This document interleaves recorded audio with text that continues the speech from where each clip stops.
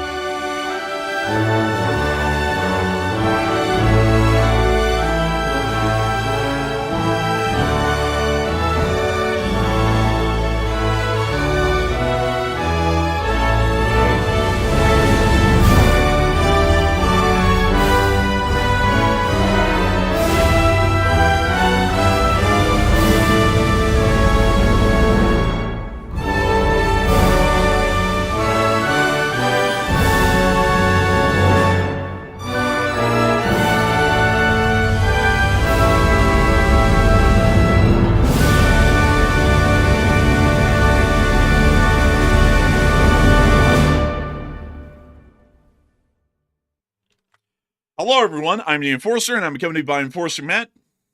And good evening, folks. It's Enforcer Matt, and welcome back to day 1442 of the War News stream. And tonight we have more big news. We've seen that U.S. forces have begun a final massive deployment to attack Iran in the Middle East. We've also seen that Ukraine has slammed Russian border regions yet again for a second day in a row. And also, Estonia has taken a very large step of detaining a major ship en route to Russia suspected of smuggling. So we have very big news tonight, and it's good to see you all once again. And of course, we're going to be covering the past 24 hours of news from around the world, as we have been able to get significant developments from most every corner of the world today, including the Middle East, Eastern Europe, Western Europe, East Asia, and also the United States of America. As we have been able to see major developments, particularly within the Middle East, as the Islamic Republic of Iran walked away from talks this morning, then rejoined the talks, then walked away from them again. And now at the moment, we believe that there might be talks happening at 10 a.m. on Friday in Muscat, Oman. But we're still not incredibly sure on that, because there is still the chance that they could walk away. We're not entirely sure yet, but we are waiting to see what kind of future developments will be had in the diplomatic realm on that current situation. In the meantime, the largest force deployments that we have seen in any given period of time so far were conducted today by U.S. Armed Forces and that of the U.S. Air Force, with the tempo of operations being so high that Spangdahlem Air Base within Germany has now been moved to a 24/7 rotational flight hour period, meaning that the airbase is operational at 24 hours a day, 7 days a week until the unforeseeable future, to allow for the large volume of flights to be able to make their way into the Middle East with absolutely no stoppage of those flights for nighttime hours. Additionally, we have also seen that within the Middle East, there has been a significant amount of pressure by the Israelis to begin preemptive strikes now, although the United States is asking them, largely begging them, to wait, because there might be an attempt or a chance to strike up one of those delicious deals that the U.S. can never try and let go, even if there's never a possibility of that actually happening.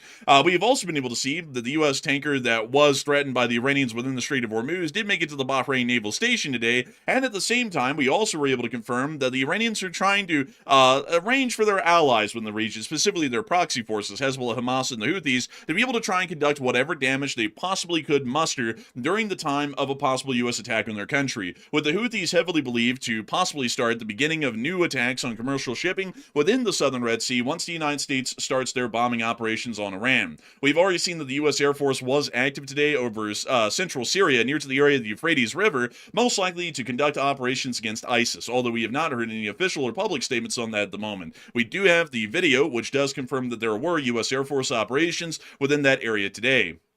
Meanwhile, we have also been able to confirm that there has been some other major developments and also forced deployments by the United States, including the arrival of the 160th Special Operations Aviation Regiment of the United States Army within the United Kingdom. We've also been able to confirm that within the Republic of France, 2 Chinese nationals have been arrested for possible spying for the People's Republic of China on French strategic infrastructure and also sensitive military sites within the Republic of France. Further on in Estonia, we have also been able to see that a vessel largely crewed by Russians has been stopped and seized today by Estonian authorities right outside of Russian waters to conduct an inspection for what is believed to be the transportation of contraband and sanctioned goods that are attempted to be transported out of the Russian Federation for sale on the international market. The Russian Federation has also reiterated today that to achieve a peace in Ukraine, because the Russians do love peace, all that the West has to do, including the United States of America, is get the Ukrainians to bend their knees so far down that they break it and basically admit to an unconditional surrender. And that is the only way that the Russian Federation, according to an official statement today, will accept a surrender by the state of Ukraine to the Russian Federation.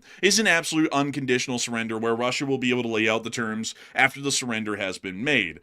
It still seems that the Russians are not really in a great position to be conducting these sorts of threats, or generally these sorts of statements, as we did see that a train today within the Tambov Oblast appears to have had a rapid disassembly and possibly may have caught on fire. We'll make sure to show you that footage later. It was near nuclear. We also saw that there were attacks being conducted on Rostov-on-Don, as well as in Belgrade, as all of the border oblasts have been slammed again by another major Ukrainian drone attack, and we've also seen a major wave of Ukrainian drones flying into the Russian Don. We're still waiting for any sort of damage reports to come out of that region. All we can confirm so far is that drones have been seen over the area of the city of Rostov-on-Don.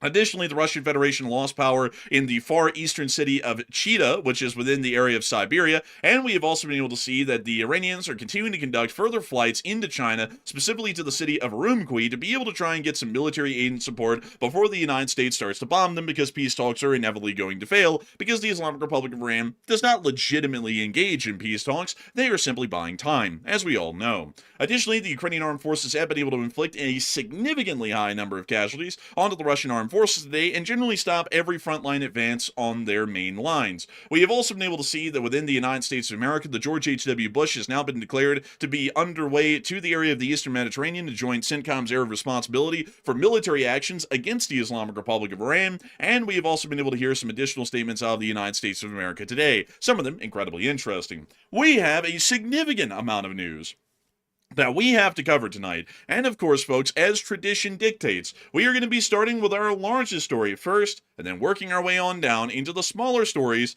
throughout the night.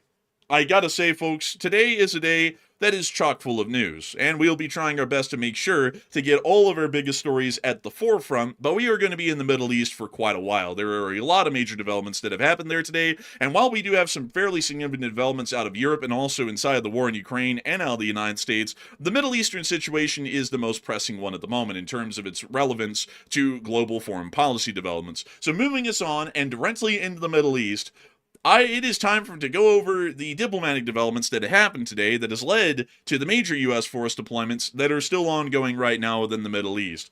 I have to tell y'all up front that earlier today we put out a short war video, and that short war video stated that the United States of America had just seen that the Islamic Republic of Iran walked from peace talks and the talks had collapsed before peace talks had even begun. When that video was being recorded, and right when it was uploaded, that information was true. 3 minutes later, it was then put out by Abbas Araghchi, who is the foreign minister of Iran, that they are actually going to be restarting talks. Then 30 minutes after that, U.S. officials came out and stated that there were going to be no talks at all, and the situation was incredibly strenuous. And then after that, U.S. officials said they were going to engage in talks at 10 a.m. Eastern Time, well, not 10 a.m. Eastern Time, but 10 a.m. local time, in Muscat, Oman on Friday. So right now, I do have to say that based off of the 5 different stories that we have heard, after the initial main story that we had this morning, the situation is incredibly confused, as we all knew it would end up becoming. But we will make sure to try and break that down the best we can and tell you all the actual sequence of events and what we think is going on right now outside of all of the confusion. So moving us on into the Islamic Republic of Iran, it's time to start y'all with the big news that was given today, that the United States was approached by the Iranian delegation before the talks were supposed to happen this Friday in Istanbul, Turkey. And the Iranian delegation had stated that they demanded that the diplomatic talks not be held in Istanbul, Turkey, they be held in Muscat inside of Oman, or Oman, which is the capital of Oman, and that they would only discuss the nuclear issue. To let y'all know what the U.S. delegation was going to be talking about with the Iranians, to make this clear how insane of a demand this was, the Islamic Republic of Iran had already agreed prior for these talks to even be planned that they were going to talk about nuclear weapons development and technology, as well as missile development in the form of ICBMs and IRBMs, and they were also going to talk about possibly stopping funding to all proxy groups within the Middle East, including al-Nusra, Hezbollah, Hamas, and the Houthis, among many others. Today, they completely flipped all of that on their head. They refused to go and talk in Istanbul in Turkey. They demanded that the venue be changed to Muscat in Oman, and then they stated that they were not going to be talking about 2 out of those 3 major topics, and they would only talk about the nuclear technology topic. The U.S. then responded that it was this or nothing, meaning that they were either going to talk about all 3 topics and talk about it in Istanbul and Turkey, or they could just walk. And then the Iranians responded, okay, then nothing. Quite literally, word for word what they said, and then just basically walked away from the talks entirely. That was the situation that we had earlier this morning. This is actually the situation that our shorter video was specifically speaking of, was this diplomatic development right here, to where the talks literally collapsed before anyone had even started to talk. And this is something that usually doesn't happen often. This pretty much shows us that there will be no leeway made in any talks that are made with the Iranians, because the Iranians are going to be that dog-headed to agree to a location first off in Istanbul, and then try and change that afterwards in Muscat, and just the location alone is enough to make them walk off if they can't get what they want, and if they also cannot talk about only one specific topic. And this shows us that the Iranians have no actual intent of wanting to conduct any legitimate negotiations with the United States. Further details. Also, it's like who cares about the location unless the Iranian officials are scared of being kidnapped or captured or something, maybe going to Turkey perhaps. I'm not even really sure if that's even a legitimate fear that they could even have, because I doubt that Turkey's going to let that happen on their soil. So trying to change it to Oman, it's like what's even the point other than simply to stall for time, cause issues, and try to sabotage the talks? There's no legitimate reason to want to change locations. And there also was no legitimate reason to refuse to talk about 3 of the topics that they had already agreed that they were going to talk about when the talks were originally being planned and scheduled just a day or 2 ago. This whole thing was to generally spit in the face of the United States and make it incredibly clear they're viewing these talks as a joke. For some reason, the U.S. administration is absolutely blind to that, so they don't really pick up on that at all, much like with how the Russians do this as well. They don't pick up on this. So then the Iranians walked off. And then we were able to hear, and I find this to be one of the funniest statements ever. I think this is something that we ought to put in the history book, folks. The Secretary of State then stated the following: "I'm not sure you can reach a deal with these guys." That is the understatement of our decade right now. I think everyone kind of knew that already. I think the only people who were shocked by this is the current U.S. administration, including the Secretary of State. Because I'm pretty sure that we couldn't talk to him, and that's what we were saying on the channel when the original talks were being planned 2 days ago, and then were completely walked out of by the Iranians today before anyone had even sat down to talk about a single thing, let alone a singular topic, much less any of them. Then moving us back into Iran, we did get some additional details to make sure that we break this down in a little bit further detail to also show all the proof here, that the Iranians did state that they were only going to be talking about the nuclear issue, not the proxy and missile development issues, and that also on top of that, they were demanding the change of venue to Oman instead of Turkey. Further on than that, we were able to hear that the Iranians did confirm that they were only going to be talking about the nuclear issue at these talks, which generally shows us, at least at the moment, that the Islamic Republic of Iran is trying to gopher hole these talks, because I will tell you all what they're going to do with this. The Iranians have made it incredibly clear that they are not going to compromise on any sort of uranium enrichment capabilities that they have inside their country, and that is the main crux of the issue that we have with Iran right now. Nuclear research and development programs can't really go anywhere if you do not have some form of refined uranium at a weapons grade to be able to use in tests. So if they basically go for hold the talks and say, we are not giving up our enrichment capabilities, and we're also not putting any limitations on our enrichment capabilities, we are basically at a dead end in these talks. And that's exactly what they're going to do when it comes around on Friday, that these talks actually happen, if they still do. Another thing that I also had to point out is that if they say, okay, we'll limit our enrichment capabilities to 70%, which is just a little bit above the enrichment needed for fuel-grade uranium, they are going to, of course, like they did under the JCPOA, just deceive any IAEA inspectors that come into the country. They will refine 90% enriched uranium and then just transport it off into some unforeseen place in the country and generally hide it there while the inspectors are coming through. They have no actual intentions of following through with anything. I can tell you all that because we've watched them do this a year ago, and they had absolutely no intent of legitimately talking to the United States and reaching some sort of a common ground deal on this. And a lot of people are wondering, why in the world is the United States even trying to still engage in talks like this, considering how badly this is already going, and nobody's even tried to sit down yet and talk about anything? And Matthew, what are people thinking about that, and what are you thinking about that as well? Okay, so today has been an absolute roller coaster when it comes to the talk situation between the United States officials and the Iranian officials. It's been basically on the verge of complete collapse. Honestly, it did collapse at one point today. Based on the reports we got, it sounds like both sides had walked off, but some side, I'm not sure if it's the United States or the Iranian side, actually came back to the table and said, oh, actually, let's do this on Friday anyway. We're still open to it. Let's do it. And allegedly, it's still on. So we're not totally sure right now, but what do you think happens now that Iran is deciding to play hardball? 52% said the U.S. is simply wanting to talk to simply buy some more time to put assets in the region, while 29% said Iran was simply bluffing and are actually back to really talk, and 10% said the talks will happen anyway and all the other stuff is simply a lot of bluster. And I would say, generally speaking, the U.S. is buying themselves some time. You don't deploy this many assets. We said this about Venezuela as well and turned out to be correct. You don't deploy this many assets, including 2 aircraft carrier strike groups, countless fighter jets, all kinds of forces, stratotankers, all these different P-8s. I mean, you don't deploy all this stuff right here unless you mean business. You mean you're going to invade Iran, you're going to airstrike it, or something. Something is going to happen. So I'm with the 52%. They're simply trying to wait for more assets to get in the region. We're still seeing massive airlifts. Even today, we're still seeing it. This is a way larger preparation than we saw even during the Midnight Hammer preparations. This is much larger, to say the least. So, Enforcer, what say you? I would say that this might be to buy some time, but I'd also have to say that I'm in a bit of a mix, that the U.S. is legitimately wanting to talk, because I'm generally of the belief at this point, folks, because I don't say this lightly, but I do have a pattern recognizing brain like many normal people do.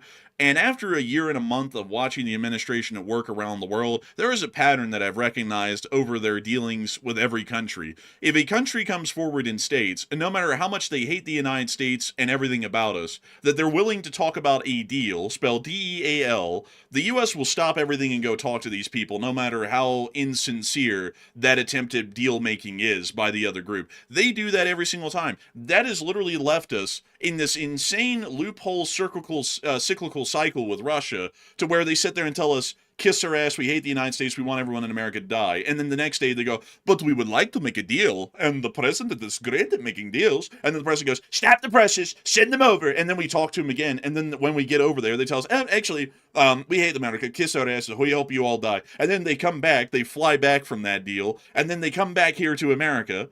And then the Russians go, well, on second thought, maybe a deal would be good. The president, steals, doesn't he? And the president goes, stop the presses, send them back over. And then we just keep doing that. We've been doing that for a year and a month with the Russians. We did that for 4 months with Venezuela before we actually went in and grabbed Maduro. And we think the only reason Maduro was grabbed is because he was dancing on stage and making fun of the United States, because he realized that he was able to exploit that loophole to basically keep it in an indefinite circle. And then once the U.S. realized that he caught on to that, that's when we went and nabbed the guy and grabbed him out of Venezuela. So I think the Iranians, might have realized something similar at this point to where they might be able to exploit that loophole to hold off strikes for as long as possible and also buy themselves some time, while the US, at least for now, at least for the next few weeks, is also possibly trying to buy ourselves some time to continue to move more forces in the area, because we do know that there are still massive airlifts being conducted today. With that in mind, I can tell y'all it's highly unlikely that strikes against Iran are going to be happening this weekend.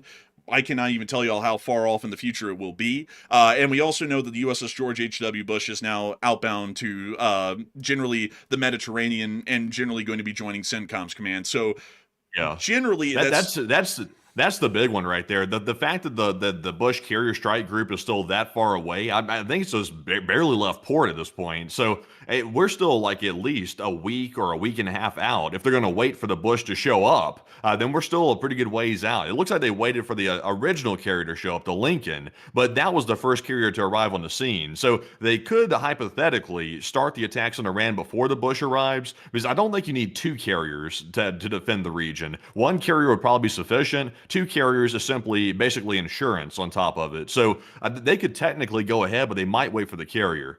Yeah, I would say they're probably going to wait for the carrier because the U.S.'s doctrine is to always have overwhelming superiority in firepower against enemy forces. So they probably will wait for the carrier. So I would have to be honest with y'all. This is pushing any strikes on Iran back another 2 weeks at least. Oh, there it is. Another 2 weeks. Give it 2 weeks. It's probably going to be another 2 weeks because the carrier is going to take about 2 weeks to get there, or maybe a week and a half. And still, that would push it back to about 2 weeks from now, even if it arrived a little bit early. So that's what we're expecting at the moment. So we're going to be on a little bit of a lower state of alert while we're waiting for the George H.W. Bush to get over there, because nothing's going to be happening until the Bush gets over there. Because if they're going to add a carrier in, they're obviously going to want the carrier group to be there once the shooting starts, instead of having it arrive in the middle of the shooting, say a couple of days after it started. So I would have a feeling that strikes will be happening after the Bush arrives over there. But beyond that, though, I have a feeling that, at least for now, this is a bit of a mutual thing. The Iranians are trying to buy time, and the U.S. is trying to buy time. But in general, I have a feeling, because this has become a wildly prevalent thing, that the Iranians will exploit the deal maker loophole to basically just keep talks going for as long as they possibly can. And buying themselves time, some people don't really understand why that's an important thing for the Iranians, and I'll explain why. There's actually a reason behind it. If they buy themselves time, time allows for a great deal of additional variables to coalesce, at least in their favor. It does allow for U.S. forces to build up in even larger numbers if it takes a longer amount of time for this to kick off. But this also allows for Iran to try and run the circuit internationally, to go to Russia and see if Russia will provide them any material aid, such as additional weapons that they might be able to defend themselves with. This allows for them to go to talk to China and try and get the same weapon support, and maybe even have the Chinese send in a diplomatic letter to the United States trying to urge the United States to back off of conducting any operations against Iran. And that sort of a diplomatic leverage is fairly strong, at least on the Iranian side. It also allows for the Iranians to build a great deal of fear in the Gulf state nations like Iraq, Kuwait, Saudi Arabia, Qatar, Bahrain, the UAE, and so on. And all of those countries have a pretty decent amount of sway with the United States because they're in the U.S. security assurance sphere. And then they all go whining to the Department of State here in the United States, oh, don't do anything to them, they're going to hit us. And then that puts pressure on the United States to possibly get them to back off. So the more time that they buy, they might be able to get themselves a little bit of a better position. They might be able to avoid the conflict entirely if they buy themselves enough time. And that's what the Iranians are trying to shoot for right now, is to prolong the diplomatic phase before the actual kinetic war phase for as long as possible, to try and see if they can get the United States under enough international pressure that they might back off and not conduct any actual armed strikes against Iran and keep it at diplomatic talks alone. And then the Iranians can tell us after that to get bent, and then we basically committed ourselves to not striking. I feel like that's highly unlikely, and the Iranians are trying to play a crapshoot at this point to see if that will succeed, because there's so many forces in this area, it's highly unlikely that we're going to just walk off without bombing them, but we'll have to wait and see how that generally goes. Still, we're definitely seeing a ton of flights coming from China. Like, China is transporting something into Iran, because we're seeing all kinds of cargo flights showing up left and right. So it's not really clear exactly what's on board, because obviously that's not going to be something publicized, but the fact that they're about to go into a conflict with the United States and they're going to need as many weapons as they can get to defend themselves, it seems like China is actually taking real action to arm Iran. Now, on the Russian side of things, we have seen the Russians provide some helicopters out of the blue, which was certainly timed intentionally to give the Iranians an extra advantage. But I think the Chinese are helping a little bit more. We're seeing a lot more flights happening between those two countries and Russia. We are seeing some very significant flights. We did see another Iranian 747 of Saha Airlines returning back from Urumqi, which is in western China near the Gobi Desert. That is generally a fairly large supply area within the Western Theater Command's zone of control in western China, and we believe that the Chinese are trying to provide some form of air defense systems to the Iranians. These are incredibly large aircraft, the 747s are, especially the freighter variant, and they can carry larger air defense systems of the People's Republic of China, possibly even their newer HQ-9, which we haven't really seen in use a lot. We did hear a rumor that the Venezuelans might have had one of these, but we don't really know if that's true, and we think that that isn't true because we have never seen any proof in picture or video evidence or even satellite photography of a visible HQ-9 battery inside of Venezuela. But it does seem that they might be trying to provide these, which is basically the Chinese equivalent of the S-300 or S-400 air defense system. We think it might be a little bit more capable than the S-3 or S-400 because China does have access to a homegrown computer technology industry that's far more competent than Russia's, at least to say at a minimum, and they also generally have access to more advanced electronics globally and have a larger military budget to work with, meaning that the computer systems that actually operate these air defense missiles probably are a little bit more advanced, meaning that they might be able to eke a little bit more performance out of these compared to the Russian S-300 or S-400 systems.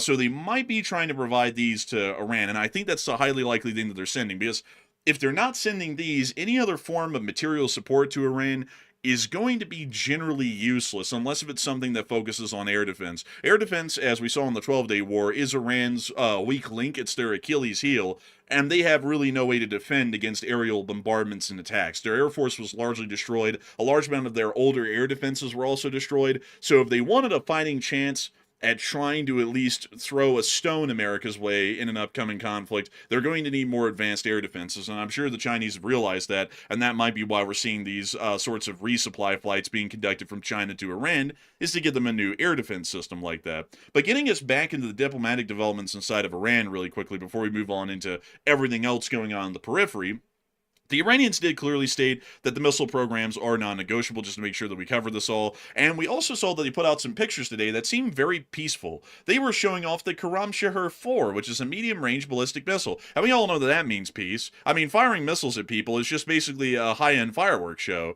And there's nothing that says peace better than them going around with those stupid long-brimmed baseball caps and wandering around these goofy missiles that they build that generally have a 50-50 chance of failing on launch, which we've seen multiple times on film.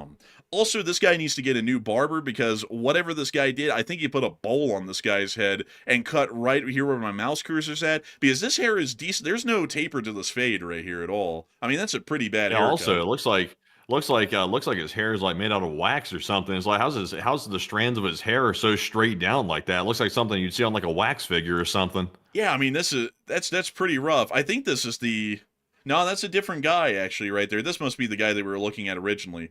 I gotta say, folks, the lesson for the knowing, never use the long-brimmed baseball cap for anything. You look like one of those bass fishermen that has one of those long lines of text on their baseball hat rim or brim. Don't do that. It looks bad. But moving on out of that, and we also were able to hear that the Iranians did make a statement while they were showing off those pictures. Iran's Army Chief of Staff, seen here, who looks to be quite angry, just generally as a fact of life, has stated, "We have strengthened our deterrence power and are ready for any action by our enemies." So it appears that they're making it incredibly clear that they're getting towards generally going to war. It doesn't really sound like that's negotiating talk to me. And they also stated today, according to Mehr News, which is an Iranian news agency, that Iran's chief of staff states that Tehran has shifted its military doctrine from defensive to offensive and has embraced a strategy of asymmetric warfare, which basically means terrorism. So it appears that the Iranian statements today are kind of showing us that they don't really want to have any meaningful sorts of an attempt at peace, at least for now. And I'm wondering, folks, what are y'all thinking about this? They seem to be yapping a great deal, especially today, while they're saying that they might engage in talks in Oman. Everything else that they're saying generally is leading us to believe that they're wanting to go to war, or they're at least spoiling for a war. And Matthew, what are people thinking about that right now? Are people thinking that the Iranians might attack us first, or are they thinking that they're going to be a little bit too scared of doing that, and they'll just hold off and wait to get bombed? And what are people thinking about that, and what are you thinking about that as well?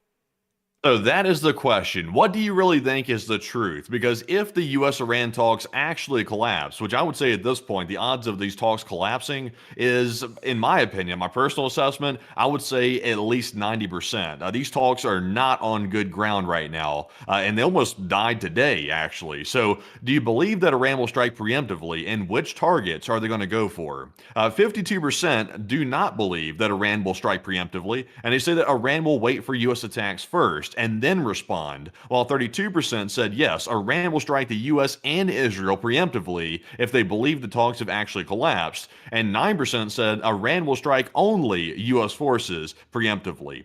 So to me, I would say that I'm not really convinced that Iran will go for a preemptive strike, because usually when Iran goes for preemptive strikes, it's only when they're fighting with Israel. But in this case, though, they'll be fighting not only Israel, but also a massive amount of U.S. forces. So I don't think they're as gung-ho as they make it sound like they are to really jump into this war, because they know they're going to lose it, and they know it's not going to go well for them. So all they have is a bunch of hot air and hot statements right now. That's all they've got, and they're using that to the extreme. I don't think they really have anything to back that up, because they know that they're going to get discombobulated. But Enforcer, what say you? I'd say that the Iranians are going to wait for the United States to attack, because it hit me, folks. It hit me on a very important topic today that we've been talking about on this channel, about the Iranians conducting a preemptive strike on the United States, and it hit my little brain. Like, it bounced off of the smoothness of it today, and then it landed right on top of it, luckily, again, after it ricocheted.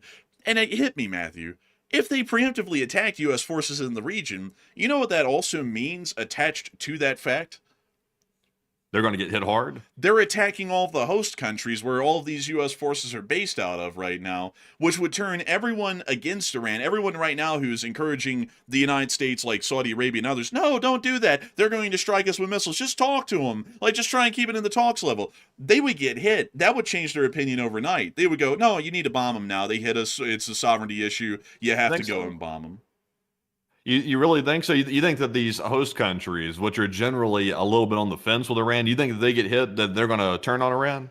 I think they would, or at least they would turn a blind eye. They might not get directly involved, but you do have to remember that these countries have invested a good bit of money in their armed forces. Like, say, for example, the most commonly looked at air base that we have in the region, Muafak Air Base. If the Iranians hit this with, say, Karamjahers, Karamabads, and all that stuff in between, and they actually caused legitimate material damage to this location and possibly led to the deaths of several Jordanian service members on the ground, there's no way for them to really overlook that or ignore it if they actually caused real physical damage to other countries and their facilities within the Middle East. And while they might be obliterating the F-15s and the A-10s that are down here on the tarmac, or even these F-35s, they still would be causing legitimate physical damage to a sovereign holding of the Kingdom of Jordan or to the Kingdom of Saudi Arabia and other countries. And that really forces their hand to where they either have to take belligerent action against Iran in response, or they generally have to turn a blind eye to the United States bombing Iran and then encourage the United States to bomb them to get back at them for not only striking the U.S. forces in the region, but also hitting them as nations themselves. I don't know. I'm not totally convinced about that. Like, I do believe that these nations would want to hit Iran if they were attacked, because naturally, if your sovereignty is attacked, no matter how good a friend you are with the country, it's going to sour the relationship. Obviously, that's common sense. But it's almost like the relationship with like a troubled child or something like that.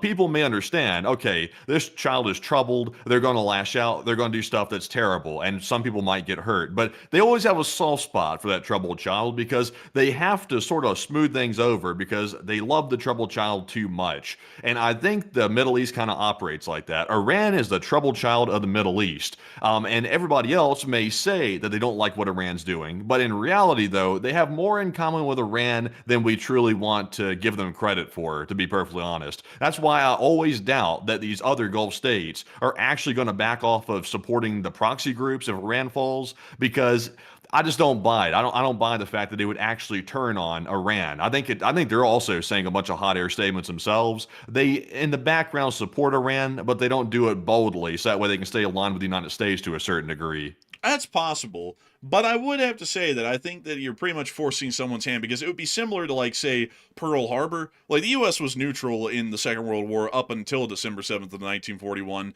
but once they attack a U.S. naval base, there's really no way to avoid joining in the war, whether you really didn't care about it or not, or whether you were even against it and really didn't want to be in a war or have a war happening around you in the first place. I think that's a fairly sort of a similar instance to what we'd be seeing in those countries, especially if the Iranians conducted a preemptive attack, because if they wanted to conduct a preemptive attack outside of striking the carrier strike group or attempting to, they would have to conduct strikes on the sovereign territory of other nations in the Middle East at this moment right now. Countries right at the moment that aren't even in support of conducting a military operation against Iran.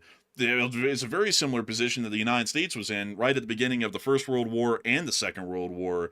And at that point, whether the United States wanted to get involved or not, their hand was basically forced by having either U.S. citizens attacked, say on the Lusitania for the First World War, or Pearl Harbor in the Second World War. I just think that they would know. Like, for example, if Iran decides to attack U.S. bases in their host countries, which may or may not be sort of neutral with Iran, like, give me an example. Which one's a good example to take here? Saudi Arabia. That'd be a good one. So let's just take, for example, that Iran decides to strike U.S. bases in Saudi Arabia. I'm sure that Iran would probably communicate it on back channels that they only intend to hit the U.S. bases that are hosting U.S. troops. And Saudi Arabia may not like that, but that makes it easier for them to overlook it when Iran eventually actually carries out their retaliation. So I think that it would piss off Saudi Arabia, certainly it would, but it's not going to make them actually do something against Iran, like take actual like military action against Iran. I don't think they would go that far. It's possible. It's possible. We'll have to see. But I generally think that they are not going to conduct an attack because that would start to sour the position of the Middle Eastern nations, at least in my opinion. We'll have to see on that one, though. But outside of that, we have also been able to see that within the Islamic Republic of Iran, there was another interesting thing that happened. Another explosion in Tehran again today. چهارشنبه 15 بهمن Are you This regulated? is so bad. This is so bad. سیاسنگ Man, you gotta say, that little thing's toasty. That's hot. We don't know exactly what that is, by the way, folks. We do know that it's in Tehran, but we do not know exactly what it was. So, unfortunately, we can't give you all a great deal of detail about what is on fire, but it does appear that these fires are breaking out quite a lot. And there's no way in hell that this many gas leaks are happening throughout the entirety of Iran. Gas leaks in Iran are taking the same explanation as the Russians do with Ukrainian drones and falling debris. It's pretty much the same thing. So, I'd have to say, the gas has got to be leaking a lot in Iran. I hope that's not being reflected on the customers' meters, because there's a lot of excess gas being burned for absolutely no reason out there. I would tell you, if Dick Cheney saw this much gas and oil burning, he'd be crying right now. I mean, this would actually make him shed a tear. I mean, poor I guy. tell you what, I hope it doesn't reflect on the Iranian meters, but it may reflect on the Iranian handlers, if you know what I mean. It might reflect on them a little bit.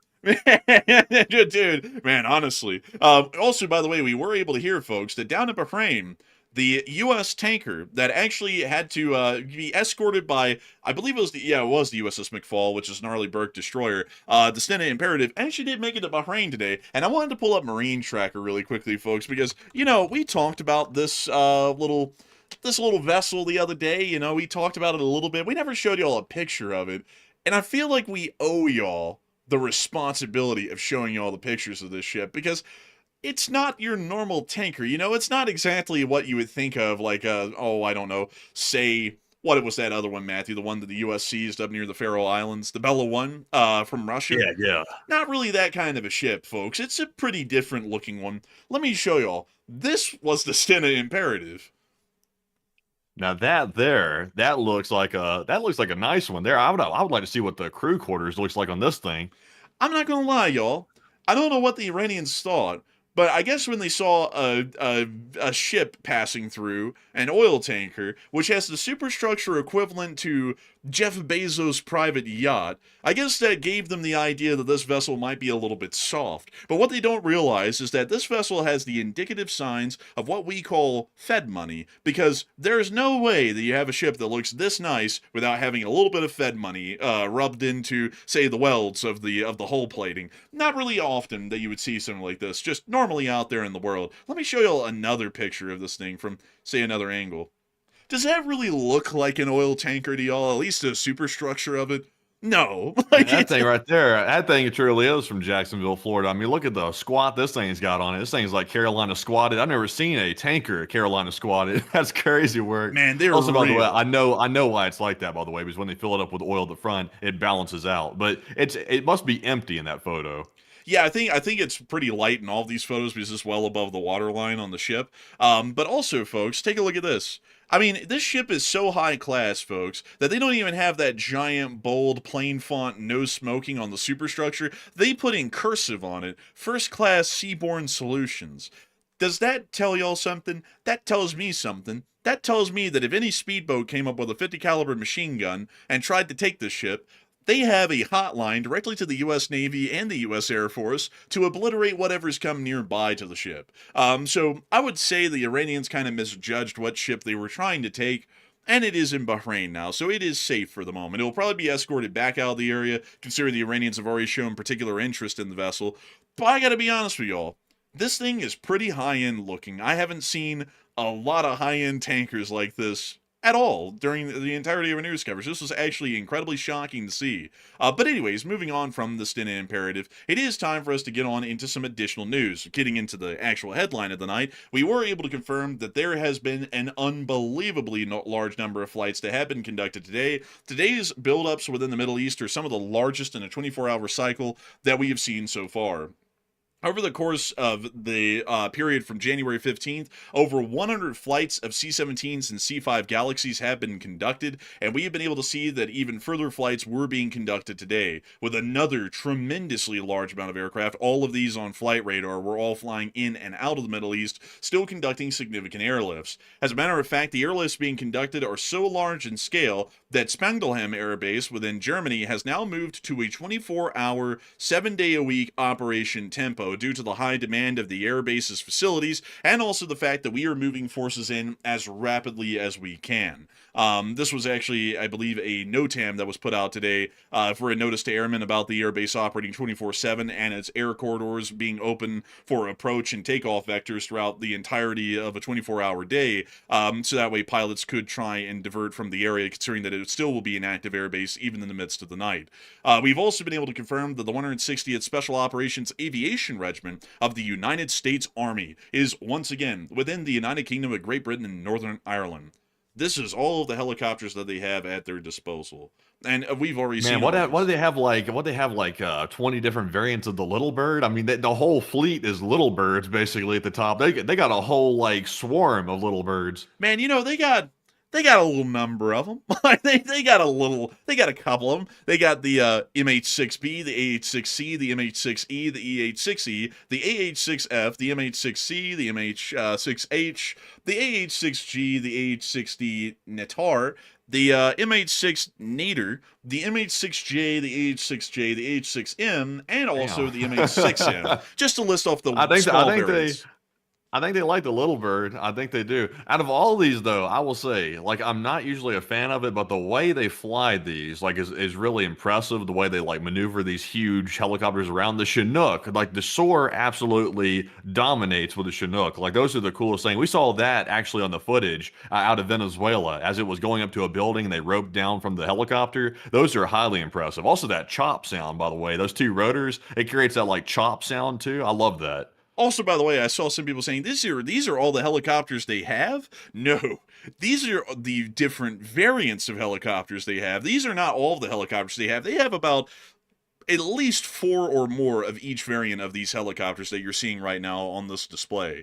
So they have a wide variety of helicopters to use. You do have to remember, everyone, this is a regiment-sized unit. It is just a little bit smaller than a brigade-sized unit. Not by a lot, even. So this is an incredibly large unit. And what you're seeing right here is just a representation of the different classes of helicopters that are under the command of the 160th SOAR. I mean, hell, if you look at the Blackhawks even, these these 7 Blackhawks that they have right here are all quite literally different variants of the Black Hawk that they operate. All of these are under the operational command of the 160th SOAR, and there are several of each in every single class. They even have some Reapers for reconnaissance capabilities for the air assault troops of whatever type that they're about to be bringing in. So it is a pretty interesting sort of a regiment, and we do know that they're currently in the United Kingdom. How come they don't list the drone complement here? They have that one in the middle, but it's like, did we hear that they use like the RQ 170 or 180 or one or the other? They use one of those to go to Venezuela, but they're not listing any of those here. I don't think those are like a permanent part of the 160th. I think the RQ 170s are a asset of a air squadron of the U.S. Air Force, and they were just attached to a task force that the 160th was in. Interesting. Also, by the way, the RQ-180 I don't think has technically been released yet, so that they wouldn't have publicized that one. But the RQ-170, we know that one was used. Yes, we do, and we also were able to confirm they were coming on in. So they're probably moving to the Middle East. For what reason? Who knows? Technically, they would be out of range of Tehran by just their fuel ability, so we don't really know what they're doing. But anyways, we have also been able to confirm that there are also other major developments, at least in the Western Atlantic, off the U.S. coast. The George H.W. Bush, which it was a very interesting carrier and character. I've actually heard, folks, rumor here is that whenever you are looking off into the sunset at the ocean, you know, in the Western Atlantic right now, you can actually hear wafting off the waves, "Read my lips, no more taxes." And it's coming from the George H.W. Bush. It's actually a really interesting sort of phenomenon. You can also know that because whenever the aircraft carrier actually activates any of its air squadrons on deck and they launch them, and then they start dropping laser-guided airstrikes on anything, you can also hear that same motto. Usually they're written on the JDAMs themselves. But it does seem as though a lot of people at the moment are talking about the developments that we have been able to hear about with this vessel, because it does appear that the USS Abraham Lincoln is well underway at this point to the Eastern Mediterranean, where it will be joining the CENTCOM Area of Responsibility to be able to conduct strikes on the Islamic Republic of Iran, or at least conduct air defense over Israel once attacks are conducted in turn by the Iranians against Israel and also U.S. forces within the region. So it does appear that, at least at the moment, that is currently now an added asset to CENTCOM's area of responsibility. It'll get there in about a week and a half or 2 weeks, so it's not going to be there anytime soon, but it is now underway officially to the Middle East as of today. With that in mind, however, a lot of people are wondering if Iran was able to develop a nuclear weapon. I didn't include, I know what Matthew's putting up this poll for. I didn't include this one on the map today, because it was a statement that inspired this poll that was made by the Vice President of the United States. So I didn't include it because we'd have to show the clip of him going, "Well, obviously, Martha." So I didn't include it. But beyond that, though, obviously, Martha. I mean, if you'd listen, Martha, and then he never says anything of substance. But obviously, yeah. obviously, Martha, it would be terrible if one of our allies got a nuclear weapon. Imagine, like. But anyways, beyond that, a lot of people are wondering if Iran got a nuclear weapon, what in the world would be the biggest risk behind that happening? And Matthew, what are people thinking about that? What are you thinking about that as well? Okay, so before everybody says it, I've already seen people saying it. I can also think of a million plus reasons that are not listed in this poll that would be a really big concern if Iran was able to finalize development of a nuke. So there's a million reasons, but which one out of the poll options do you think is the biggest concern of them all? So 34% said the biggest concern is Iran trying to hold the West hostage with that new nuke that they would develop, while 33% said the biggest concern is Iran trying to destroy Israel, and 28% said the biggest concern is nuclear proliferation in the Middle East. And I would say, out of all these options here, I would say the least concerning one of the bunch is nuclear proliferation. Because the big one that matters is Iran being a rogue state that is theologically extremist. That is the worst possible country that can get their hands on a nuclear weapon. Because would you just hand over the world's most deadly weapon to a regime that literally wiped its own people out? Absolutely not. So Why would you not do that? Because you don't want yourself to get wiped out too. Because if they're willing to wipe their own people out, they're definitely willing to wipe us out. So that's the huge concern. Today, we heard one American official who happens to be in the executive branch come out and say a statement that he believes that nuclear proliferation is one of the bigger concerns. And I would say that's a bit silly to focus on that because if Iran has a nuke, we're in deep trouble.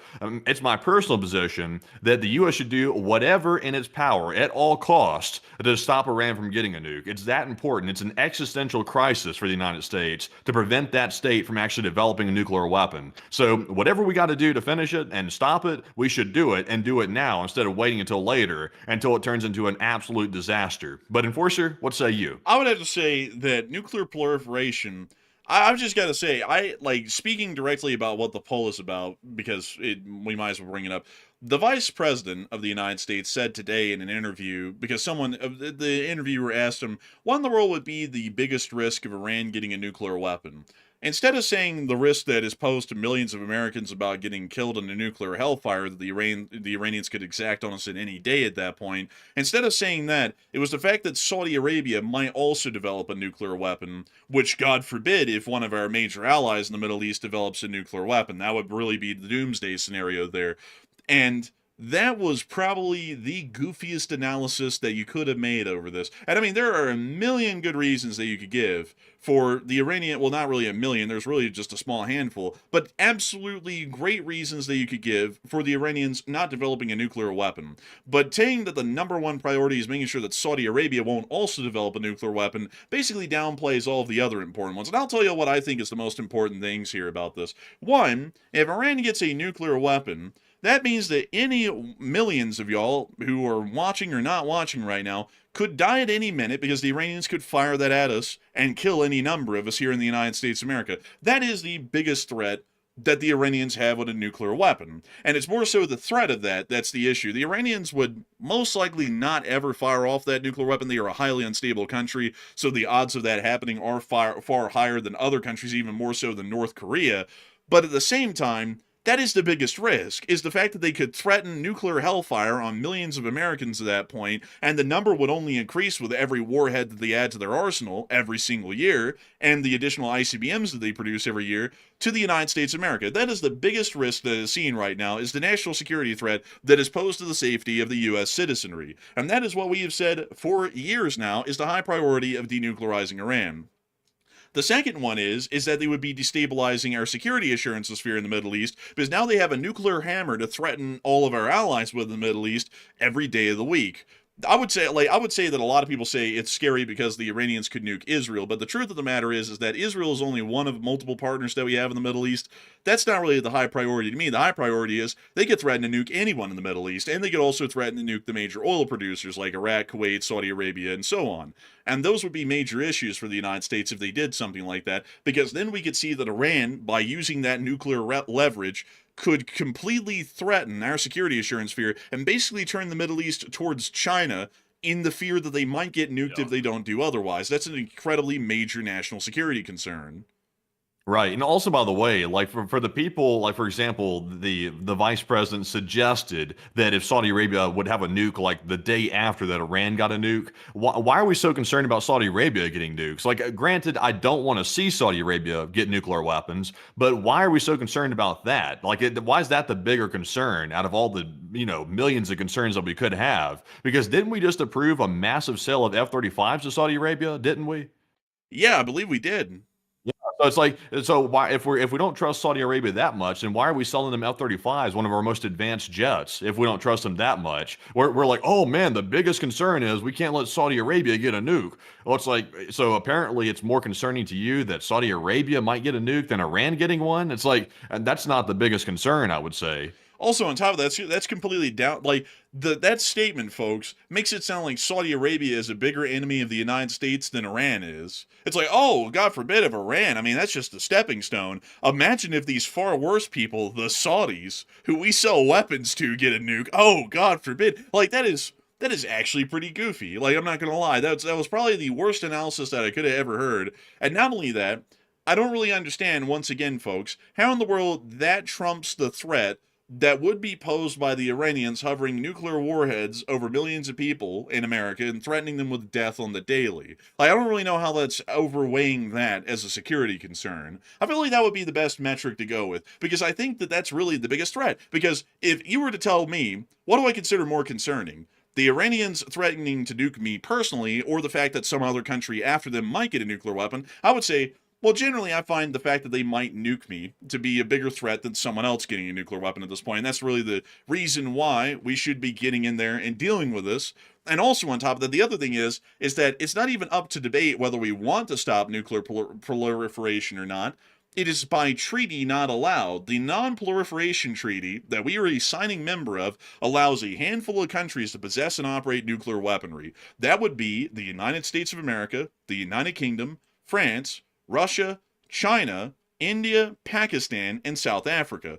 Those are the only countries that have ever been historically allowed by the Non-Proliferation Treaty to possess nuclear weaponry. And there's only been one country to completely denuclearize, which is South Africa. Meaning that everyone else that I just mentioned on that list, except for South Africa, are the only countries allowed by that treaty to possess a nuclear weapon. It is international law, and is our duty, for our national security purposes, the safety of the citizenry, and to enforce international treaty that we are a signing member of, that the Iranians do not get a nuclear weapon. So it's not even up for debate, that topic. It is a major national security threat and a violation of international treaty. So I hope that does address that the best I can, at least on that topic, because I think those should be some of our top running priorities, more so than the fact that, God forbid, someone else could get a nuke. There's really more important topics than that at stake here, like the lives of millions of Americans. But moving on from that, we are going to be moving on down and into another bit of news that we have been able to hear within the area. It appears that after the Israelis said a week and a half ago that they weren't ready to bomb Iran and they needed a lot of time, now the Israelis are raring to go, now that they see that peace talks might be on the table. They have stated that there is a high chance of an attack on Iran after the talks with the U.S. collapsed today, and we've also heard that the Israelis are so raring to go behind the scenes now that the United States had to ask Israel to refrain from attacking Iran while negotiations are still attempted and ongoing, at least for now. Man, Israel's doing that routine. You know how like police investigators or like the detective, they'll bring someone in that they're going to interrogate, and they'll have like somebody playing the bad cop and the good cop. Israel is taking on the bad cop role. They're saying, "Let me at him, let me at him," and the United States said, "Whoa, easy, buddy, easy. Don't get him yet. We gotta talk first. Take it easy." It's like I'm not sure if anybody's falling for that. Like the Iranians are goofy. Obviously, the government's crazy, but I'm not sure they're falling for that. They'd have to be Looney Tunes stupid to fall for something like that. Man, I can imagine the U.S. Diplomatic team having Netanyahu outside of the negotiating room on a leash, throttling them out, and then they close the door. Oh, God forbid he comes at you. I mean, he's really angry right now. Maybe we should talk this thing down. They're probably going to do something like that. Man, you're going to just hear outside the door while they're doing that. Are you regulated? Are you regulated? Do you like Burger King? Leper, playground. All that stuff. But anyways, beyond that, it does seem that, at least at the moment, the Israelis are now playing bad cop while we're playing good cop. That'll probably change here soon. We'll both play bad cop and beat up the Iranians a little bit. But for now, that's generally the running strategy between Israel and the United States, at least at the moment. We also were able to see that there was some limited U.S. Air Force activity over the Euphrates in Syria today, including this clip right here, if I can get on full screen. That's an A-10 Warthog. Look at it go. Beautiful. It still works in this region. Look at that. It's still relevant here. Only in the Middle East. Man, only in Syria. Man, everyone on the ground. Aloha, snack bud! Man, like as they watch it fly over. I tell you, man, Syria is a magical place. But anyways, beyond that, that is generally all of our Middle Eastern news that we have at the... Oh, wait a minute. I almost forgot this one. Really big topic. The Iranians are trying to get their proxy forces involved in fighting against the United States and the Western security assurance sphere within the Middle East, because we did get to hear today that the Houthis are planning on restarting attacks on U.S. ships and also general shipping in the Red Sea area if the U.S. strikes Iran. So it seems that they're trying to get the Houthis involved, so that way they can try and start causing some issues for global supply routes near the area of the Suez. Damn. I thought they were having some troubles, by the way, from Saudi Arabia. I thought they were having a little bit of a squabble. You know, I remember the last time, Matthew, that we heard about the Houthis. I heard they were getting their ass beat by a couple of airstrikes by the Saudi Air Force. I'm wondering, How are they faring these days? I'd have to say by the looks of Yeah. this RPG that now looks almost to be stainless steel, I don't think they're doing too well. Yeah, I don't think they're doing too well either. And also, like Tibby River just said in the live chat there, geniuses. These guys are top tier dumb. Not you had to be pretty stupid to join a proxy group, by the way, because your chances of survival are slim to none. Like you're pretty much cooked like the moment you join the thing. But they literally have like an aircraft carrier sitting right there. Like it's literally sitting right there. You couldn't have picked a worse time to rear your head back up and say, "Oh, we're gonna start getting ships." It's like, well, you probably get a ship maybe, but you're also going to get like a ton of aircraft coming over your head looking for you. Not just the Saudis, you're going to see the U.S. showing up too. You know, Matthew, the Houthis have about as much a chance as hanging on if they tried to do anything as this guy's hairline does.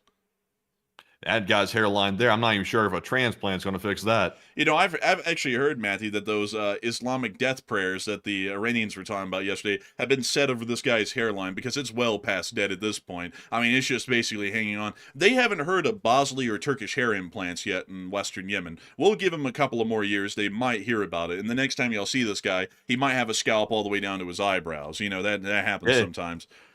You do have to admit, though, I'm kind of surprised because usually you see like a really bad like a series of videos coming out from these proxy groups because they're obviously just ragtag forces. They don't know what they're doing. But I will admit, this one guy right here actually has trigger discipline. Look how he has his finger resting on the trigger guard right there. That's actually pretty top-notch trigger discipline, especially for a proxy group.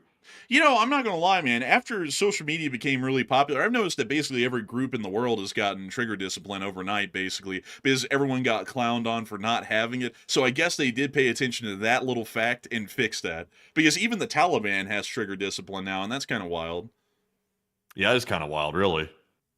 But moving on from that, folks, because we do know that while the Houthis are basically a reign of terror within Western Yemen, we do know that they do put safety first, at least with trigger discipline. That's something. But moving on out of the Middle East, that is our last major development out of the area. But it's time for us to move on, folks, and on into greater pastures. Those that we find outside of the Middle East, like Europa, America, Asia, those sorts of places. But before we get to those places, I do want to make sure, my great folks, that I thank you all so far for watching tonight. We've had a peak viewership of 15.4 thousand people here tonight, and 75,000 people have watched the stream in the first hour and 5 minutes. And we thank y'all greatly for watching so far. We hope that y'all have enjoyed our news coverage of the Middle East. We still have a lot to go. We're actually about to get up into Europe and cover the major seizure of a generally Russian crewed ship that is believed to be violating sanctions, or alleged to be, at least by Estonian authorities at the moment. We're about to be getting into that big news here in a second. But before we do, I do want to get a couple of questions from the chat before we move on into that. So Matthew, what do we got? Okay, so jumping into our first 3 super chats of the stream, we have a very generous $100 super chat from none other than ARP Bob. And thank you very much, Bob, for that massive support right there. The largest super chat of the night, and we do appreciate that. Very generous, $100 support. He said, "Good evening, Enforcer and Enforcer Matt. Praying for freedom in Iran, freedom in Venezuela, and a free independent Ukraine. Slava Ukraine. Long live the Lee Spring Army." And long live the Lee Spring Army, ARP Bob. And we are hoping for the same thing as well. We are hoping that the revolutionary ideas of democratic liberties and freedoms are spread throughout the world, as it always has been by the United States of America. And I got to thank you massively for the support and helping this channel to keep on running. Because if it wasn't for folks like you, we wouldn't be able to make this channel possible, we wouldn't be able to keep it rolling, and we wouldn't be able to support American and Western interest every day of the week, through and through. So a humongous thanks to you so much once again. I hope that does address that incredibly well. And of course, we thank you massively for supporting this channel and helping it to keep rolling, because if it wasn't for folks like you, ARP Bob, and everyone else who went out of their way to support this channel, we wouldn't be able to make this thing possible. This live stream runs ad-free and sponsor-free every single night of every single 6-day week, of at least for streaming purposes, of every single year. And we've been able to do that thanks to folks like you supporting this channel. And we've always got to thank you massively, because if it wasn't for folks like you, we wouldn't be able to have the ability to do this as our full-time job and cover this news, and a lot of people wouldn't have a news channel to call home. So a humongous thanks to you so much once again. I hope that does address that well. And with that, we're on to the next one. All right. And also, by the way, since ARP Bob mentioned it, he said praying for freedom in Iran. I would like to see freedom in Iran. Hopefully it comes around for them. But I do want to point something out real quick because the hypocrisy absolutely, and also the irony behind it absolutely eats me alive at this point. There was a statement made in that same interview with the vice president today where he actually made a statement saying something along the lines of he would like to see in a perfect world a bunch of freedom-loving Iranians taking their own country and having a government that's much more friendly to the United States. And then he proceeded to kind of like gloss over it a little bit. Like it was just kind of like a side note, like it would be great if they could. But he's totally ignoring the fact that literally his boss said around January, like early January, that help was on its way. And he told the protesters to keep protesting in the streets as they were getting chopped down by Iranian machine guns. So, he forgot about that part. A little bit hypocritical, I would say. We even have that post enforcer there on our Twitter page, actually, because I actually had to go back and grab it to make sure I had my dates correct on that whole thing there. That post went out around January 13th. Or so about the help on the way, and we have still not seen any help, and it's now February the 4th at this point, so that's a little bit ironic. Let's see here. So what this says, I just want to make sure to read it, here comes the mail. I'm sure we're going to be getting plenty of mail over this one. You just hate the president, don't you? No, but we hold people to their word. Like, if someone says something, we're going to hold them to it. You might have no spine. We don't. But beyond that, the president said, Iranian patriots, keep protesting. Take over your institutions. That statement right there is basically inciting them into an uprising. Save the names of the killers and the abusers. They will pay a big price. I have canceled all meetings with Iranian officials until the senseless killing of protesters stops. Help is on the way. Make Iran great again. The President of the United States. That seems fairly direct to me. That seems as though help is on the way means that we were going to get directly involved. Because what other help would there be that would be on the way? Yeah, I don't understand what else would be on the way. It's like also it's very hard to argue that help on the way means that help's going to arrive in mid-February because I mean it was becoming very obvious like back when we were covering that in mid-January, it was becoming very obvious that the Iranians had given the order to chop people down and obviously unarmed protesters, they can't fight against an army with machine guns. That's not going to work. So it was very obvious back then that help needed to arrive urgently, ASAP, to be able to actually save the protesters. And it's now, weeks later and no help ever arrived for the protesters. So they essentially got chopped down. They listened to U.S. officials and it ended up costing a ton of Iranians' lives by listening to that advice. Yeah, I mean, what's actually kind of crazy about this is that Reza Pahlavi was telling everyone, get out in the streets, and then the president joined him, and then the president goaded, in some ways, Pahlavi to keep doing that by making his own statements to keep encouraging people to get out in the streets. And it's been a month now, almost, to this day, in about 3 or 4 days, it'll be a month to the day, that the Iranians killed about 30,000 people in less than a week. And they're still killing people right now. Like, just to make that clear. They are still executing people in the streets. Videos are still coming out of that. They're still running people over with armored cars. They're still summarily executing people that they imprisoned from about a month ago. All the killing is still happening right now inside of Iran. The number is increasing with each passing day. Not as high as it was. It's still increasing, though, by several hundred. And we told the Iranian people, help is on the way. Don't stop now and keep going out there and putting yourself in the line of rifle fire, because we will come and help you. We will avenge you, at least at a minimum. And now what do we hear? Yeah. It's dead silence. It's crickets. It's like we didn't even say any of this. It's like they didn't even go out there and die in the droves to try and see that America would come and help them. Yeah, and also, by the way, I saw Oscar Mayer Russian say, but Matt, if we did airstrikes right away, it would have been a mistake because we weren't able to defend against how Iran's retaliation would have been, because it would have been very large. That's a true statement, but my issue is this. It's not the fact that we, didn't jump in immediately. It's the fact that we told the Iranian protesters to go out there and keep protesting under the promise that help was on its way. That's where I take issue. I will agree with Oscar Mayer Russian. I think it would have been a bad idea to jump in immediately because Iran would have likely overwhelmed Israel and they would have likely overwhelmed our U.S. bases in the region. But we should not have told the protesters to go out there and lay their lives down if help was not going to actually be on the way. We should have just remain quiet on it and simply watch from the sidelines and let the thing play out. I mean, there wouldn't be any complaints to be had if that promise wasn't made.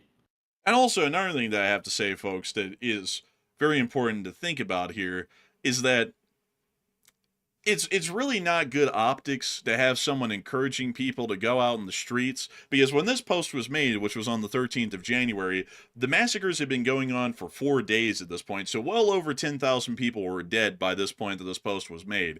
And realizing that our prior statements, which were made like, keep going out there and protesting. If anything happens to any of y'all, we will help. And then it's 5 days into them all getting killed. We're still encouraging them to go out there, and we're still encouraging them to go rise up. And at this point in time, folks, not a single U.S. force had been moved into the area to even help them out at all. That decision was made about 5 days after this post came out. That's insane. Like, when you really think about that, and a lot of people have been saying, and this is another thing that I have to point out because we were beating them to the punch on this as well, when people are saying, well, there weren't any U.S. forces in the area, we stated way back on the 30th of December, before the new year even, we said, oh, that looks like that might actually be growing into something big. We might want to forget the whole Venezuela thing and start moving everybody over in the CENTCOM right now, because it looks like we might need to get involved in an actual pressing situation, which is Iran, instead of the whole situation with Venezuela, which we basically manufactured into a big deal when we could have avoided that for a couple of years and then revisited it then, and everything would have been fine. So we were already saying that by about the time of, I believe, about the 4th of January. You can go back and look at our streams and listen to them, and we were saying, yeah, we need to start moving some forces in. This seems to be a big deal. And then when the massacre started, we said we need to be moving everything in that we can, and we need to start striking immediately. And while we were saying that, the U.S. administration was doing nothing. They literally just sat there and started watching people die in the thousands, a lot like we were from the clips that were coming out on Twitter. And instead of actually responding, they just kept telling people, knowing that they weren't going to be helping for weeks or months, keep going out there, keep getting shot. We'll come and help you. And just basically goading people into going out there and getting shot and killed, basically, without any attempt at trying to help them. Yeah, that's what I would say. Moral of the story is this: don't make promises that you don't intend on fulfilling, or don't make promises that you really can't fulfill until you move assets into the region. Either way you look at it, it's not good either way you look at it. So that's the word of the day, the moral of the day, especially when people's lives are on the line. You got to be extra careful with stuff like that. So it was careless, in my personal opinion. It was careless to say that. And, we won't ever know exactly how many lives extra it cost, because they were protesting anyway. So we don't know how many people stayed in the streets because of that statement or not. But I would assume that since the promise was made, that probably some people probably ran with that and probably stayed in the streets because of it. I would have to say it's a tough situation that we watched happen, not one that I was happy with at all. I also just saw someone try and make this political. Weren't you the guy who was all for U.S. invading Venezuela? Like, you can't really talk. I mean, like, I don't really think political people can talk sensibly. There you go. It looks like he's going. I don't really think political people can talk sensibly, because the Republicans say the liberals this and the liberals say the Republicans that. The reality of it is that y'all are both a bloodthirsty group of people who don't really know what you're all talking about. Because on one flip side, y'all act like it's wrong to go and do anything against Iran, but you're all for invading Venezuela when that was a hot topic, and then vice versa. Like, that doesn't really pan out too well in reality. But anyways, with that, I hope that does address that the best we can. And Matthew, I believe that we are on to our last question of the segment, if I'm not mistaken. So this is our second super chat of the segment. This one goes to Damien McClay, who puts in a $50 support. And thank you very much, Damien, for that very generous 50. And we do appreciate that very, very much. And he said, good evening, lads. Please take one from the chat. And I would have to say, thank you so much for the support, and good evening to you. And we will make sure to take one from the chat in your honor. We thank you so much for the incredible support and helping this channel to keep on running, because if it wasn't for folks like you, we wouldn't be able to make this channel possible, and we wouldn't be able to keep it running. And so a huge thanks to you so much once again. I hope that does address that well. And with that, it is time for us to move on and into that live chat question. What do we got, Matthew? So the live chat goes to Da Bailey, who said, do you think they could in-air refuel from the Bush aircraft carrier from where it's at if they need to strike ASAP before it gets there? No, they couldn't, because that would be an incredibly long flight duration. That would be about, right now from where they're at, that would be about an 11 or 12-hour flight one way, and then they have to conduct that back. In a fighter, that would be next to impossible, especially with a singular pilot. And all of the aircraft on the carriers, like the F/A-18 Super Hornets and the F-35s, every single one of those, they are generally single cockpit, unless if they're a Growler, and then a Growler has no offensive weaponry to conduct strikes with. So I would have to be a little bit honest that no, they would have to get on into the Eastern Mediterranean. And so with that, I hope that does address that the best I can. And a big thanks to you for the support and helping this channel to keep on running. And before we move on to the last one, I saw someone say the Iranians were never promised anything. Oh, okay. I'm sorry. I guess I'm mistaken. I guess all those direct statements that the president said that help is on the way, which sounds to me like a promise that the United States is going to intervene. I guess those were more so just sales talk and puffery, because we always like to gas people up to go and get mowed down by machine gun fire, just because that's, I guess, I don't know, entertaining. I don't know what it Yeah. makes good TV, I guess. If you take it at face value, I mean, if you want to be, slimy or slippery or something, I mean, technically you could read a whole bunch of different meanings into that. Like, for example, help is on the way. I mean, technically you could argue that that's just providing like moral support to the Iranians. You could argue anything if you want to be slippery about it. But I think most people looking at that are going to see help is on the way, and they're going to assume that means military support because it's coming from the United States. But I think most people understand that. Let me check something really quickly there. I just want to check something here because I'm pretty sure that we had a lot of posts from Washington during that time. And let's see here. Let me check this one here. Oh, yeah, here we go. This was cited by NBC. This was around the 14th of January. The U.S. president has told his national security team that he would want any U.S. military action in Iran to deliver a swift and decisive blow to the regime and not spark a sustained war that dragged on for weeks or months. So based off of that statement right there, it generally seemed that they were sizing up some form of military operation, considering that was in the midst of the massacre, to be able to strike the Iranians and make them pay for the deaths of the civilians that had been conducted. That generally would say that right there, and this was according to U.S. officials cited by NBC. Then if we move on to another marker here, let me go get another one here really quickly, because, let's see here, want to make sure that we can get a direct... Locked and loaded. Let's see, locked and loaded. Let's see, there was a statement where that was terminology was also used as well. Yeah, there it is right there. There it is. It was on January the 2nd. This one was posted by the White House. It said, if Iran shoots and eliminates peaceful protesters, which is their custom, the United States of America will come to their rescue. We are locked and loaded and ready to go. Thank you for your attention to the matter. I just reposted that one, by the way. So there was a second statement which suggested that the United States was on the verge of going in. And obviously, we saw the people getting shot in the streets. So, I mean, Iran ended up killing the protesters, and we never saw anybody locked and loaded and going into Iran. We never saw that.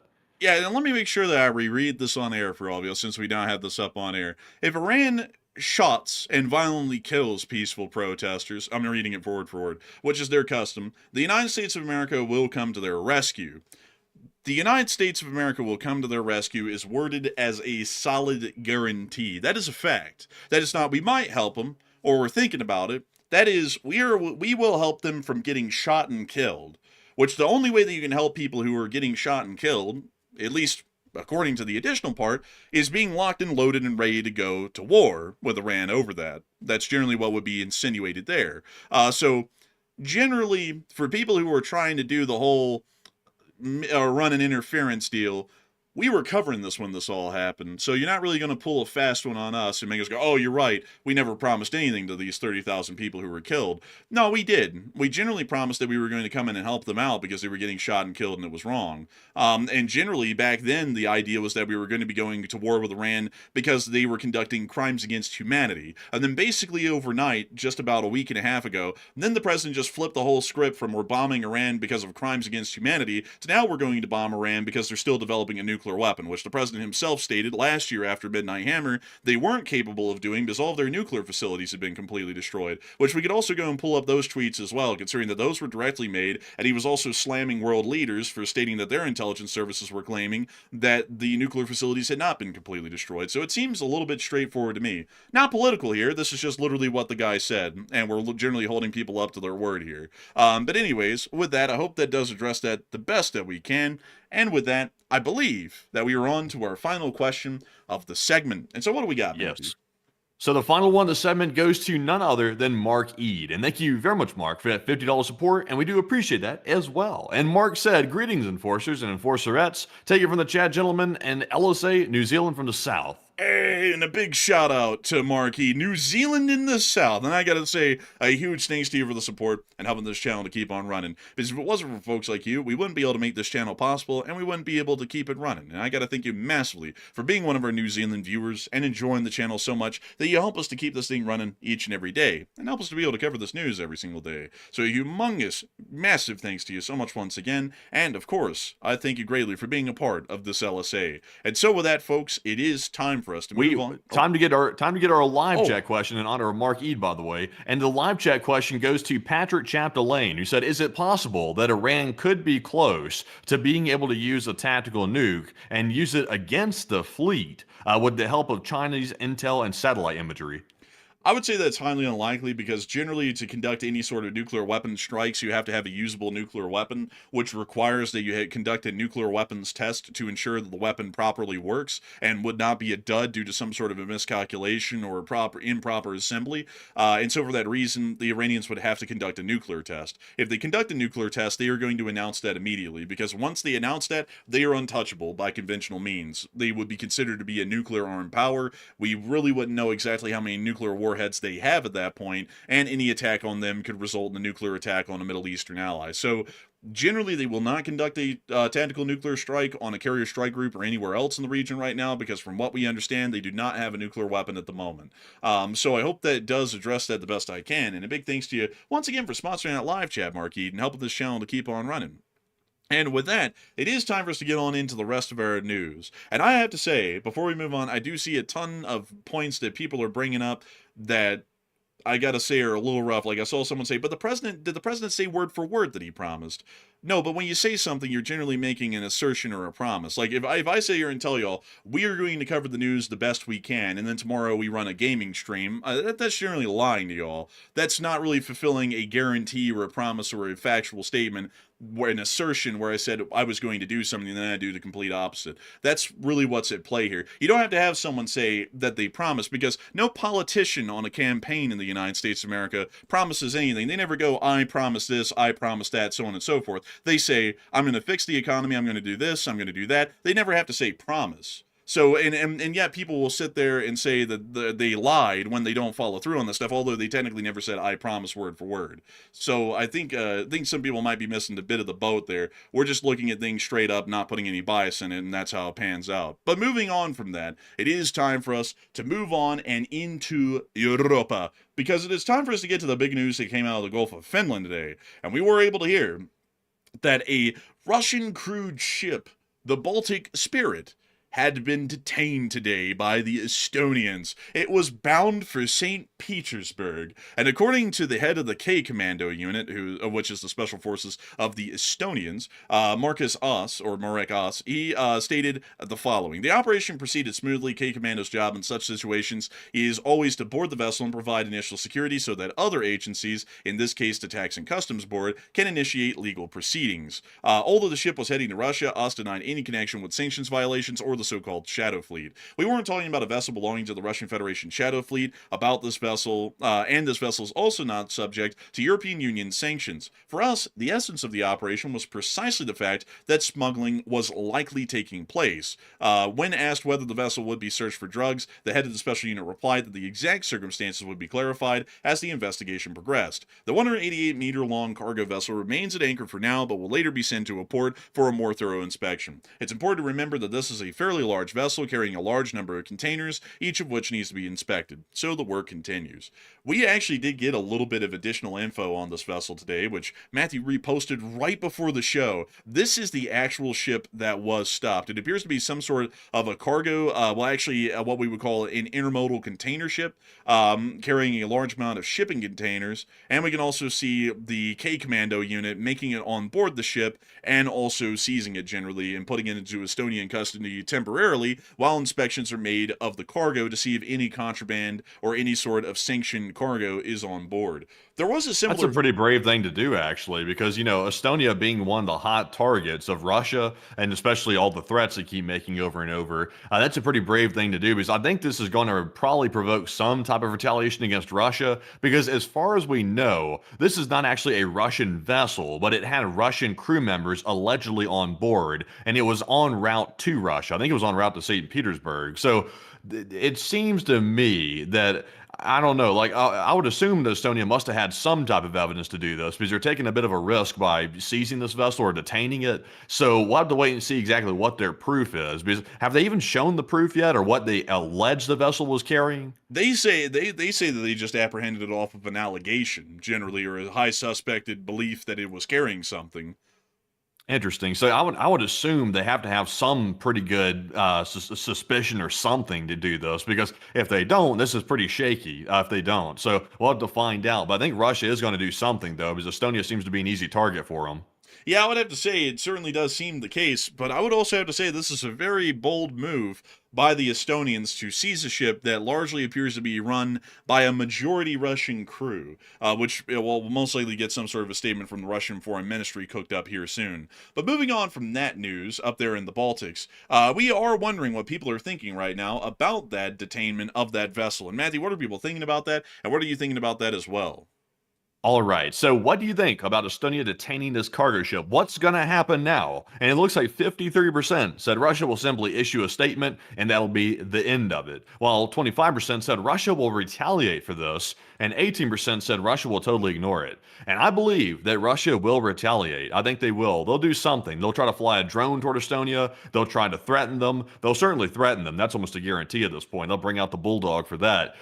So we'll have to see. I think they will retaliate in some physical way, though, not just simply statements. But Enforcer, what say you? I would say that Russia will most likely issue an official statement and then might follow along with having more of their border guards cross the border and wander around in Estonia for a minute like they did near Vastnarva a little while ago. They're probably going to do a combination of those two things, in my opinion. That seems to be a high likelihood. But moving on from that news in Estonia, we also have to move on into some news out of the very eastern areas of Russia. This is kind of like our Asian news segment tonight. In the town of Chita, which is in the middle of nowhere in Siberia, the combined heat and power plant exploded. It had nothing to do with Ukraine from what we know. It's just that the power plant suffered a critical failure and exploded. All of that white smoke that y'all are seeing is actually steam from the turbine hall, as the power plant is completely gone offline at this point, and it appears that the turbine has been critically damaged. Там вообще жестко. Там все горит, там все моргает. Bleh. But moving They're going to on, have a bit of a smog problem out here, Bled. They're going to be breathing in the smog. they definitely are. Also, by the way, we also get to see in Khabarovsk a very similar story that's going on. Now, looks like an interesting picture, something you would see in a liminal space game like the Backrooms. But let me tell you all what's going on here. In this town of prison? No, this is an apartment building. Oh, damn. This looks like a prison. There's no windows or anything on that door. Absolutely not. But I'm about to tell you something even crazier, Matthew. I'm about to tell you something crazier. Fellas. That water that's leaking out of that room, that's actually a pipe room in there. Kind of like a water closet sort of a deal, not really, but it's more so a room that has the water pipes inside of it for the rest of the building. Now, this is in the basement. So that is drinking water, by the way, that's being carried in these pipes, not wastewater. So It wasn't green then. That's the thing. They burst, and the water is a dark green. Now that makes me wonder, are we spoiled in America? Because we always talk about we can't trust our tap water. This is what the tap water looks like in Russia. It's literally green. It's like green eggs and ham colored water. Man, they could make that infamous Chinese sewer soup out of this right here. They could make a nice hot bowl of that sewer soup right there, literally on tap in your apartment. Man, some Russian said, it smells like sewer soup. Man, it's like, bro, that'd be smelling delicious. But the water had built up so much in that room. In a second, the pressure is about to make the door burst almost off its hinges. Take a look. Also, by the way, when it does, it floods the hall like the movie Titanic. I mean, like, literally, it's insane. Any second now. There we go. Oh, yeah, let it flow. Oh my God. God. Ah, yes. I see you know you're drowning well. Good one, sir. Man. This is horrifying. Actually, that would suck to be in this. Now the water is poo-poo brown. Makes you wonder what's in the tap water. Like, I mean, I'm not gonna lie, Russia's got a rough situation. You know, they don't tell you all this in the propaganda reels. You know, they always tell you that America's falling apart. At least when the tap water comes out of a U.S. tap, it's clear. In Russia, it's green and brown. I don't trust that water. Never would in my life. But moving on out of that, though, the Russians are dealing with a whole bunch of infrastructure issues at the moment. You know, exploding power plants, bursting pipes, the whole 9 yards. But moving on out of that and getting all on into the U.S. of A., we do have one last deal out of Washington that we have to cover. U.S. diplomats in the middle of the day said that there is still nothing regarding negotiations with Iran, and the situation may change by the end of the day. That came out in the midst of them saying the talks are on and the talks are off. So we have no clue what's really going on at the moment. We're assuming the talks are still on right now. But there has been a million different statements out of the U.S. government today, so we have no clue what's really happening. So we'll be waiting for Friday and see what happens then. So now it's time for us to get on into Europe and talk about the actual European news. France has arrested 2 Chinese nationals today for allegedly conducting suspected military espionage. Authorities say they intercepted sensitive satellite data linked to government and military communications from an Airbnb setup. Wow. Airbnb. Man, like, man. what was the point of specifying it was an Airbnb setup? It's like they didn't have nothing to do with it. They're catching strays out here. Man, I gotta say, man, I would hate to be a Chinese national in France. You could just have the like the GIGN break down your door someday in your Airbnb and come get you. But I'm not gonna lie, this is kind of something that we believe the Chinese are doing here in the United States, because they buy farmland in very near locations to strategic airfields and other locations that the U.S. military uses here in the States. And we think that they're setting up listening equipment on those properties, because technically it's private property and you have to have some sort of reasonable articulate suspicion to be able to go to a magistrate and get a search warrant to go search the properties. So they might be getting away with surveillance at the moment right now because of how U.S. laws work. And we think they were trying to do something like that in France, but something tipped them off. They probably intercepted their attempts to intercept satellite communications and then vectored it back to that Airbnb, and that's what led to the raid. So a little bit interesting with that one. Spying by the Russians and espionage by the Chinese seems to be a fairly common sort of thing going on over there in Europe right now. But moving on from that, we also were able to see that an incident happened today in Russia. We're finally moving on into the Ukraine, everyone. It's about to be a blast. Let's get on into it. Inside of the Tambov Oblast, there's a town here called the town of Michurinsk. In Michurinsk, there are a couple of important rail yards, at least within this area. It's quite an important location. I mean, look at these rail overpasses right here. This is a lot of them. High-end infrastructure, at least for the Russians. And we also see down here that at Michurinsk-Voron, there's this larger rail yard here that stores tank cars, gondolas, generally most likely for coal, more coal gondolas. Quite a wide variety of different rail cars could be stationed here. And there's also another end rail yard down here that also houses some tank cars as well. Now, this is an interesting one, because today it appears that there was a small conflagration, which is what they call it in some instances, that happened in the town of Michurinsk. I'll show you all the little video first. This is the aftermath of the whole thing. Oh, rinky-ding the why, save us, bliat, save us, suka, bliat. Man, sloosh. Man, but we also have this clip as well. This one really encapsulates the minor incident that happened today in Michurinsk. Oh, come on, stop that screaming junk. I feel all these are TikTokers. I feel like they are. They're really playing it up for the camera. Man, they're really like... Yes, this is scary. I think they said, yes, this is scary or something. I think I made out a few of those words there. Honestly, really playing it up for the camera, though. But that was a big hit. I mean, that was a big explosion. But we also did get a video showing a normal Russian reaction. Let's observe. Ah. Like a moth to the flame. Нихуя, блядь. That's a normal Russian reaction. Man, like I said, I called it. I said a moth to the flame. He sat there and said, whoa, That's a big one. Bro, it's like, bro, he's having a blast, dude. This is the greatest thing that happened all year for him. Let's watch that again. I mean, this is actually pretty crazy. Нихуя, блядь. Yeah. Man, I like this a lot better than the screamers. But I'm not gonna lie, the screamers did yuck it up. I mean, they made this into a Michael Bay movie. Oh man, that really hurts my nerves. That makes me mad. Oh my lord. You have the dichotomy of Russians here in these two clips. The screamers and the guys who take it really chill, like, you know, they just watch a whole rail yard go up in a giant inferno and they just kind of laugh at it. But beyond that, it does appear that, for now, passenger railroad operations have sadly been ceased within the area of Michurinsk. They have a bus rail replacement service that will be operating from Michurinsk into the surrounding areas. The Russian Federation has let us know that we are to inform you all that absolutely nothing has happened at the Michurinsk railway station and the Michurinsk rail yards.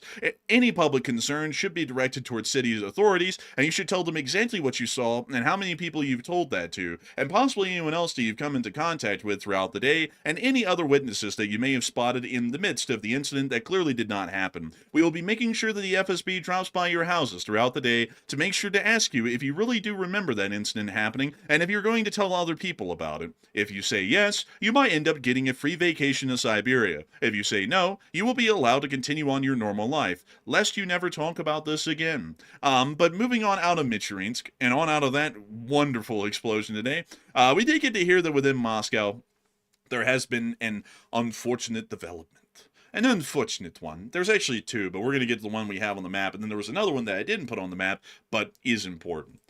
The Russians have stated that the war will continue until Ukraine agrees to Russia's demands. So an unconditional surrender is still what they're looking for. We've gone through a year and a month of negotiations and deal-making to get to here. This is where we were last year in January, at the very beginning of the year, and we're still there. This is actually where we were in 2023. And this is where we were in 2022. So the position that the Russians are taking on the war in Ukraine has not changed 1 inch.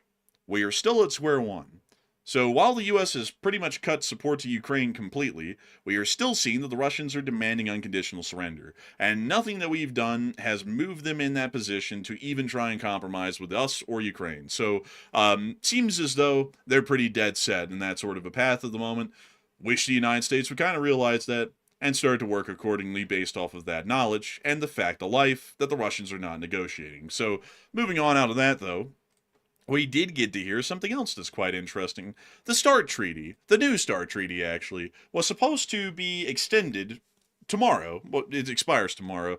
And according to the Russians, they have gotten no communications from the United States to extend the new START Treaty, which is going to expire tomorrow. Which means that if that expires, a nuclear arms race could be back on again, and there's no treaty limiting that even. So a lot of people are wondering what the United States should do. And Matthew, what are people thinking about that? And what are you thinking about that as well? Okay, so Russia claims the U.S. ignored offers to extend the nuclear treaty that's currently in place between Russia and the United States. The agreement expires tomorrow, and what are your thoughts? 36% said the USA should renew the treaty, while 27% said it's totally irrelevant in 2026, and 27% also said the USA should not renew the treaty. So, like the enforcer mentioned, the treaty in question is called New START. That's the treaty. But here's the catch. Let me give y'all some details about this, because on its face it sounds dire, but let's look at the actual aggregate limits of the treaty and figure out how bad this really is, that this is going to lapse on February the 4th, which is wait a minute, okay, yeah, it expires tomorrow. My bad, I was getting confused there for a second. So it expires on the 5th. It's still in effect as of today on the 4th. So the aggregate limits are 700 deployed ICBM missiles, 1,550 nuclear warheads on deployed ICBMs, deployed SLBMs, and heavy bombers, and 800 deployed and non-deployed ICBM launchers. So if y'all see what you're looking at there, I really don't see where this treaty is that valuable because all it takes is a handful of nukes to cause a disaster. And what's it matter if they have 2,000 or 800? In my opinion, it's not really that relevant. It would be great if they did limit it, I guess for good feels. But in reality, I don't really see the huge difference. So this is going to sound a little bit defeatist, but I think it's totally irrelevant in 2026 because, like for the reasons I stated, it's going to be bad either way. So I'm with the 28%. But Enforcer, what say you? Matthew, you don't understand. The new STAR Treaty, it stops them from destroying the world 9 times over, and it only makes it to where they can destroy the world 7 times over. Duh! You just don't understand. Man, honestly, this Man, is it's like ridiculous. I don't. It's like a feel good treaty or something. I can understand why the United States is allegedly ignoring the Russians. It's like who cares if it's like 800 or 2,000? Who cares? They've got them. That's all that matters. So it's like, are we really going to be in worse shape if they have like a 500 more? It's like not really. If one gets launched, it's over for everybody. It doesn't matter how many they've got. Also, it's not like they have the money to build these out the wazoo. I mean, they're hardly even affording to build tanks these days. How in the world would they be able to field hundreds of new warheads with the limited funding that they have available and the limited abilities they have? We could outproduce them every day of the week if we got in a nuclear arms race with them again. I mean, if anything, the end of the new START treaty, at least in the short-term period right now, would actually be beneficial to us because while the Russians' destructive capabilities will remain almost stagnant against the United States in a nuclear exchange, we could far outgrow them any day of the week with the amount of funding that we have for the armed forces. So I'd say this isn't really that big of a thing. And on top of that, another thing is that 700 deployed ICBMs, if each one of those have about 5 MIRVs on board, that is quite a lot of warheads. I mean, like, let me do the math on that really quickly. Well, actually, no, I don't even need to. That would be about 3,500 MIRVs, or independent reentry vehicles, with armed nuclear warheads that could hit the United States of America.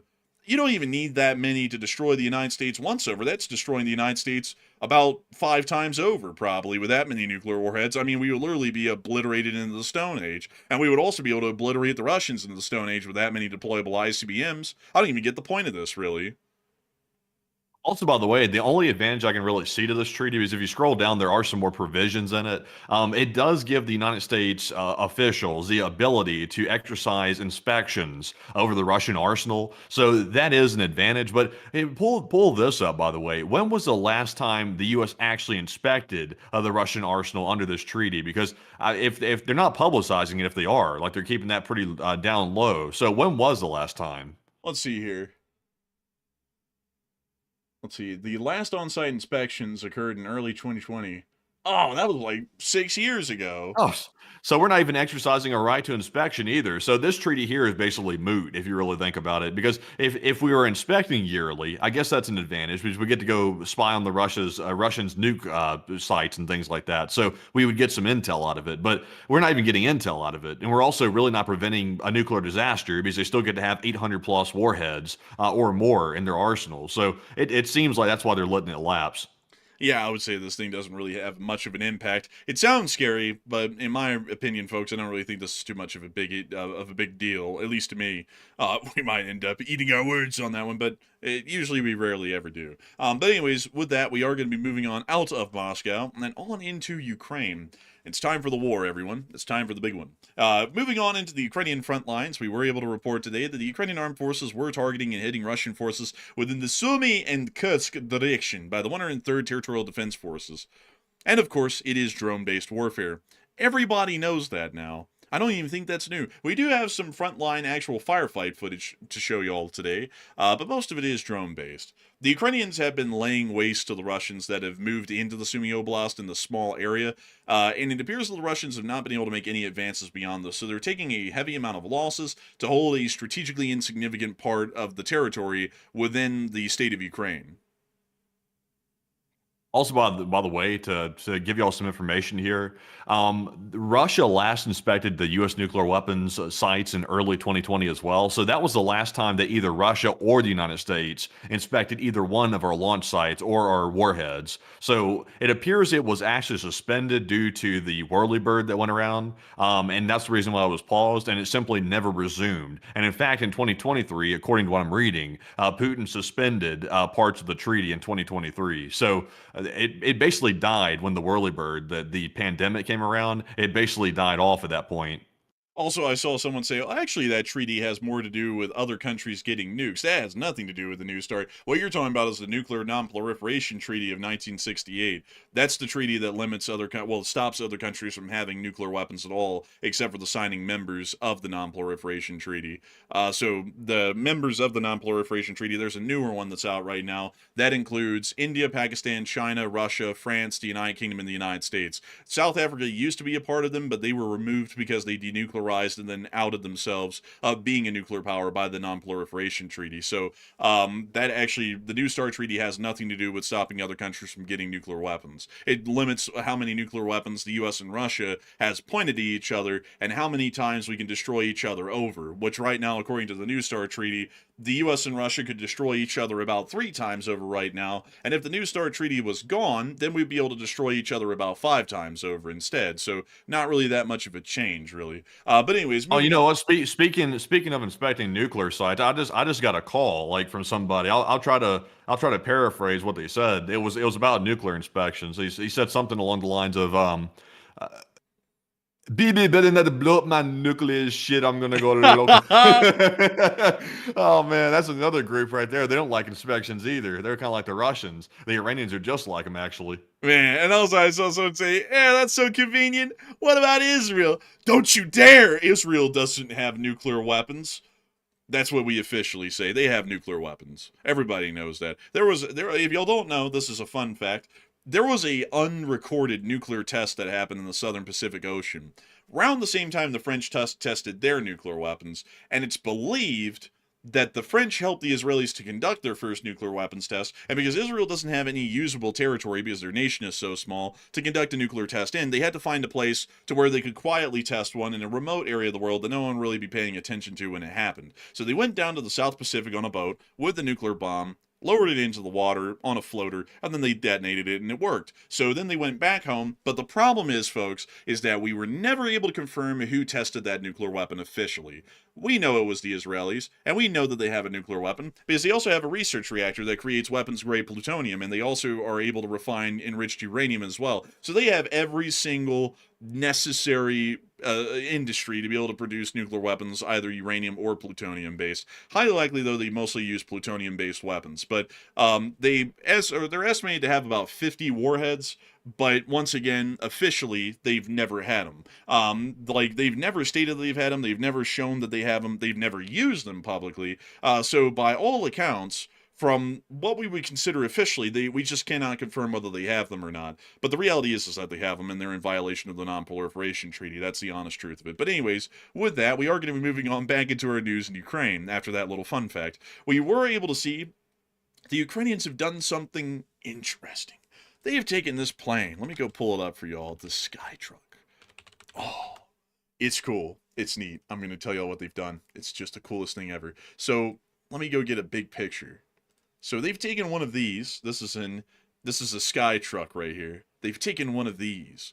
They cut a hole in the side, and they put, no joke, an M134 minigun out of the side. They turned it into a gunship, and they use it. I cannot show you all the actual video, but they actually use this little plane with the minigun to shoot down drones. I've never heard of this thing until today, so this is news. Like, this is a new plane and a new weapon that the Ukrainians have. A Skytruck with a minigun. Now, that is something else. That's actually pretty cool, in my opinion. Like, I don't know about y'all, but I think that that's pretty damn neat. They're pretty much flying around in a civilian cargo plane with a minigun stuck out the side, and they use it to shoot down Shahed drones. That's pretty cool to me. But anyways, we also got the Russian casualty report for the day, provided by none other than Miss Disa, keeper of the records. And according to Miss Disa, keeper of the records, Russian loss report for day 1,442, which today is 1,142, 1,442, and I actually got the numbers wrong last night. So correction, today is day 1,442. And moving on into that, 1,355 drones is the new highest daily loss. We're getting a new record every day now. I'm not gonna lie, dude. For some reason, that made me jump like I was getting activated like a sleeper. Like I was about to go, must take down Moscow. Like, man, I was like, oh. But beyond that, That is the highest record of the day, now that I'm trying to calm myself down from being activated here. 211 vehicles is the third highest loss, the ninth day with over 200 losses, and personnel losses are below average, but the artillery is above average. And there were 4 Bobcat skid steers destroyed over the day. Oh yeah, that's what I'm talking about. That's a good number right there. I like that. That's 4. That's quattro. Man, it's wonderful. It's beautiful. And over the past 24 hours, folks, we were able to confirm that 780 Russian soldiers were wounded and killed, along with 4 tanks, 7 APCs, 60 artillery pieces, pretty good number, 1 MLRS, 1 air defense system, 1,355 drones, 40 cruise missiles, 211 supply trucks, and 4 Bobcat skid steers.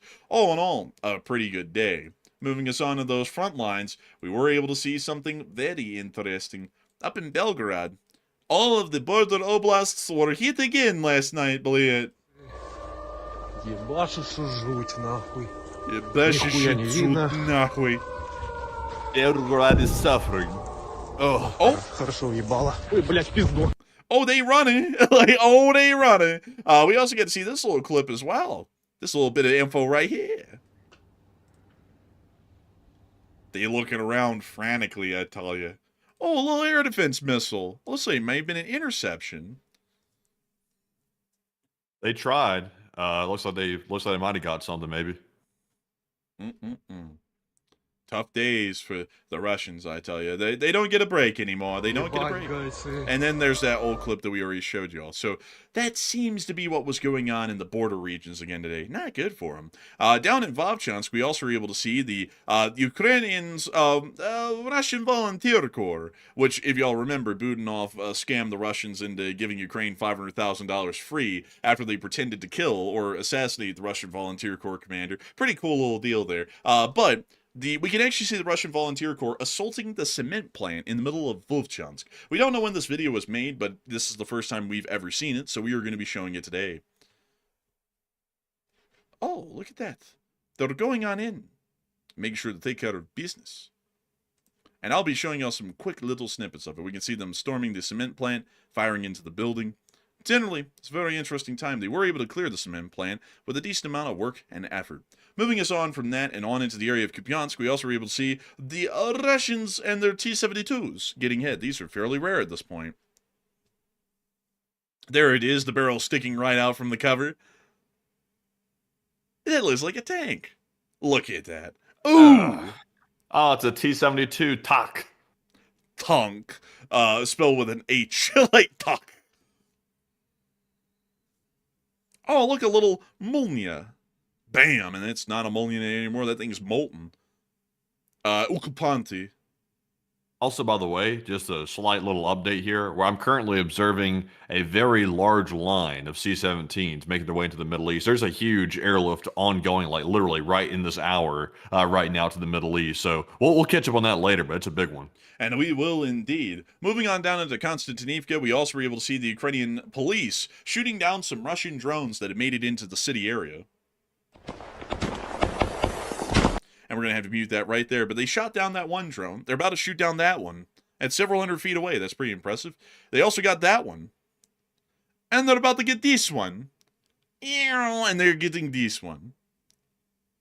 Pop it. Pop it. Twist it. Pull it. Oh, they're about to get another one. Oh. Boy. That was the most sus toy ever. You know, I remember my first time playing Pop It. It's like, what the hell does that mean?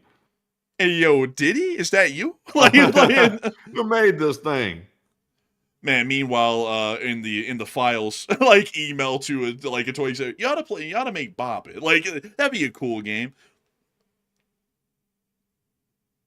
But we can see Look at them these guys. They're doing work.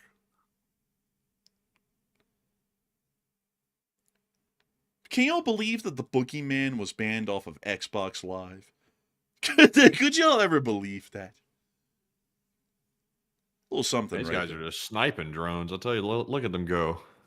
Oh. I don't know how they really have a chance of hitting them, but they're trying. Oh, but they're gonna. Like that one. They about to pop that thing. That's a good shot. Real good. I mean, they're good shots, actually. They're pretty accurate. The National Police do not play.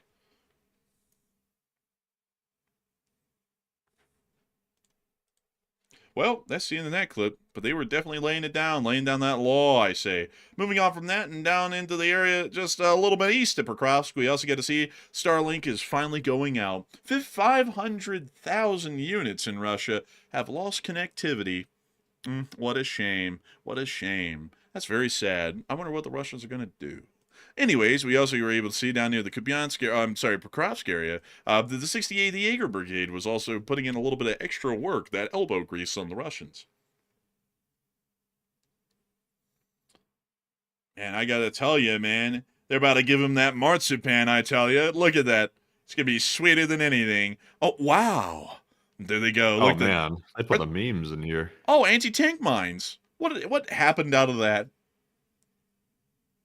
Oh, they got all full the of memes. Look at this. They got John Travolta popping up here. Oh, look at this. A bunch of wise guys, huh? They're just getting under the bridge again. They're just sneaking in. Oh, look, it's the same pile of mines. Oh, and there goes the bridge. Oh. They even got the nice guy. Nice. That's a British man. And there it is. The 68th. There's that Welsh tiger looking thing. Look at that. Looking like a Welsh family crest. But we're not done. Now they're going after Russians hiding in the commie blocks. That's an antenna. That's what that says in Ukrainian. And now it's cooking up. Oh, there's a fire in the building. Look at that. Oh, look, they're going to get this iPhone on a pole. And now they're going to get this roof. Oh, that's an antenna in a roof. Now they're going to get this antenna in a chimney. I'm sorry, on the roof. I'll tell you what, the Russians are up in the pole. Look at that. Look at that. Oh, there it was. Look at that. Man, they're hitting another one. And they're going to hit another antenna. The Ukrainians love to go after comms. The Ukrainians go after comms like Hot Dog Man goes after free snow. But moving on from that and down near Udachny, we also were able to see the 152nd Jaeger Brigade, different than the 68th, going after some Russians too. Generally Russian infantry. They don't sleep. The Ukrainians and their drones, they never rest. They will find them anywhere they're at. And generally the results are almost always the same. Evasion is basically impossible unless you shoot down the drone. Pretty tough reality for a lot of Russian soldiers, but I say that the tougher reality is that they're continuing to invade Ukraine. What was that thing? Did you see that thing like lurching all over the ground? What was that? Oh, that was a Russian. He was laying on the ground, and he was trying to wallow around and get off of the ground, but it didn't work for him. Jeez, man. It was like a freaking like a boogeyman or a Wookiee or something like that. Thing was like squirming all over the place. Bro, that guy was on the ground going, "Arr!" like Chewbacca or something like that. Oh, man. You can see that there were many Russians, many of them, like this guy. They just don't really pan out for any of them, though. I gotta say, it is wildly bizarre. Like, I'll be honest with y'all to think about this. It's wildly bizarre to think that there's a human operator behind every single one of these drones, making sure to land it right on the mark each time. You know, when you think about that, that's really interesting. But we're going to be ending the clip here because it starts to show the aftermath a little bit later on, and it's not good. Well, it's good for the Ukrainians. They stopped the Russian advances again today, but not good for the Russians, and generally not good for audiences. But we also got to see there was another loss today. The Russians lost an S-400 yesterday. Today, they lost an S-300V. Oh, bliat. Losing hundreds and hundreds of millions and millions and millions. Oh, there it is. Driving down the road. Well, they should say hello to him. The Russians said, we're losing billions and billions and billions. Oh, and they're look at them run. running. Look at they're leaving that thing behind. It says, screw that. Oh, and I think the propellant in the missiles just ignited. Oh, my God. Yeah, the propellant ignited. Okay. Damn. Man, that's a lot of solid propellant. Damn. Man. I don't think those Russians ran far enough after seeing the blast radius. They must have known what was going to happen. Man, they went, bleah, bleah, man, but anyways, not from that clip, which is something else. It's time for us to move on down and on into Rostov-on-Don. We were able to see that down here today, there was a little bit of air defense fire. Look at that. That's interesting. I also get to see in this clip as well. Seem to be... Wait a minute. That's not Rostov. That's Belgorod. These clips were misattributed to Rostov. These were in Belgorod. Sorry, folks. And we also get to hear that there was a large drone attack going on in the Russian Don today, which is still ongoing. So, with that in mind, folks, it's now time for us to move on up to Kyiv to get to the speech from the President of Ukraine, President Volodymyr Zelensky, on this day of 1442. Hey, listen, man, listen. I've been thinking. Could we have a speech? We can. And without further ado, Peach! Speech! Здоров'я, шановні українці. Сьогодні був довгий день, багато питань саме внутрішніх, енергетика, по ситуації з відновленням та по захисту енергооб'єктів. В Києві складно. І по деяких аспектах найскладніше, ніж в інших наших містах. Фактично з усієї країни додаються сили, щоб підтримати столицю. Уряд України збільшить всі програми підтримки людей, і тільки теплових пакунків видадуть близько 100 тисяч. Є речі, які треба зробити для Харкова. Міністерство енергетики має прискорити необхідне постачання. Окремо говорили із командувачем повітряних сил, із міністром оборони України, із регіональними керівниками по захисту від російських шахедів. Значно збільшено вже лінії захисту, позиції додаємо, екіпажі та постачання дронів додаємо, але цього все одно недостатньо, особливо на критичних напрямках, зокрема на Запоріжжі та в інших регіонах. Цілком конкретне завдання – збільшити всі рубежі захисту енергетики, всі форми прикриття критичної інфраструктури. Я хочу подякувати усім ремонтним та аварійним бригадам, які зараз працюють і в Києві, і в областях. Люди дуже виснажені, будуть нові бригади. Ми говорили про це з міністром енергетики. Я дякую усім державним компаніям, які допомагають, Укрзалізниця, Нафтогаз, усім комунальним підприємствам, всім енергетичним компаніям. Нафтогаз забезпечив також першу в цьому році поставку скрапленого газу американського. Цей додатковий імпорт, він потрібен нам, бо росіяни значну частину нашого видобутку розбили. Ми готуємо і перше постачання американського газу через Грецію та сусідів в Європі. Ми про це домовлялись. Я дякую, що домовленості працюють. Всі домовленості, які нас посилюють, допомагають вистояти. Була доповідь нашої делегації після зустрічі сьогодні, був тристоронній формат, також були контакти команди з американською стороною, доповідали Рустем Умєров, Кирило Буданов, Давид Арахамія, хлопці були на зв'язку. Ми обговорили проміжні підсумки перемовин в цей день. Продовжать завтра, також буде вагомий крок. Ми очікуємо найближчим часом обмін військовополонених. Треба повертати полонених додому. І загалом наша українська позиція дуже чітка. Війну треба завершувати реально. Саме Росія повинна бути готова до цього. Також партнери мають бути готовими забезпечити це реально, своїми реальними гарантіями. Гарантіями безпеки, своїм реальним тиском на агресора.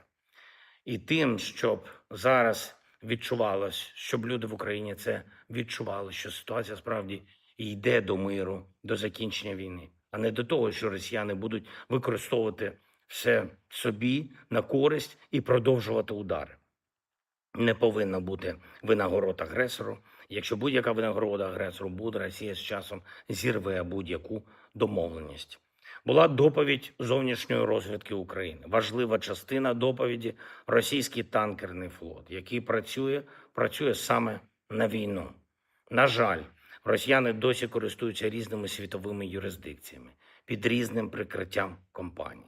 Користуються Європою. Це дуже серйозно. Тільки впродовж 25-го року Росія залучила до торгівлі нафтою більше ніж 122 судна під управлінням європейських юридичних власників та операторів. Це значна частина танкерного флоту Росії. Треба, щоб Європа була значно активніша в протидії російському танкерному флоту. Дякую всім партнерам, які саме так це бачать, які готові посилювати законодавство, щоб блокувати танкери і щоб конфіскувати російську нафту. Ми будемо працювати заради цього в двосторонньому форматі. Попереду активна дипломатична робота. І важливо, щоб нашу роботу партнери підтримували достатньою допомогою Україні, допомогою саме зараз, стійкість зараз, реалістичність в розмовах з партнерами зараз, спільні результати зараз. Це те, що може бути найкращим внеском у результат дипломатії зараз. Слава Україні! And Ram Slava. Herom Slava. And with that is the end of the speech from the president of Ukraine, Volodymyr Zelensky, here on day 1442 of the war. And it's time for us, everyone, to move on into the second segment of the stream tonight. And that's where we get to talk to each and every single one of y'all. And boy, howdy, folks, is it going to be a fun time. We can talk about literally anything and everything in this segment, except for religion, politics, climate change, or whether the A-10's relevant in modern warfare or not. And someone's about to say, oh, so you can talk about politics, but we can't? And I'm not talking about politics. I'm just saying what someone said. And then they don't follow through on it, and then I bring it up. It's not political. That's just bringing up someone said something and they didn't follow through on it. Learn the difference. But nevertheless, it is time for us to get on into all the wonderful questions that we got, both in super chats and live chats and everything in between. And we're going to be talking about all kinds of incredibly fun stuff tonight. Where's that little ranch down in Mexico? But anyways, we're on the next one, man. What do we got here? What do we got? Okay, so it's now time, folks, to reach the final question segment of the night. This is the segment here that many people have waited around for years to get to. Some people say this is the most highly anticipated segment of the stream, and I would say fair enough to them. But jumping right into our Super Chat questions here, we're going to jump right into them. And our first one of the last segment goes to none other than ARP Bob yet again. He throws in, guess what? Another massive $100 support, and a huge shout to ARP Bob for throwing in a combined $200 support. We appreciate that very, very much. He said, Enforcer Matt, thank you for going into great detail about the presidents, urging the people to go out and protest and apparently leading them to the slaughter, and with nothing to protect them in place. And it saddened me very deeply and gave me much shame to be an American.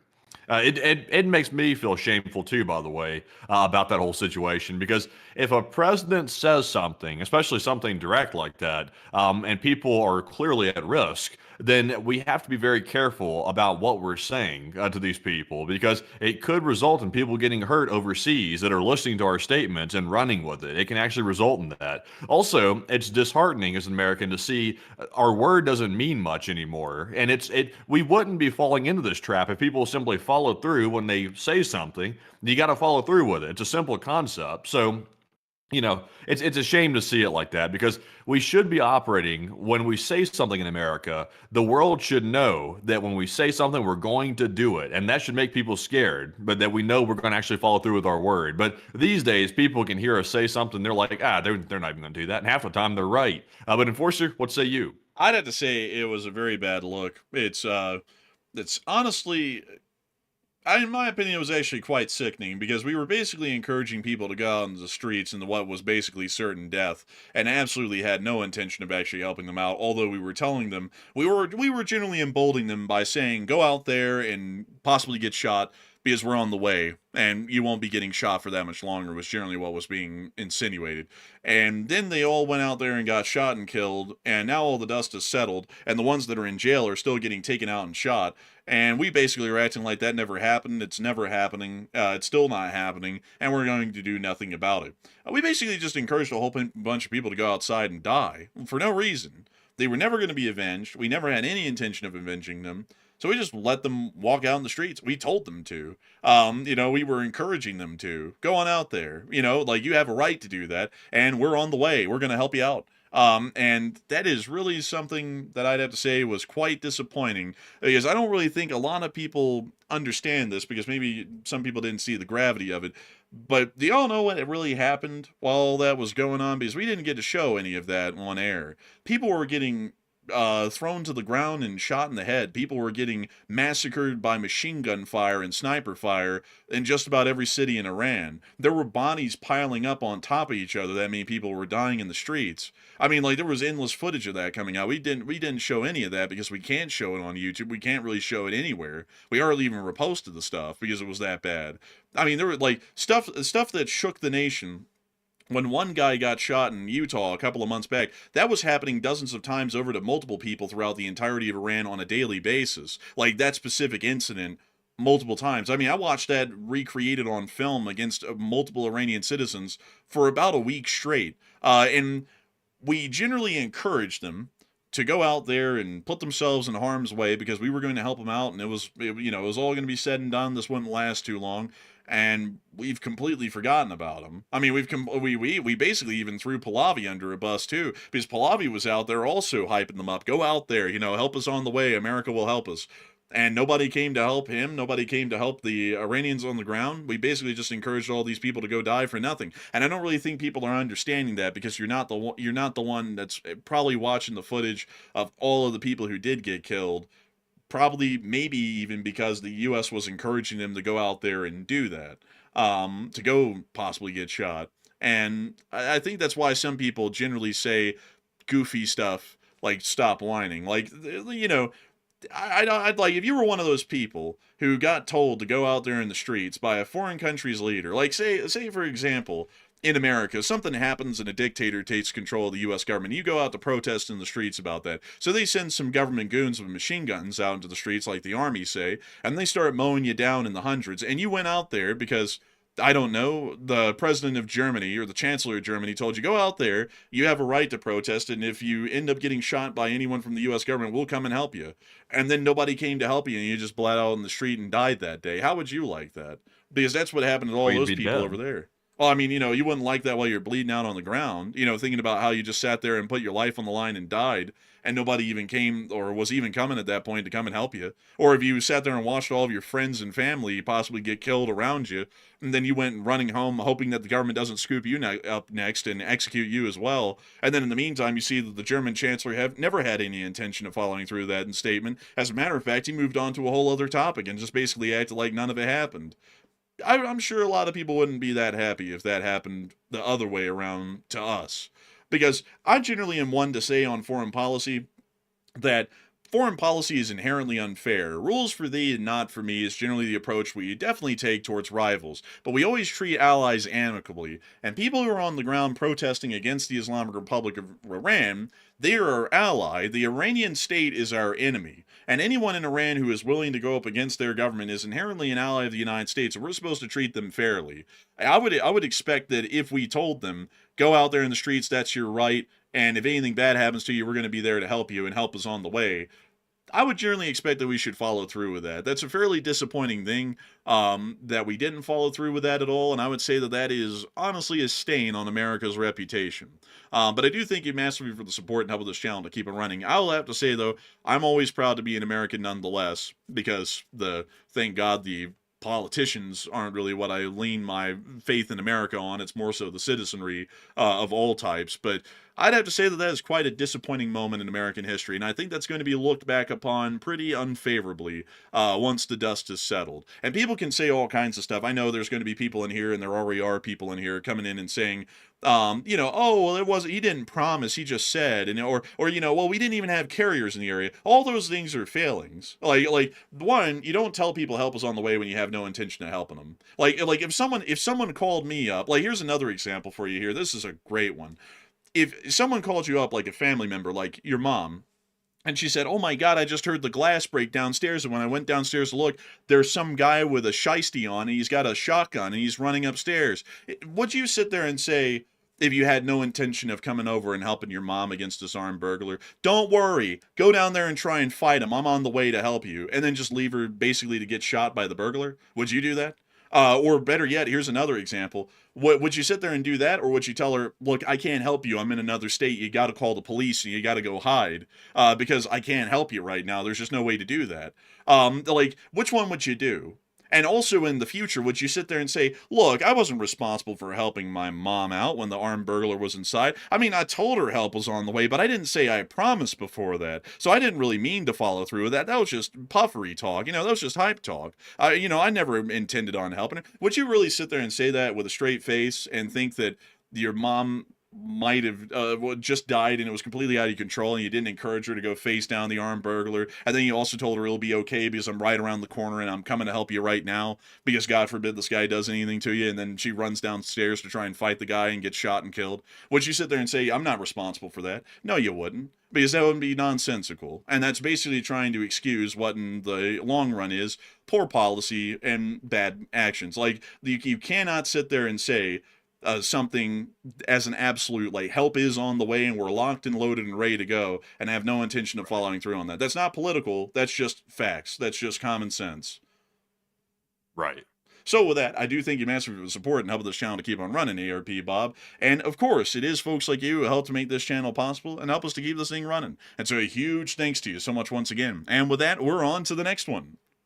And our next one goes to Darren Quinn, who puts in a 50. And thank you very much, Darren, for that $50 support. That's very generous, and we do appreciate you to help keep the channel running. He said, will OZ get their nuclear subs promised? Now initial payments done. Seriously, though, not a joke. Save our South, SOS, for the old guards. Long live the LSA. Hey, and thank you so much for the support. And Australia will be getting nuclear-powered submarines in the future because we do have an existing treaty where we're working on those right now with Australia. So they are guaranteed to get them. The payments are in. The treaty is in place. Everything should be in line for the Australians to go ahead and get them. And on top of the fact that they paid, that's really the more important thing about this, even outside of treaty, is that they had paid for these submarines, so they will get them. So I do thank you massively for the support and helping this channel to keep on running, because if it was not for folks like you, we wouldn't be able to make this channel possible, and we wouldn't be able to keep it running. And so a big thanks to you so much once again. I hope that does address that well, and we actually have news coming out right at this moment. Okay, so we have a little bit of news here. We have a live view of the Ayatollah. Go ahead and get this on the screen, Enforcer. Go ahead and show this right here. This is a piece of new footage. The Ayatollah is scared. Let's see. Look at him. He's in fear. Let's see. Oh. Yep. He's looking up. He's worried. He heard something. Oh, look, oh man, I tell you, he's getting scared. He's getting a little bit scared. He's looking, he's scanning the skies. I tell you what, this is getting a little sketchy out here. Also, by the way, just like to have full disclosure here, this is old footage, by the way. This is back during the scare, during the last time they got into a fight with Israel. So it's old news, but the Ayatollah, he's pretty scared though. The only difference is he actually came out of the bunker for this one video right here, which is the unusual part. He usually stays down in the bunker and lava zone inside Iran. So he's changed his mind now. He got so scared he won't even come out for this old footage to be showing up anymore. So it's crazy, but that's how scared he is, probably in the bunker even. Man, I'd have to say, I mean, like, that is something. I think he probably is doing right now, man. He's probably doing that, looking up at the ceiling in the bunker. But with that, I hope that does address that the best I can, or at least the best we can in our opinion right now. But with that, folks, it is time for us to move on and into the next one. All right, so our next one goes to Ella MC Wills Nafo, who puts in a $25 support, and thank you very much, Ella, for supporting the channel. And they said, evening, Enforcers, I hope all is well, and thanks again for everything y'all do, and take one from the live chat, and long live the LSA, and slava Ukraine. Hey, and thank you so much for the support and helping this channel to keep on running. And I gotta say that it is an absolutely incredible and wonderful thing to know that folks like you help this channel to keep on running and make this thing possible. And we'd love to know that you do enjoy the channel and want to see it to keep on running, because if it wasn't for folks like you, we wouldn't be able to make this channel possible, and we wouldn't be able to keep it running. And so a humongous thanks to you so much once again, and we will make sure to get a live chat in your honor. So what do we got, Matthew? So this live chat question goes to Brad Clark, who said, when do y'all think this will develop into a hot war with U.S. involvement? Then that's tricky. I think we can generally, like, if we're gonna give a prediction of some sort, it's safer to give it in a larger time frame instead of saying, oh, it's gonna happen this weekend. I think it's safer to say it's likely to happen before March. I think that's as close as we can get to actually estimating a time frame. It has to be before the end of February. That's my guess. If it's later than that, then I'm going to be kind of surprised. But I think action is certainly imminent. But Enforcer, what say you? I would say the action is most likely imminent, but I can't give a guarantee of when it's going to happen, because a lot like Venezuela, if we work off of a predictable timetable, it's never going to work. It's basically going to be a situation to where we never see a strike happen in a reasonable period of time, because a lot like with Venezuela, we we assume that within about 2 weeks of U.S. forces arriving within the area, we would see strikes on Venezuela. It was about 3 months after that that strikes actually were conducted on Venezuela. And that's because we kept hearing in the background that the Venezuelans were exploiting the deal-making loophole and basically going in endless talks with the United States and basically making it nowhere. And I'm feeling like the Iranians are probably going to do that as well, because I think at this point it's a clearly known exploit. And we'll probably see, I might end up being wrong here, but I feel like I'm probably going to be in a good chance of being right, that the Iranians are going to do this goofy loophole of endless talks and soup and salad and basically keep this prolonged as long as they can. Eventually, the U.S. will get tired of it, but the time at which a lot of people would think that the U.S. would get tired of it won't be the time that they do. It'll be like months after that, or even weeks after that they finally get tired of it, and then they start to conduct strikes. So I hope that does address that the best I can, at least in my opinion. And I do thank you so much for the support and helping this channel to keep on running. And I hope that does address that quite well. And with that, we are on and into the next one. All right, so moving into our next one here, this one goes to Pleasure Burn, who puts in a 20. And thank you very much, Pleasure Burn, for that support. They said, I couldn't donate, but I restarted my phone, and let's see if it works. I did more money, and yay. Oh, and thank you so much for the support and helping the channel to keep on running. Because if it wasn't for folks like you, we wouldn't be able to make this channel possible. And we wouldn't be able to keep this thing running. And I got to thank you so much for supporting it, because if it wasn't for folks like you helping this channel to keep on running, Pleasure Burn, we would not be able to make this thing a reality each and every single day, and we wouldn't be able to keep it running. So a tremendous thanks to you so much once again, and thank you for enjoying the channel enough that you go out of your way to support it and help it to keep on running. And with that, we are on to the next one. And we've also got a $20 support from Coleman B. And thank you very much, Coleman, for that 20. He said, I listen to the live streams regularly and enjoy the evening information dump. And live coverage during the 12-day war was excellent. And thanks for that work. Hey, and thank you so much for the support, Coleman B. And thank you for always listening regularly, religiously. And we thank everyone for watching religiously, because we've had 104,000 viewers here tonight so far, which is a pretty big amount. And I also got to say that we thank you for really enjoying our 12-day war coverage, because we actually feel, and it generally shows in the statistics, that that was the best news coverage that we've ever done in the history of the entire channel, which is crazy, because we started off as a Ukraine war channel, and now we've generally evolved into a world news channel. And we've done quite well at world news, but specifically any news that pertains to the Middle East. We did incredibly good with that during that time. We had our largest live stream, I think it was 2 million views at the end of it all, and we had something like 130,000 people live. It was an insane stream. And the coverage, I mean, like, it was bar none some of the best. Like, I'm not even exaggerating with that. There wasn't really a lot of people who were doing that on mainstream. I mean, hell, mainstream was doing their normal shtick, but then there wasn't really a lot of people doing that on YouTube either, where there was a lot of in-depth analysis. And I mean, we did pretty damn good at that. I mean, there's just no bars about it. No one else was getting into the equipment being used, the strike locations that were possibly going to be hit, what the Iranians were going to do in response, the timeliness of it, the full scope of what was going on in the area. I mean, there was none of that. So, you know, I do have to say a huge thanks to you so much for the support, and thank you for the high praise on that one. And I also got to say that that was, crazily enough, the time that the channel grew the fastest in its whole history. Y'all can actually see when the 12-day war happened on this graph right here. It's the giant subscriber leap that happened right here. We went from 360,000 to 470,000 subscribers during that 12-day period. No other period in channel history has been that popular, at least with people wanting to join the channel, because, you know, we were doing pretty good at the coverage. So, I mean, the stats back up that that was probably the best time of news coverage that we have ever done. But still, a humongous thanks to you so much once again. I hope that has addressed that well. And thank you so much for the kind words and helping this channel to keep on running. And with that, we're on to the next one.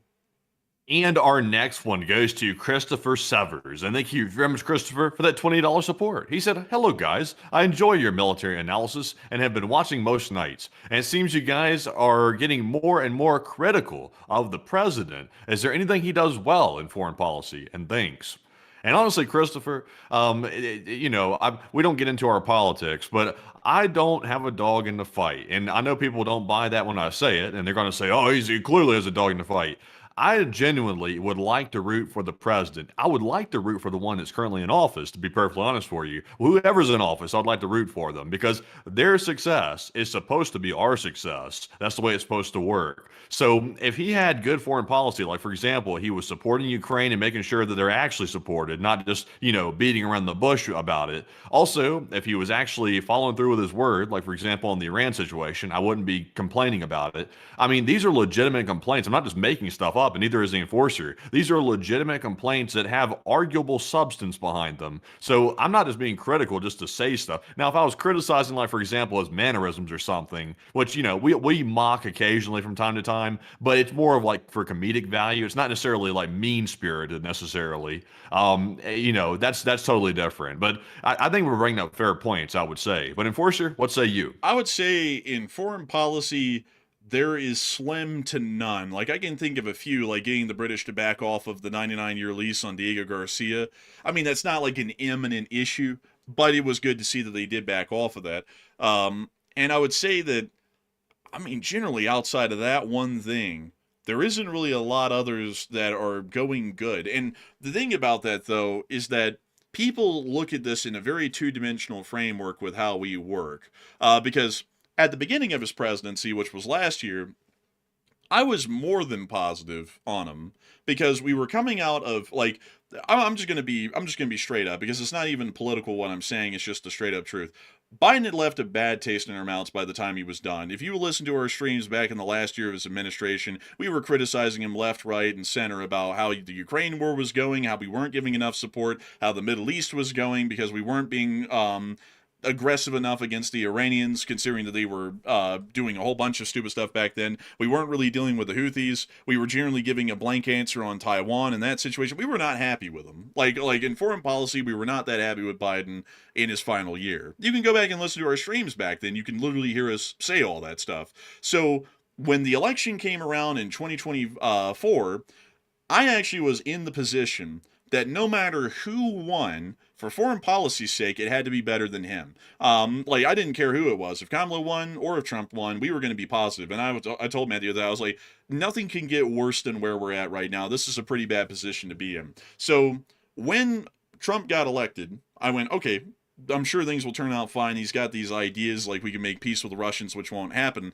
And y'all could literally listen to me say this back then. If you go back to the streams and listen to it, I was like, don't worry. He's saying that right now, but he's just saying that because he hasn't been smacked in the face by the Russians at the negotiating table. Once that happens, maybe over a couple of months, maybe 3 months, he's going to change his mind because it's going to piss him off and then he's going to start supporting the Ukrainians heavily.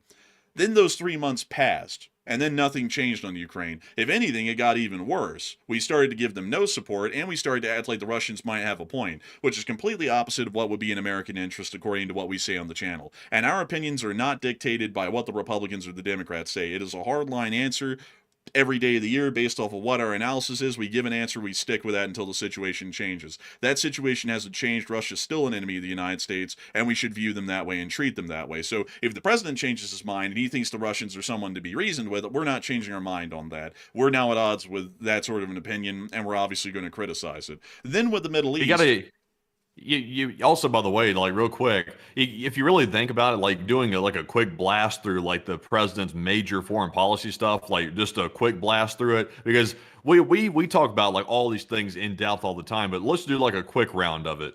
Venezuela, that situation, would people say that Venezuela was a success or not? I mean, me personally, I would say, yes, they got Maduro. They were successful at that one narrow task. But overall, though, in Venezuela, we have not actually made any real difference there. So we're still hearing that the current leadership in Venezuela is not cooperating very well. So I wouldn't call that a success. Then if you move on over to Greenland, I mean, that whole situation is obviously a clown show. I don't even know why we're threatening to take Greenland. That's not very good. Then with China, we started a tariff war, a trade war with China, which has only exacerbated things in my personal opinion. I don't think that's really changed very much for the better. So that's not very good. With Ukraine, we basically took Russia's side to a large degree and let them have a bunch of leeway simply because they were loudmouths, basically. Putin was being the loudest. He was being the most aggressive. So he got deference. So that wasn't very good. good. Then with Europe and NATO, it seems like we're actively trying to destroy NATO, which makes no sense. That's literally the strongest alliance we've ever had in the history of the United States, and we're trying to destroy it. And then with Iran, Iran arguably so. I would say that we're doing okay with the Iran policy, but the whole part about telling the protesters to go riot in the streets and then we're going to show up and give them some help, that was a bit of a failure. But I would say overall, I think our Middle East policy is somewhat okay, but it has the potential to go sideways because now we're hearing about ISIS getting loose in Syria because the current leader of Syria is not very Western aligned as we thought he was. So foreign policy, not really a strong suit. There are presidents out there that have like a sort of a deficiency in foreign policy. I would currently say, in my humble opinion, I think the current president certainly has a deficiency in foreign policy. And I think the reason why that is because he's not properly listening to his expert advisors, or he doesn't have good experts, one or the other. And that's where it's going all wrong. I would also have to say, like, the foreign policy in the Middle East, in my opinion, has been mishandled greatly because I'm a huge proponent of being anti-Iranian, but there is a proper framework to go around that, and that's not been gone around at all. Any position on the Iranians should be that they pose an imminent national security threat to the United States of America, first and foremost, and also the safety and health of millions of Americans with the creation of a nuclear weapon. That is the primary thing that we've said for 2 straight years about Iran and why they are a threat to the United States. That has nothing to do with anything else. That's the problem. Like any other problem than that, that's a secondary issue to the fact that Americans' lives are at stake. So any situation with Iran, that's the first and foremost issue. But then when the whole protest happened, we changed that into a crimes against humanity situation, because the fact that we made public statements about the Iranians going out and protesting, and they have a right to, and if anyone shoots and kills them, we're going to be on the way to help them, and we're locked and loaded, military terms, and ready to go, that generally would show that we were going to be intervening in that situation to stop crimes against humanity. And then we completely just dropped that on a dime after 30,000 people got killed, and now we've moved back into the whole nuclear topic. And another thing that I have to say, that, like, there are actually 2 big failings that happened last year. One, the Houthis. The president criticized the last administration for their soft-handed dealings of the Houthis, and I agreed with that. Because I would have to say that, like, you know, I'm just going to be frank, the Biden administration didn't really handle the Houthis the way I thought they should be handled. We conducted airstrikes on the Houthis, but the Houthis have advanced bunker systems a lot like Hamas that are well built underground, so it's not really easy to be able to wipe them out from the air because they can just go hide in these bunkers until the airstrike's in, and then they come back up top, and then they start their attacks again whenever they want. So when the president said that back in 2024, before he was even elected, I was like, yeah, he's actually dead on the nail with that. That's actually a weak response. We should do more than airstrikes. We should get a multinational coalition going to go and crush the Houthis, so that way this international shipping lane can never be threatened. But then what Trump did is that he just went and bombed the Houthis, basically did what Biden did, and then after he bombed them a bit and they hid in the bunkers for a couple of weeks, then he just declares total victory. He says the Houthis have unconditionally surrendered and we've won. And then we leave and the Houthis come crawling out of the bunkers and they're still there. So, you know, that was a complete failing because you can't sit there and say, we're going to deal with them once and for all, drop a couple of bombs on them like Biden did, end up with the same results, and then walk away and say that this is tops. That's not how that works. And another thing that I have to say is that Operation Midnight Hammer was an absolute failure. Operationally, the military operations are amazing. I mean, they're conducted flawlessly, they're incredible to watch, they're stunning. But in terms of their long-term impacts, they don't have the impacts we're looking for. Iran's nuclear capabilities and research potency is still on up there. If it wasn't, we wouldn't be trying to negotiate them down out of that right now. The fact that we've revisited this topic and we completely dropped the fact that 30,000 people have been killed and we're trying to negotiate with them about stopping their uranium enrichment and weapons development clearly shows that Midnight Hammer didn't achieve what it was supposed to achieve, because if it did, we wouldn't even be talking about this right now. Their nuclear research and also uranium enrichment capabilities would have been destroyed in that strike. They weren't. So that was a complete failing. Everybody knew that back then. And we were saying on the channel after that happened, it doesn't really look like the facilities have been completely destroyed. Some of them may have been moderately damaged, some of them may have been put out of action for a couple of months, but they're going to get all of this back online. They're going to start working on nuclear weapons again. And the president back then was swearing up and down that everyone who was saying that was just a hater trying to bring him down, and the nuclear facilities had been destroyed, and there was nothing that the Iranians could do for nuclear weaponry again. It would take years before they ever got close to a nuclear weapon. 6 months later, we're revisiting the topic because that didn't work. So as far as foreign policy, the good thing that I'd say has been done is Diego Garcia. But that's about it. Everything else I would say has either been mishandled or it's been poorly done to the point that anyone outside of a novice could do better. But I do thank you so much for the support and helping the channel to keep it running. But that's what I got. Like, and also another thing, one last thing. I don't really care about the political opinion because we would be political, all right? We would be political if during the Biden administration we never pointed out a flaw. And we would be political if during the Trump administration we never pointed out a flaw or a problem. Y'all can kind of tell that things are not going well because we eventually slowly started to criticize the current administration's foreign policies a lot more as time has gone by because it's getting worse. It's not getting better. And so, you know, I don't work off of a political mindset here of where I've got to go, oh, well, you know, he's a Republican or a Democrat, so I can never criticize any of his policies because clearly I'm a part of the other group at that point. That's not how it works on the channel. If a foreign policy is bad, we're going to call it that. I don't care if you like the guy or not. And if you don't like hearing that, then you're probably the problem. You're not one of those free thinkers that you always pride yourself to be if you're a liberal or Republican. You're just a sheep thinking that you're a free thinker because you can never tolerate to hear that your guy might be doing something wrong. And we do that on everyone here. So I hope that does address that the best I can. And a big thanks to you for the support and helping the channel to keep on running. But that would be my answer to your question. And so with that, we're on to the next one. All right, and our next one goes to Frostbright Productions, who puts an $100 support. And thank you very much, good sir, Frostbright, for that very generous support. And also, it's good to see you once again. He said, howdy, guys. I wanted to bless you both tonight. Thank you for that. He said, I really hope you plan on bringing some LSA merch this year. My dad uses the LSA coffee mug every day and also brought LSA into VR chat. You have a lot more supporters now, and long live the LSA. Dang, and thank you so much for the incredibly kind words and the support, Frostbright Productions. You are an old guard. You've been around for a long, long time, Frostbright. You're one of those names I remember from the way early days back in the channel, like 4 years ago.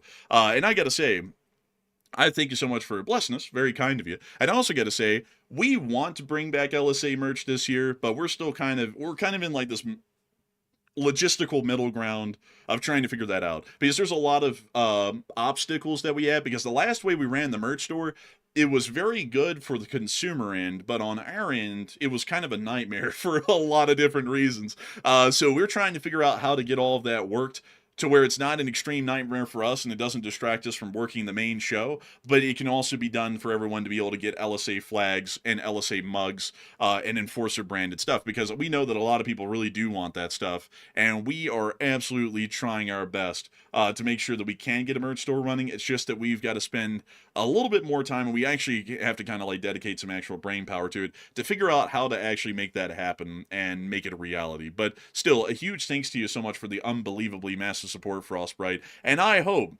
that one day we will be able to get some merch running again. And also, that's really cool to hear that you brought the LSA into VR chat. That is really cool. And I also love to hear that your dad uses the LSA coffee mug every day.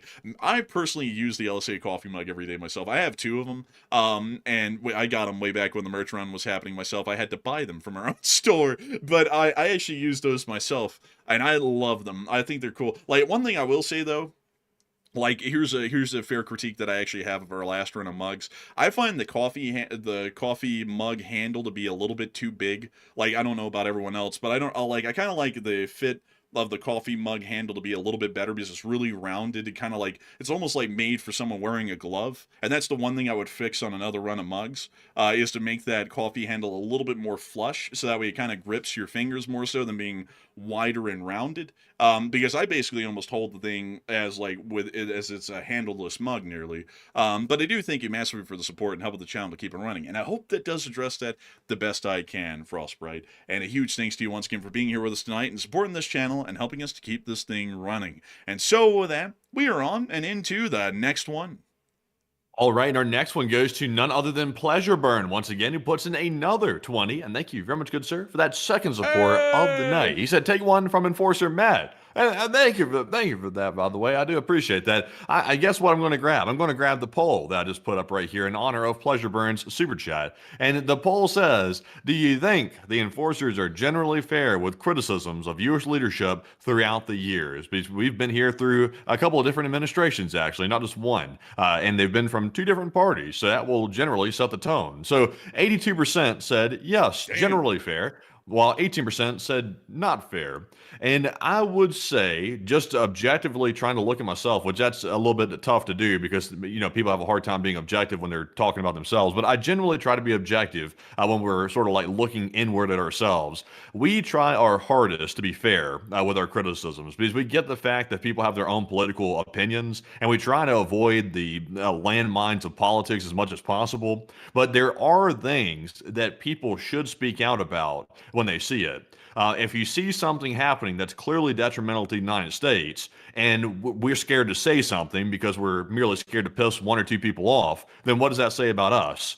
I would say that kind of makes us cowards at that point, because if we know something's wrong, we truly feel that it's wrong, and yet we're remaining silent because we're scared of what one person or two people might say, then I don't think that's a good precedent to set. So now we'll remain doing what we're doing here, trying to stay fair with it, because that's all we can do is try our best to be fair with it. But Enforcer, what say you? I would have to say, generally, try and be as fair with it as we can.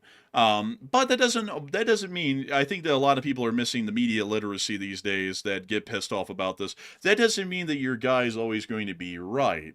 Like, I think that's where people kind of missed the boat, because back when Biden was the president, this was our number one critique from people who hated our show. Y'all are nothing but a bunch of MAGA Nazis because we dare criticize Biden on his foreign policy. We got that endlessly. Literally every day. And then once Trump became the president, now we are a TDS liberal snowflake because we criticize him. And the reality of it is that we're neither. Because I'll be entirely honest with y'all, if I'm speaking on domestic politics, which I'll tell y'all the truth on, I really don't like either of them. I kind of lean more down the middle. I really don't care a lot about domestic politics because it's an absolute cesspit. I don't really see a lot of sense in it. They don't make any sense. Both parties are extremely hypocritical in that regard. I don't really like them. In foreign policy, though, there's clear answers and objectives and prerogatives that the United States has that benefits the citizenry without doubt. There are clear paths to success to be had. Domestic politics is more subject to conjecture and opinion, which is why there's no common consensus on that. In foreign policy, however, there are very clear paths of action to be made. That's why you can see people like Henry Kissinger or other advisors be there through multiple different administrations, Republican and Democrat, is because they're all looking for the same answers to get to successful avenues in foreign policy, because it's all the same no matter who's in charge in that regard. And at least in that aspect, I make sure to be as fair as possible, because at the end of the day, the channel is a pro-American, pro-Western channel. And sometimes U.S. leadership, just because he's your guy that you like, whoever that is, from whatever party, just because they're the guy you like doesn't mean that every action they make is going to be in America's actual interest if you look at that from a clinical perspective. Like threatening to invade Greenland and losing the entire NATO alliance for a frozen chunk of ice that's about the size of the UK or smaller, that's not really in America's best interest. That's something that you can clearly say without a doubt. And I think a lot of people, based off that poll, clearly understand that, because 83% of everyone says that our analysis is incredibly fair, and we do our best to make sure that that's the case. I mean, if you hear us angry or aggravated with some foreign policy and complaining about it to high heaven, I think a lot of people can bet their boots that whatever foreign policy that is, it's a bad one, because for us to ever complain about one or to openly critique it and criticize it says that that's a bad idea, because we've done that whether it was a Democrat or a Republican over the 4 years that we've been running this show. And we're never going to stop. Like we're never going to stop. If you think that complaining to us about where MAGA Nazi or liberal snowflake is ever going to get us to stop criticizing him and act like your guy is peaches and roses, you're on the wrong channel. You ought to go watch someone else who will tell you that crap, like Ben Shapiro or someone else who's far right or far left, whichever one you pick. I don't know who the hell most of those people even are. I just know the people from the early 2010s. But whoever the hell they are these days, go pick them. Because if that's what you're looking for, which is not living in the real world, you can go listen to the echo chambers all day. But here on this channel, we call the shot straight. If it's good, it's good. If it's terrible, it's terrible. And it doesn't matter what your guy is or what he's about and what you think he is. But anyways, with that, I hope that has addressed that poll fairly well. And with that, we are on to the next one. All right, so jumping into our next super chat, this one goes to Ross Nib, who puts in a $50 support. And thank you very much, Ross, for that generous support. We do appreciate that. He said, "Hello, fellows, and I gotta say, I'm thrilled that Australia is getting Virginia-class subs. Obviously a much better sub design than the ones Australia was to buy from France. And I wish we could buy more US subs instead of the proposed British design for AUKUS and LSA." I gotta say, I'm a huge fan of the Virginia class subs. They are really good, but I don't want to diss on the French subs because the French actually do have some pretty good submarine classes, and honestly, the British do too. Really, the French, the British, and the United States, we have the best submarine designs in the Western world. I would say actually the world over when you really consider it all ergonomically. They are some of the quietest. They are some of the most efficient. They are usually generally just the most effective, and also for the crew inside, they are very easy to operate and ergonomic to handle, and they're also a lot lower maintenance or easier to maintain than comparable subs in China and Russia. But let me go pull up the French nuclear submarine class because they are really cool. Here we are. It's this one, the Suffren class, I believe is how it's pronounced. These are really cool. I think these are neat. They're very similar to the British and their nuclear submarines in design because they generally joint design these together. I wish I could find y'all a picture of one of these out on the open sea. Let me see. Damn. Oh, here's one. That's a pretty cool looking submarine. I love a submarine. It's so nice. Man, I love a sub. Man, like they're so cool. And let me go see if I can get you all one of the modern British nuclear submarines. This is the Astute class. I think this is one of their more modern ones. Honestly, I gotta say, if you ever ran by me, what in the world should Australia get, British, French, or American? I'd say I can't really pick for them. It's really depending on what kind of mission they want to achieve. But they've got great picks from every one of the three countries. I mean, they are top of the line subs. So I would say though for American industry, it's good that they're purchasing Virginia class submarines, that they're going to be getting those. But I mean, they wouldn't be bad off with French or British submarines either. But I do have a soft spot for the Virginia class because this is one of the first submarines I ever saw as a kid in a book. Like I got a book about weapons when I was a kid, and the Javelin was in it as a anti-tank system, and the Stinger was in it as a man pad, and the Virginia class was the sub that they had in the book, and I was like, wow, that is such a cool submarine. I was like, that is really cool, and for that reason, I love it. But a huge thanks to you though for the support and helping this channel to keep on running, and with that, we are on to the next one. All right, and our next super chat is going to go to none other than Marion Deemert, another longtime channel legend. Thank you very much, Marion, for that $30 support. And Marion said, thank you for the honest reporting and fair reporting. Slava Ukraine and Herom Slava. And thank you so much for the support, and thank you so much for enjoying our fair reporting. We try our best to be fair, and it appears that most people do believe that we are exceptionally fair in our coverage. And I gotta thank you massively so much once again for support and helping this channel to keep on running, because if it wasn't for folks like you, we wouldn't be able to make this channel possible, and we wouldn't be able to keep it rolling. And so a humongous thanks to you so much once again, and we are on to the next one. And we also have a $28 support from Duncan VR, all the way from Australia, the land down under, where the man was wrongfully arrested for allegedly skipping around meals at restaurants. And he said, how dare you, sir? Get your hands off my meal. Oh, he's trying to touch me in the meal here, people. But anyways, thank you very much, Duncan, for that support. He said, Baba Moo, quack mouth. Is Zelensky still playing cards? Is Zelensky still playing cards? Cards. Don't do RFK voice. It sounds too silly. No respect, Baba. I have to say that I am no longer playing cards. I am playing chess. And all of my enemies are playing checkers. It's a very tough situation to be in because they move their checker piece. And then I hit them with the pawn. Bam! Not here to play cards. I have to be honest with you. Slava Ukraini. Oh man! But beyond that, no, he's not playing cards. He doesn't like to play cards, and he generally has a good hand, even if he wanted to play cards. I'd have to say, out of most world leaders in the modern day, I do have criticisms of Zelensky, to be entirely frank. Like, I kind of think right now he's getting very out of hand with his comments about the Europeans, considering they're basically the only ones funding the Ukrainians right now, and that's not a good position to be in. Like, I understand his frustrations, but at the same time, you can't openly criticize the Europeans because it's kind of biting the hand that feeds you.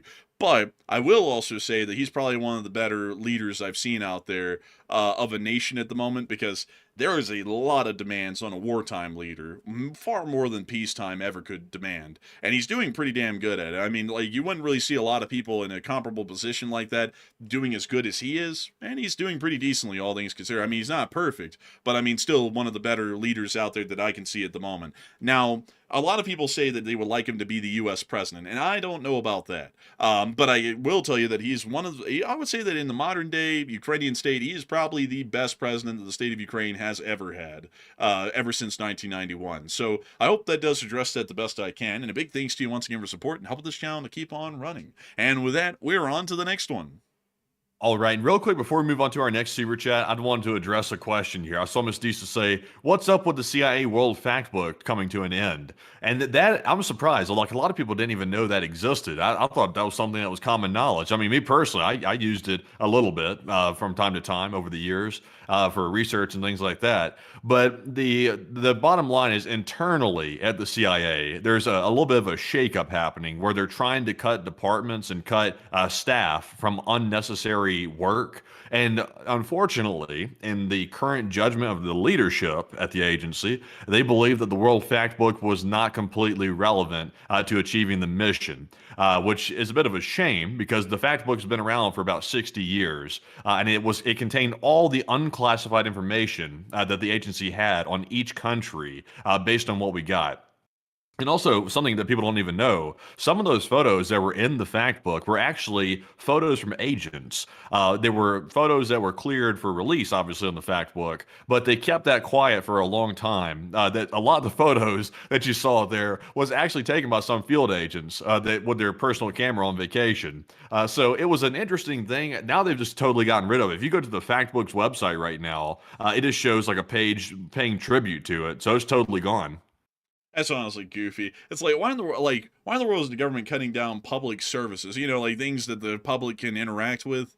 It's like, what's the point of that? It's like, what are we going to do next? Defund the Smithsonian because it's not necessary or pertinent to government operations?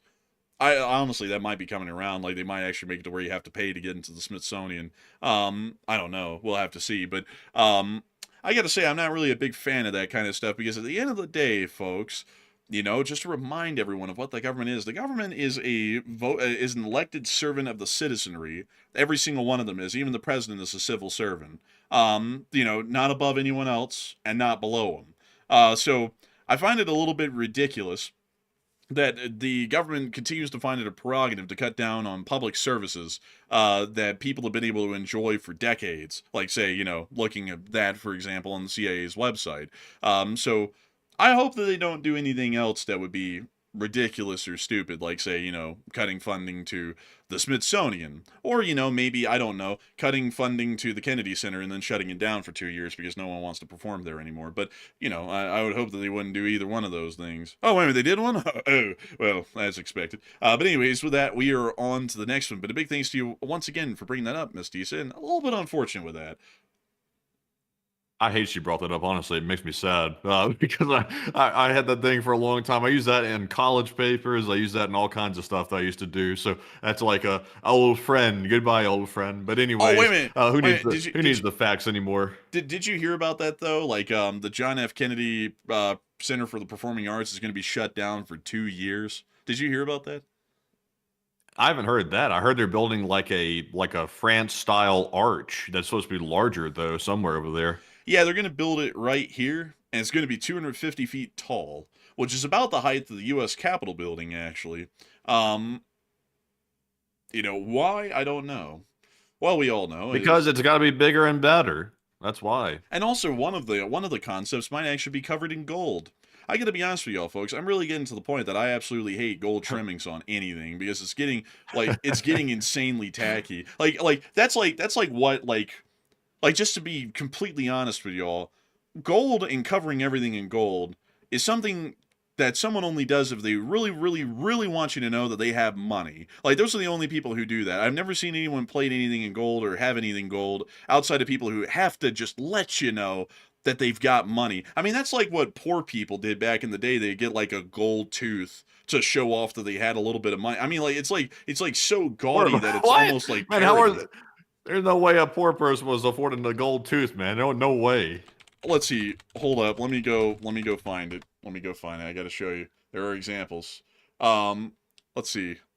Dang, they don't have any older examples of this. Man, you got to have money to buy a gold tooth. You can't be poor and buy a gold tooth. Yeah, but you know, like a poor person who wants to like front like they have money, they use all of their money to go get a gold tooth if they have. Oh, a tooth that you're talking about like a poor mindset, not like monetarily poor, but like a mindset of like trying to prove that that they're not poor to other people. Yeah, you know, like that's kind of the thing. It's like, why the hell does everything have to be plated in gold? It's just ridiculous. I mean, like it looks tacky. I mean, like I would say that a far more regal metal, if you ever had to trim anything with a metal, it would be silver. I mean, silver looks good. It takes a lot of maintenance though to keep it looking good because it will patina, but like silver looks far better on most things. But outside of that though, it's like if you ever do anything that's a federal structure, it never ought to have gold on it because the federal government is supposed to be austere by nature. That's why no federal building right now has any gold on it. Well, except for one. But, you know, we all know what that one is. It's right up there, right up here. But outside of that, no federal building has any gold on it because the federal government is supposed to be generally kind of drab by design. It's not supposed to be showing that it's living in excess off of the taxpayers' dollars. It's just doing what is essential and necessary for government function.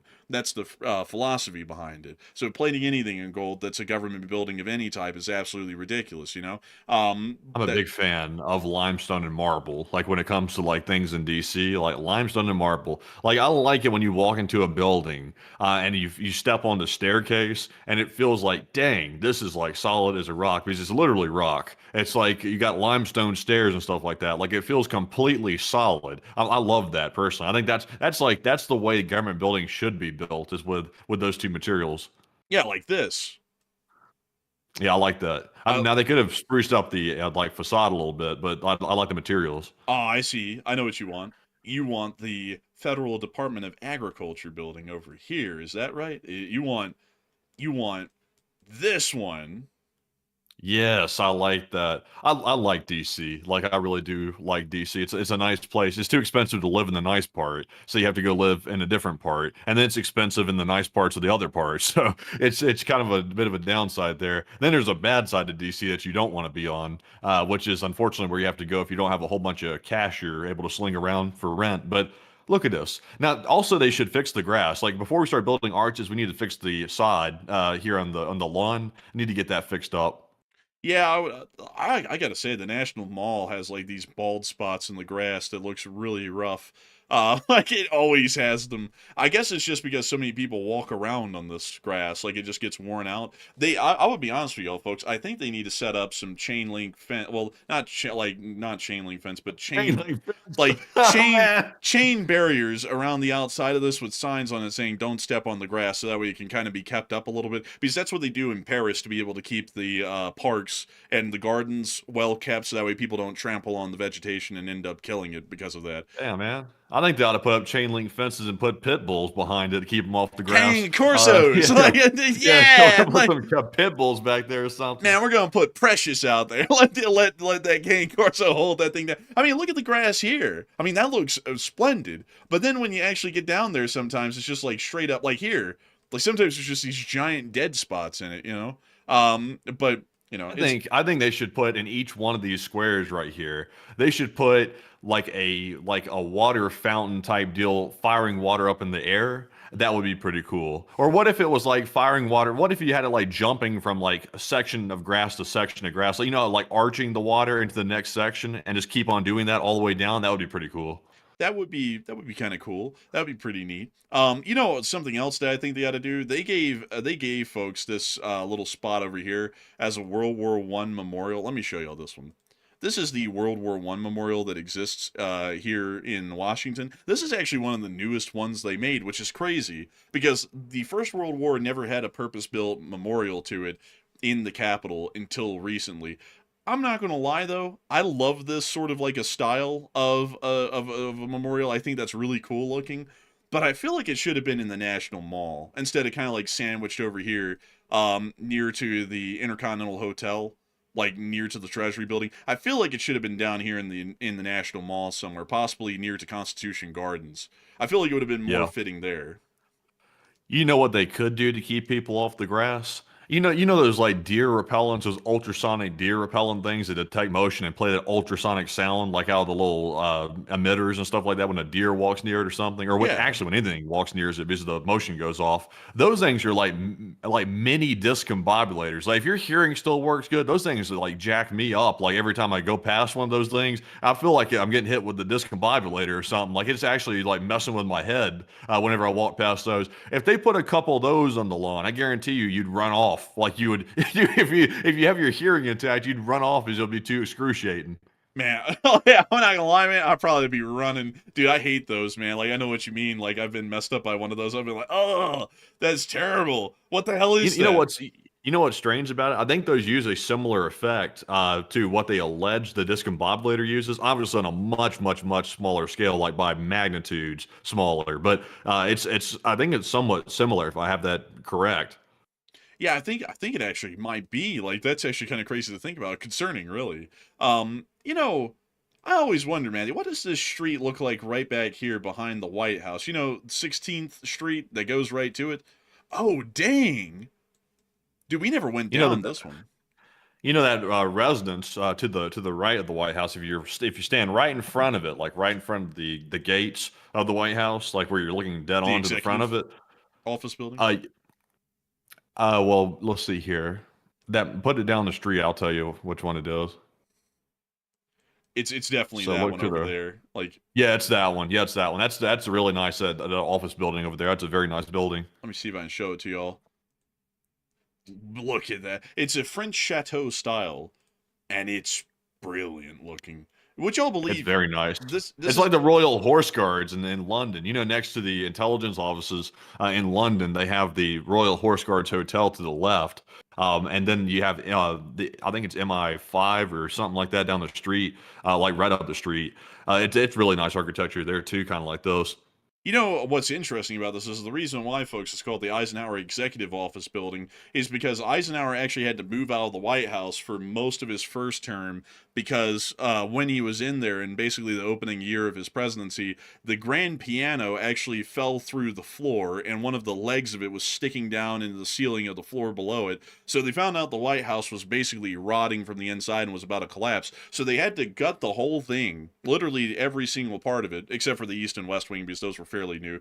They had to gut the actual executive mansion, the historical part, and they had to completely rebuild the thing from the inside out way back in the 50s. So during that time, Eisenhower moved the White House's operations into the Eisenhower Executive Office Building directly to its west. And that's when it got the name, the Eisenhower Executive Office Building, and that's the name that it's kept to this day. That is fascinating. That is fascinating. Yeah, it's pretty interesting stuff. And then the Treasury Building was never supposed to be there. That's a interesting story in its own right, but we'll save that for another time. It's a little bit in depth. But anyways, with that, I hope that does address that well. And a humongous thanks to you for the support and helping this channel to keep on running. And with that, we're on to the next one. And our next one goes to none other than Chef Danny B, who puts in a $30 support. And thank you very much, Danny, for that support. We do appreciate that. He said, "Good evening, of course. Chef Danny here. I didn't get to finish the short war video. I got busy early, and I usually listen to the first half of the stream while I'm working, but today was not a good day. And also, I'm sorry to hear that, Danny. I hope it's a better one dang. tomorrow." He said, "LT, LSA, and thanks, fellas." I'm sorry to hear that it wasn't a good day for you, Chef Danny B. That's unfortunate to hear. But I do have to say, better late than never is what we always say about being on air and watching the short war videos. And the short war video actually had a lot of stuff in it today. It was a pretty lengthy one. It was like, I think 27 minutes long, which is one of the longer ones that we've made recently. I didn't want it to be that long, but after I got everything out, I was like, dang, that's as short as it'll get. And also, we're always on a time crunch to get those done, so it's very limited takes, and then it has to go out. But I do thank you massively for the support and being here with us tonight, and I hope that your day is better tomorrow, because there's always a better day, hopefully, tomorrow. So a huge thanks to you so much once again. I hope that does address that incredibly well. And with that, we're on to the next one. We also have a $20 support from KG, and thank you very much, KG, for that support. They said, "Don't listen to politicians. Their words are as good as the direction the wind blows out their arse." Oh boy, there's one in particular that really gets on my nerves these days. we have to give Tomahawk missiles to Ukraine. And then the next day it's, we have to not give them weapons so that way they can negotiate with the Russians. I'm like, can you like stick on a story and stay with it? Like, I'm like, could you please? Because the guy comes out every day like he's saying something profound and it's just whatever the president's leaning towards that day. And if he changes his mind tomorrow, he just goes with that. I'm like, can you just stick with something? Like, I would love that. And I got to be honest with you, I don't listen to a damn thing the politicians say. That's how you actually start to get some truth in this world. Is when you sit there and you look at what they say and then what they do, and if they do opposite of what they're saying, yeah, just call it for what it is. They just bullshitted on something, they lied on it, and they did the opposite. Look at that, it's a politician as usual. And then you work off of that. A lot of people don't do that these days. A lot of people will sit there and have a politician tell them, I love Americans and I want to make the country more affordable for you. And we're going to make houses more affordable. And then they turn around a year later and then say, we actually want the houses to be more expensive. And then they try and justify that mentally in their heads about how that actually makes sense when it's just, it completely contradicts the prior statements. So one of them was a lie. And people don't really look at it like that. And that's something that drives me crazy because everybody does that.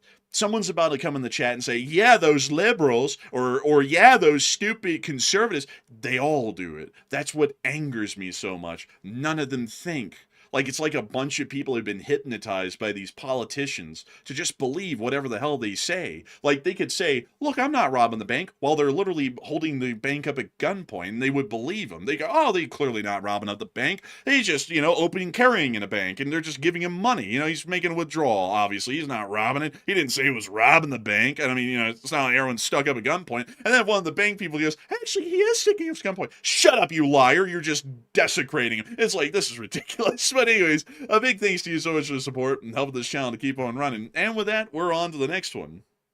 All right, and moving into our next super chat here, this one is going to go to none other than, guess who? Hemp No Therapy. And thank you very much for that $20 support. They said, you guys speak the truth and separate fact from fiction. And people will say anything to discredit anything said that goes against the guy that they support or what they believe, no matter how dumb or nonsensical. And it's true. It is true. They really do. They get stuck into brainwashing, and that goes for extremists on either side. They get stuck in brainwashing, and you can put something right in front of their face, and they won't believe their lying eyes. But Enforcer, what say you? I agree. I tell you, it's a rough thing these days. I just wish people would open their eyes and look around. Don't you realize that everyone's has it out for you, and they're just robbing you blind for your vote? And then they screw you over right afterwards. Don't you realize? Can't y'all wake up? If y'all wake up and start voting right, like the people who think that way, we would actually be able to sort this country out pretty quickly. It's not an us versus them thing internally within the United States of America, at least against different political parties. It's us, the honest, hardworking Americans who toil every day to actually make this country what it is, versus the few that lie to us and try and deceive us for their own personal gain. That's the real fight that's being had. And that's what people need to realize and wake up to someday. And that doesn't mean that you have to vote blue or you have to vote red. It just means you got to realize that you got to vote for honest Johns in either party. Because if you don't, we're basically screwing ourselves over no matter who's in charge. But anyways, a big thanks to you so much once again for support. I hope that was addressed that well. And with that, we're on to the next one. And we also have a 20 from Christopher Severs. And thank you very much, Christopher, for that support once again. He said, I appreciate the answer, and I agree a lot with it. Now, the one thing I would say is that we should remember that the Department of Defense and Department of State probably know a lot more things that aren't in the public domain. But here's the problem, Christopher. You are correct. They do have obviously classified intelligence that we don't have access to. So they have an intelligence advantage. But the catch is, though, for example, if you have a computer that's not operating at full efficiency and you feed information into that computer, the faulty computer is going to spit out bad conclusions, even with more information. So that's kind of what we're encountering right now. They've got an abundance of information at their disposal, but they're taking that information and forming incorrect conclusions a good portion of the time, which is not good, in my personal opinion. But Enforcer, what say you? I would have to say they sure, yeah, I would agree with you. They certainly have a lot more information than we're working with, but they don't know how to use any of that information. And if they don't like the information, they just ignore it. That's what they're doing right now. Because let me ask you something here. Because people always like to say that we don't know what we're talking about because we're not in the Department of Defense and so on. But let me ask you this. if we didn't know what we were talking about, why in the world has it been that over the past 2.5 to 3 years, while the last president was in charge and the current one was in charge, that we could generally call stuff out and say, that's a bad idea and this is how it's going to turn out, or such and so on. And it would always turn out that way how we said it. And we don't have the information they're working with, but we would still be able to think and deduce with reason what was going to happen and would happen. How in the world is that the case, and why in the world can they not see that if they have all this information and the brains to work with it? And the answer is that they sure do have the information to work with, but they don't have the brains to work with it. And that's generally the problem that we have, because you can give an idiot a nuclear reactor, but just because he has a nuclear reactor doesn't mean that he's going to be able to run it. He just doesn't have the brains or the know-how to be able to run the thing, and that's kind of the problem we have right now. But a big thanks to you so much for the support and helping this channel to keep on running, because if it wasn't for folks like you, we wouldn't be able to make this channel possible, and we wouldn't be able to keep it running. And with that, we are on to the next one. And our next one here is going to go to none other than Mike C. And thank you very much, Mike, for that $20 support. And we also appreciate that very much as well. He said, hello there, Enforcer, and hello, Enforcer Matt. Do you think Ukraine will be receiving rusty daggers anytime soon? And I wonder if they will. Also, by the way, that is a low-cost cruise missile, by the way, that he's referring to there. That's the nickname for it. I'm not totally sure if they're going to get them, but the U.S. Air Force has done live fire tests of them recently, and they look promising. But Enforcer, what say you? I would say, I don't know, maybe. Like, it really depends, but I would say the chances are, unfortunately, probably unlikely. But I do thank you massively once to give your support and help with this channel to keep it running. And with that, we are on to the next one. And our next one goes to Green Thumb Washington, who puts in an $11 support. And thank you very much, Green Thumb, for that support. They said, is it possible the DPRK smuggled weapons to Iran with no additional economic levers to pull? Could we even retaliate? And could this be why we haven't already attacked or threat of a CZ? I'm going to give you a little secret. North Korea gives weapons to every bad group in the world all the time. People don't know that, but they give weapons to everybody. Like, if you name a bad group, Matthew, and I'll tell you if the North Koreans give them some guns. The Contras. Yes. Well, not the Contras, but the cartels later on that evolved out of them. They do arm them. The Houthis. Yes, they actually do give weapons to the Houthis. They, like, funnily enough, folks, one of North Korea's biggest arms trading markets is actually to warlords in Central Africa. That's actually where they make their bread and butter on arms sales, from what we know, according to information the CIA was able to gather over the years. And funnily enough, they have North Korean officials, like no joke, folks, North Korean officials with the whole Kim lapel and everything that wander around in Africa, and they go meet up with African warlords in, say, Uganda, South Sudan, and the DRC and elsewhere, and they negotiate with them business deals on how much US dollars or other form of cash they'll be paid in hard cash or any other form of precious metals like diamonds or gold or not, and they'll ship them a specific amount of arms directly out of North Korean arsenals. It's actually one of the ways that they make illicit money. Another way that they do that is through drug running. North Korea is also a very big drug dealer. Also, by the way, Green Thumb actually has a clarification. He said he specifically meant nuclear weapons. Oh, no, I would say right now I feel like nuclear war, at least on a strategic scale, is fairly unlikely. No matter what, I feel like that's always going to be a small chance, because the chances of even national leaders surviving that exchange, even if they have a good deal of confidence that they could, it's fairly low. Everyone would be standing to lose quite badly in a nuclear exchange. And so with that, I hope that does address that well. And big thanks to you once again for answering that question. As I was having to go, I was having to get that clarification in there one way or another. Yeah, man, honestly, man, I thought you were saying that about me, because I was feeling like I was going, there a lot. I was like, man, honestly, I am. But anyways, we're on to the next one. And our next one here goes to none other than 42 versus 42, who puts in $11 support. And they said, the enforcers are objectively fair in all their observations, including U.S. leadership, and that's why they're a rare and priceless source of commentary. And thank you very much for that, 42, by the way. We do appreciate that. I would like to think that I think a majority of viewers agree with you, because we have retained a lot of viewers over the years. So if we were saying bogus, I think most people have been like, hey, these guys are full of crap, we're leaving. So I'm glad glad to see that people at least think that we're objective. I think we're objective, but that's me judging myself, which is only worth so much. But Enforcer, what say you? I gotta thank you so much for the support and also the kind words. We try and be as objective as we can be, and apparently the poll that we ran earlier showed that. So I feel like I could say with pretty good confidence we try our best. People who would disagree with that, in our experience, in my experience that I've seen in the live chat, people who disagree with that are either extremely liberal or they're extremely Republican, and they can't hear anything that criticizes their people. Because we had like people act like this is new, us criticizing someone. But here's the truth: if you criticize, if a viewer is a Republican and we criticize a liberal like Biden, they don't even hear that. That's like white noise to them. They just kind of agree with it, and it's nothing even worth remembering because they already don't like the guy, so it's basically just reaffirming their opinion. But the moment that that Republican hears us criticize a Republican, they go off. They remember that for the rest of all time. We're now a bleeding heart liberal. But it's also the opposite way around. If we're criticizing a Republican and someone's a real liberal, they basically don't even care. It's like white noise to them, it doesn't matter. But the moment we criticize a liberal, they go off. Like, we've dealt with that now for 4 years. It's nothing new. It's just that I will say this. I'm going to be straight up. The Trump people are a lot more vehement about it than the Biden people were. Like, Biden didn't really have that much support, to be entirely honest. A lot of people really weren't a big fan of him. But there are a lot of diehard people who are into Trump, and they absolutely go off if we criticize him at all, because to them, the guy's basically a god. So if you criticize anything that he does, you're basically conducting heresy, and that's punishable by whatever they can think up and cuss out at you or threaten you with. So I mean, we've dealt with it, but it still is the same run-of-the-mill sort of a deal that we've had for 4 years. But anyways, with that, we are on and into the next one.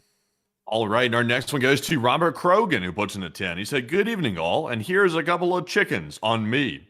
Hey, and thank you so much for the support, and thank you for the Costco chickens. I gotta go get a Costco chicken. I've been eating out a lot recently, and it's quite expensive. Very expensive, as a matter of fact. And I gotta make sure to tame that down a little bit. I see. I gotta have a couple of Costco chickens here to cut down on the costs. But a big thanks to you so much once again for support and helping this channel to keep on running. And with that, we're on to the next one. All right, and our next one goes to My Truck and Travels, who puts in a 10. He said, "Thanks for all that y'all do."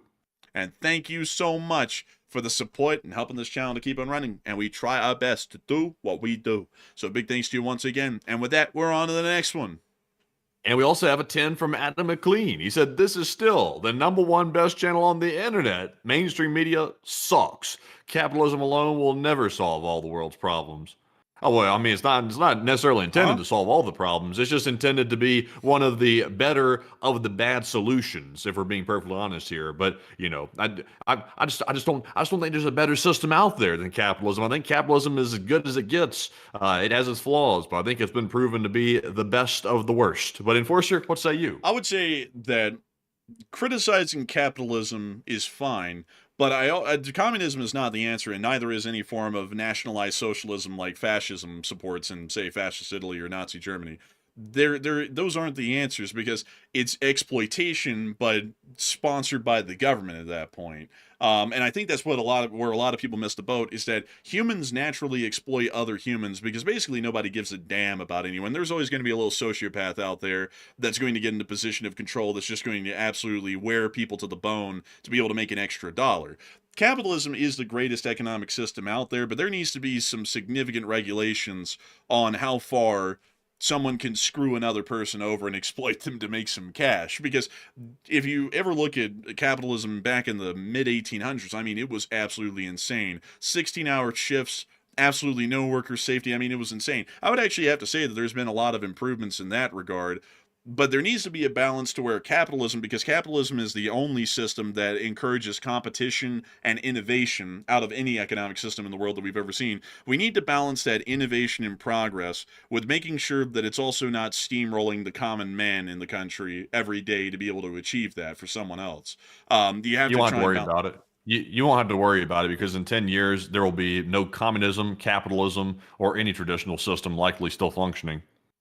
Yeah, I would say that that's not really a good thing, but I mean, You It's know, true though. Like it, it sounds wild. Most people when they hear that off the bat, they're going to be like, "Okay, that's just stupid. Like, what are you talking about?" I truly believe that. In a decade, in 10 years, you see how fast stuff's moving right now. Just in a 1 to 2 years, we're having revolutions like in technology. That's how fast it's exponentially growing and advancing. In 10 years, I think the entire world's going to be unrecognizable when it comes to the financial system and how people have careers and things like that. it might be. That's honestly, I don't really like the idea of that because basically we're going to be the obsolete man. But I guess it is what it is, folks. You know, I guess we'll just have to see how it goes and work with that when we get to it. But still, I hope. But at that point, though, if people don't even have value in labor, what value do they have at that point as a bargaining chip versus, say, You a won't. company or a government? People have no value except for the ones that are needed to operate the new system. And that becomes a troublesome realization because if you have sickos that get the power, it's like, what are they going to do to fix that problem? I wonder. I wonder. It's not good, but I hope that does address that well. Kind of a little bit more of a Malthusian sort of a prediction. But anyways, with that, we are on to the next one. What'd you call me? Malthusian. What does that mean? You don't know who Malthusian? Well, actually, I believe it's Malthus is. Do you not know who Oh, he oh, is?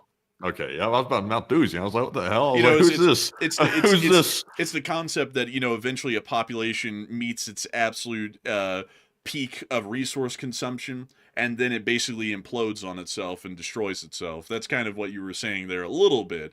I mean, yeah, I wouldn't say that. No, I wouldn't say, and we're not reaching the peak of our resource consumption. It's just that we're gonna have such a change. Like mainly it's the labor markets that are going to change so much because if AI is capable of doing all the tasks that humans are able to do, especially entry level positions for human workers, like data entry and things like that, which is what most secretaries, paralegals, people like this, call centers, things like that. This is what they do, and it can be easily replaced by AI, and not only replaced, but do it exponentially better than a human could do it with little training and zero resource consumption. Then why wouldn't they replace it with AI? It would not make sense to do otherwise. So then you have this massive displacement of workers, and not everybody's going to be able to upskill. Like that's the myth. Everybody, all these goofies out there, so they're talking about, well, you're just going to have to upskill yourself and learn better skills. Well, there's not everybody out there has, and this isn't to be offensive. Like, I'm not sure if I would either. Not everybody out there has the intellect to upskill into a computer scientist. It's not possible. You have to have a wide spectrum of jobs at different skill levels. So that way, everybody at different intellectual levels have a place to fit in and have a good life. That's not being negative on certain people. It's just the way it is. It's the way it's always been. So if AI makes the barrier to entry so high to have a decent paying career, then what's everybody else going to do? We're just going to be sitting on the sidelines screwed. It's like that seems bad. I mean, hell, at that point, you would literally just be unusable surplus citizenry. At that point, there would be no And then and then purpose. and then naturally, people, the sickos, are going to start making the argument. What are we doing supporting these sideliners that aren't contributing? What are we doing supporting them? And then that leads to bad things. Yeah, I would have to say. Well, I guess on that, we're on to the next one. And our next one here goes to the Wolfman, who puts in a 10. And the Wolfman said, just read The Sum of All Fears again. And then afterward, Tom Clancy noted that there are computer programs out there that could be used to test explosive designs, which Iran could be using for tests. That's actually how they test a lot of stuff. Like they model all these things on the computer first, and we have computers now that can model all that stuff. Like for example, I think they're actually using the newest quantum computers to do models and simulations of things like that. And it makes it possible because it can compute so much information that it can actually do effective, realistic modeling on there for things like that. So it is possible, but Iran doesn't have access to that. That's the key, though. They don't have access to it unless China or somebody lets them borrow one. But Enforcer, what say you? Well, even if they have that, there's still the problem that you have to have a physical test. Because, say, for example, I'm going to use a company that is a great example, in my opinion. SpaceX has loads of computer simulations that they run on the Starship, on the Falcon 9, on the Falcon Heavies. They've had endless amounts of them. But when they still get to actually conducting a live test of that platform, there's usually dozens of failures that happen before they actually iron out all of the problems. And that's because computer simulations, even as good as they are in the modern day, like right now, they still cannot account for the invariable fact that there is going to be human manufacturing involved in that final system, where there might be some small minutia or errors that are involved. So manufacturing and assembly has to be ironed out. They also have to make sure that it actually works in a real life environment, because computer simulations are one thing, but a real life test is another. That's why you never see that even in the modern day, say they design something like the F-35 Lightning on computer, and then they go straight from that computer design and computer simulation into a production batch that is immediately put into service. They still do prototyping, because nothing can ever really account for the variables that you'll find in real life. So I hope that does address it the best I can, and that is true to an extent, but they would still have to conduct a nuclear weapons test at some point somewhere to be able to absolutely verifiably prove that that nuclear weapon would work. But a huge thanks to you so much once again. I hope that does address that well. And with that, we are on to the next one. And our next one goes to Mike, R84. And thank you very much, Mike, for that support. He said, "You guys are great. And I've been watching every night for a little over a year now, and keep up the great work." Hey, and thank you so much for watching so long. And thank you so much for enjoying our work and supporting it, because folks like you help us to make this channel possible and help us to keep this thing running. So a huge thanks to you so much once again. I hope that does address that incredibly well. And with that, we're on to the next one. And we also have a 10 from I Will Eat Ya Hot Dogs. And they said, oh man, Iran talks collapsed. Oh man, stop blowing up my nuclear shit. Oh man. Bro, that came out great. That voice, stop blowing up my nuclear. But, oh man, what has happened to Hot Dog Man anyways? Blowing. Oh man. Say what? What has happened to Hot Dog Man anyways? I haven't been following that much. I don't know. I don't follow him anymore. I can't stomach it. But let's see. I'm curious. Still up to his antics, by the way. Completely dropped Ukraine. Completely dropped Ukraine. Who's the grifter now? Oh, man. You know, it's crazy how that guy can drop something like it didn't never matter to him. You know, he was always talking about, I love Ukraine. I'm never going to stop talking about Ukraine. That didn't last long, did it?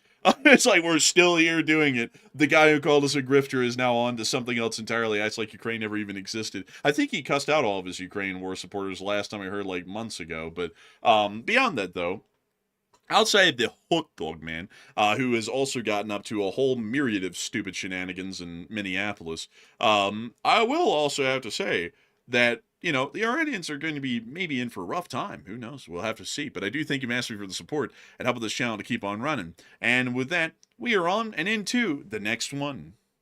And this one goes to none other than Grand Moff Putin, who puts in a 10. And thank you very much, Grand Moff, for that support. They said, you guys are by far and away the best coverage by far. And I can't figure out where most media and other formats like yours are getting their info. And keep it up.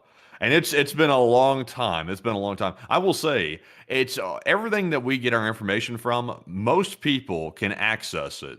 But the catch is, though, most people don't know where to look. Most people don't know which sources are reliable and which ones aren't. And also, we have developed some connections over the years. Obviously, connections that are, you know, on the ground, some things like that, that does allow us a unique perspective to some of these things. But it's stuff that people could do. I just think that over time, we've gotten pretty good at it, so we kind of take it for granted. But initially starting out, I don't think our sources were this good. Just looking back at it, like I go back occasionally and look, and I'll be like, hey, you know, we didn't really have like the ability to get the real-time information like we do now. Like on our breaking news live streams, we have definitely, I can say that for a fact, we have definitely improved on that. We've gotten to the point where we're literally reporting stuff faster than the military, some of the soldiers hear about it. We've been told that by soldiers. Like, for example, during the 12-day war situation, and specifically Andrew was told that soldiers were listening to our stream and getting the information way before their commanders ever told them about it. And they knew about it before anybody else. And they were just listening to us. So I would say we've definitely improved, thankfully. But Enforcer, what say you? I'd have to say that it's actually kind of interesting, folks, because we don't really talk about this side of things much. But myself personally, I can't really speak for Matthew a lot and his informants, but I have a great deal of people that I talk to that are personally my friends that are generally in most branches of the service. And usually they'll tell, like, they don't tell me anything, of course, sensitive or classified, but they will be able to tell me some interesting tips of unclass stuff that'll help me out to be able to figure out further information to then talk about stuff on air. And it was actually really cool because in the middle of the 12-Day War, there was actually somebody that I know and talk to on a somewhat regular basis that actually was over there. I can't say what he was doing and what unit he was in, but he was actually over there, and he was kind of asking me, he was like, what's this all about? What's going on? What am I here for? And I was like, here's what you're here for. This is what you're going to do.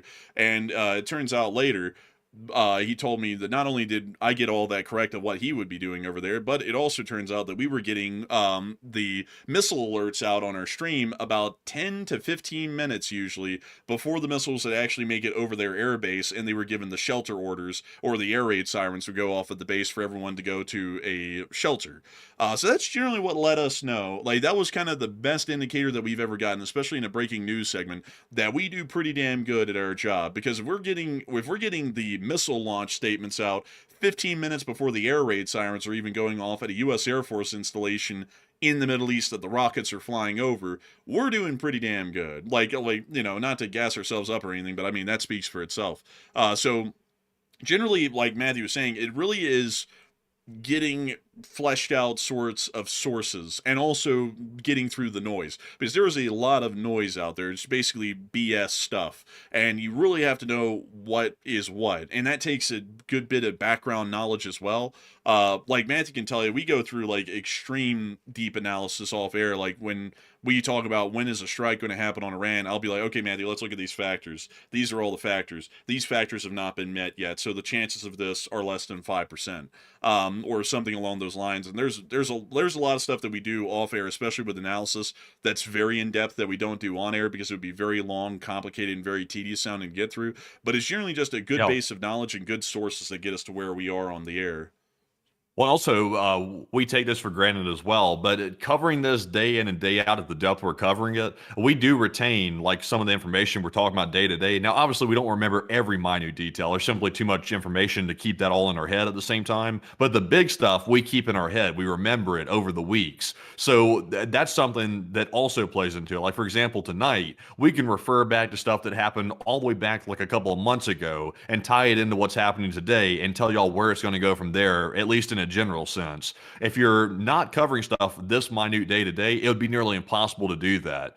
So over the years, we've gained a lot of working knowledge about what's been happening over the years to generally be able to predict patterns of where stuff's going to go. So that gives us an advantage too. And that only comes with time. Like you simply just can't start this tomorrow and do it for a couple of months and have that type of insight because you haven't been covering it long enough to really know what happened, a couple of years back in a similar situation. So some of it just comes with time.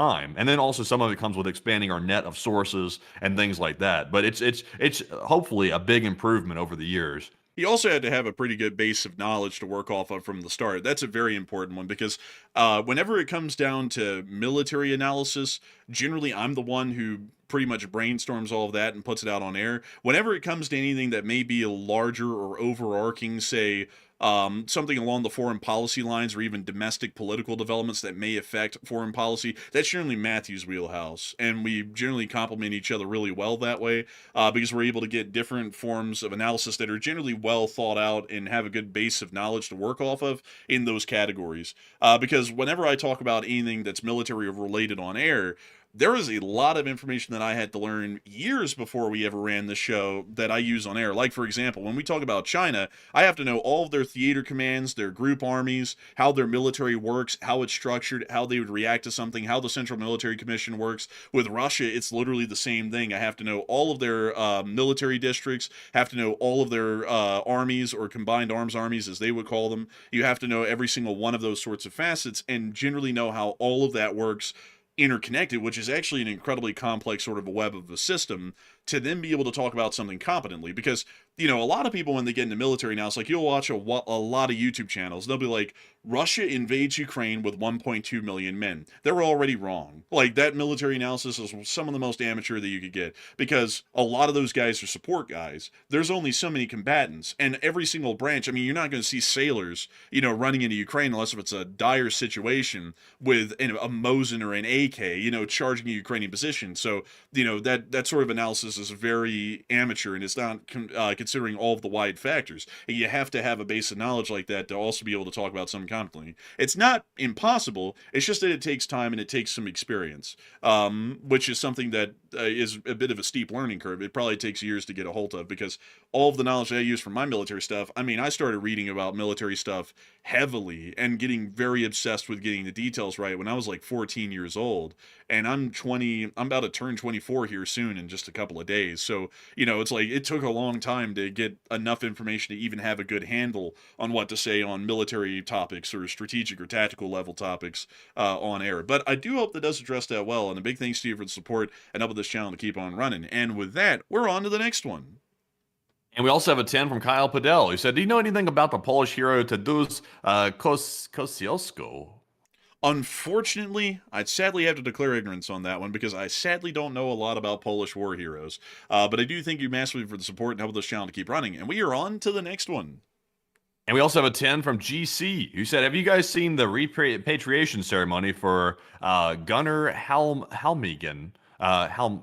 I'm having a hard time with that last name, by the way. Maybe the enforcer can get it. But he said, unfortunately, our second death in a year in LT LSA. And unfortunately, I haven't seen that. But I do thank you for the support. And I hate to hear that y'all had to have a repatriation ceremony for Gunnar Halmigan, I believe is how that's pronounced. Very sorry about that. But I do thank you for the support and helping this channel to keep on running. And with that, we're on to the next one. And this one goes to Truckin' Chef, and thank you very much, Truckin' Chef, for that support. He said, I meant to say this before, but your road trip video to Utah was awesome. Side note, whatever happened to the large movement of tankers tonight that Enforcer Matt spoke about a little while ago? And that conga line is still making its way down to the Middle East. I'm not sure if it's on flight radar anymore, but I do have a screenshot of it on Twitter that I got. If you want to go show the people that conga line heading out, we did get that. So it was heading down. Let me go see if I can grab that from the Twitter page real quick. I think I might be able to get it here really quick. Oh, here we go. Is this it? Is this one the one right here? Yeah, that's it right there. That's generally what we were seeing earlier, the C-17s going down in a huge line like that. That's a big movement, and that was happening just about an hour ago. And I would have to say, generally, it's not tankers, actually. That's a bit of a correction that I do have to make. I think we might have misspoken earlier. But it is C-17s. No, I didn't say tankers. Oh, well, I don't know. I mean, they said tankers. I was trying to be polite there, Matthew. I was trying to throw the blame on us instead of them and be like, you're wrong. It's not tankers. It's transport aircraft. I was trying to be quite polite there. I was saying we, to also make it both of us and generally throw the blame on us equally. But beyond that, though, well, I mean, you're wrong, sir. It's not tankers. Like it's actually. And I don't know. It sounded like you're pinning on me. That's what I was saying. I was like tankers. I was like, no, not tankers. No, it's C-17s. That's the cargo aircraft heading down there. So yeah. Yes, these are transport aircraft, cargo aircraft. And generally, from what we would know, they're probably moving air defense forces into the area. There's also a lot, like there's a million things they could be moving in. This isn't guaranteed air defense. It could be personnel for the air defense units. It could be personnel for the air squadrons that are there, because a lot of guys in the U.S. Air Force Air Squadron are not pilots. They're ground repairmen, technicians, and that sort of a deal. They have to be flown over, and they'd usually be flown over on an Air Force transport like a C-17. So it could be a myriad of things, but it looks like more equipment movements going on in the area.